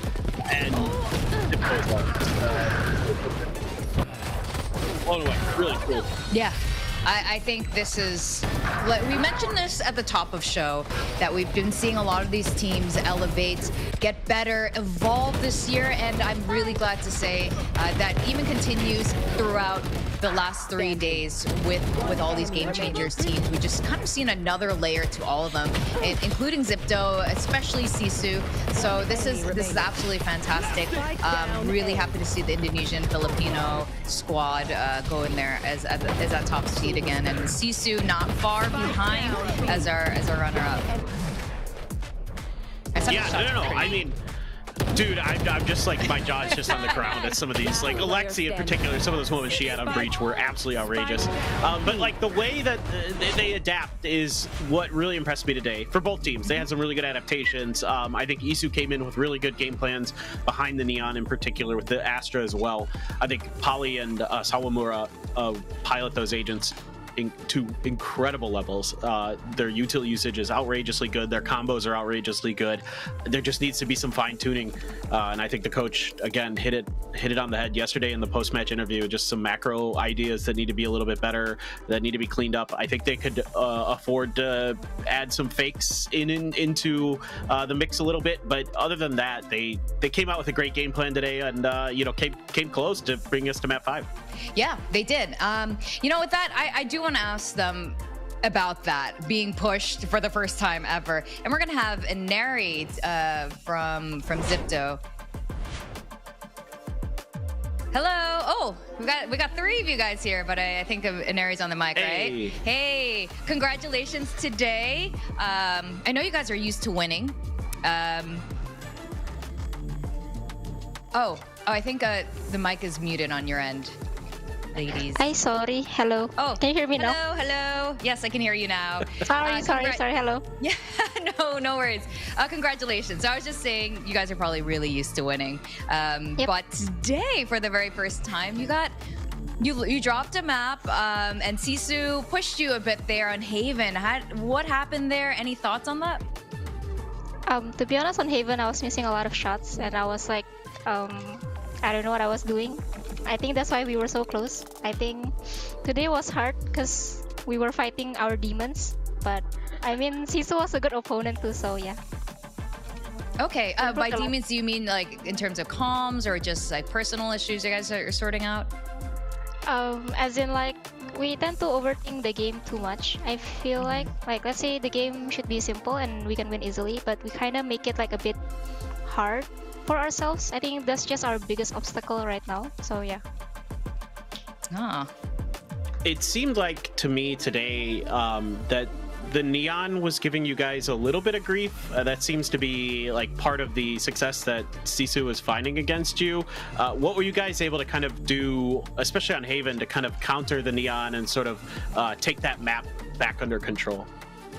I think at Haven, like Neon's weakness is that she's not really able to op, and when she's running, it's like quite easy to catch her. And let's say she's entering, it's quite easy for us to just like isolate the people behind, and then we kill the Neon. So yeah.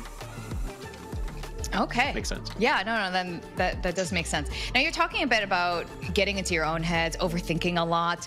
I'm sure that, there's always pressure on grand finals, but now you guys are in first place and you're going to be going to Game Changers Pacific to face all the top teams from the other regions. What team are you most looking forward to facing, and how do you feel going into Pacific? Are you nervous? Are you excited? Are you going to win it? One team are we most nervous to be against in Pacific? I think it's Zeta, because we always watch their games on like the big TV together, and then they always like perform really well. They're super dominating also in the Japan region, so I feel like it's Zeta. And we're not super nervous, to be honest, because I think most of us have LAN experience. I feel like it'll be quite fun for us, so yeah. And I'm confident that we'll win Bangkok. Yeah, all right. I like the expressions of your teammates there. Yeah, well, congratulations again. Do you have any last words before we close out the Grand Finals interview? I'd like to say thank you. I'd like to say thank you to the viewers who always watch our games and the people who always send out kind messages. I hope everyone stays kind and good in the scene, and I hope we keep supporting each other in the scene. Much love. Thank you. All right, I like it. Messages of love there. Congratulations again, ladies, and go celebrate your win. Thank you. Thank you. Bye-bye. Thank you. Thank you. Bye-bye. Bye-bye. Nice. Much love. Paperthin. Yeah, I love always it. love here in Game Changers. Yeah. Here, I'll give you the yeah. Absolutely. No. I mean, and that's great. I mean, they definitely, I think, hit the nail on the head that Zeta is a really, really good team. Even though I talked about Min's team Fennel earlier, but Zeta has been dominating. It should be a great matchup if they face each other there. But I have a hard time imagining that XIPTO aren't the favorites coming into Pacific. Yeah. And I'm, again, proud that that's the case. Happy to see it. And alongside them going to Pacific again is going to be SISU. It's going to be Boba. Also really heavy hitters here going in representing SEA. So we're going to take a quick look at the brackets here and just so you guys can have one final look of how all the season played out once we have it there. And it's been kind of incredible. We've had really, yes, we expected XIPTO to be here. We expected Boba to be here. SISU, I think we definitely thought would be in the top 4, but not here in the grand finals. But we had some fabulous teams here with Lilacs, and we had the Cardboard Dinosaurs, of course, for fun as well, who made it a really deep, even though they really were playing for fun. They never had a game plan going in, and they got as far as they did. It was crazy in the interview. She's like, oh, I don't know what we're doing. We're just making it up as we go Just along. wigging it. No. I actually started to really root for fun because I'm like, oh, how cool would it be if like they just skilled their way through? Like it'd be such a cool story. But they came so close. Obviously losing to SISU there 2-0, but really an enjoyable team to watch. I mean, just wild stuff that they were able to dial up, and wild comps that they're bringing at you. And so I mean, to me that's always fun. Like anything that kind of gets you out of your comfort zone in Valorant, to me, is always really exciting and interesting, and that's why I'm a big fan of teams like that, because they throw curveballs at you. That's why I like SISU today. They were throwing some curveballs at XIPTO and gave them a lot of trouble. Yeah, no, that's exactly right. They came up with really interesting team comps, and yes, SISU did something very similar, and this is part of the evolution, I think, of competitive Valorant, and we're seeing it across the board for all of these teams. Do you have any final thoughts, Paperthin, as we close out Game Changers Grand Finals for Southeast Asia? No, I think it was just a lot of fun. A pleasure to be here. Thank you again to the Game Changers team for having me. Thanks for everybody putting on a great show all week. And yeah, I'm excited for Pacific. That's all there is to it. Yeah, I'm really excited for Pacific. So I want to thank everyone involved, to the crew, to FSL and 1UP, to all the casters who've been part of this, and everyone at home who's been supporting the Game Changers community, and all the players. Keep supporting all the players. They definitely want it and they need it. And I think we're going to be super hyped going into Game Changers Pacific with our 3 representing teams, XIPTO, SISU, and Boba. I want to once again congratulate our grand finalist winners, XIPTO. And yeah, that's it. That's going to wrap it up for Game Changers SEA 2024. We're going to see you guys over in Bangkok. Thank you, Paperthin. I'm Victoria, and have a good evening, everyone.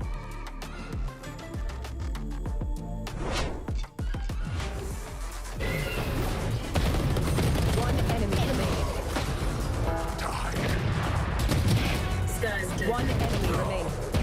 One enemy remaining.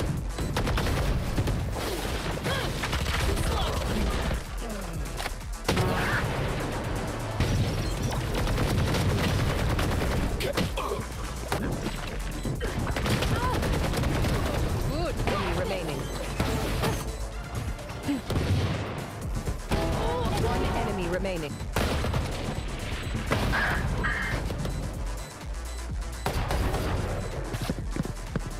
One enemy remaining. One enemy remaining.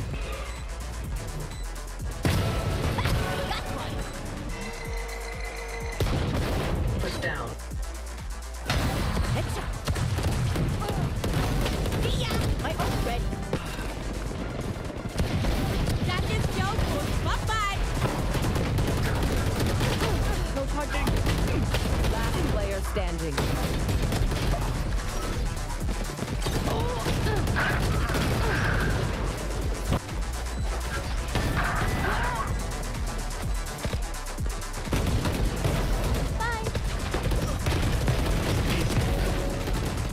Standing. One enemy remaining.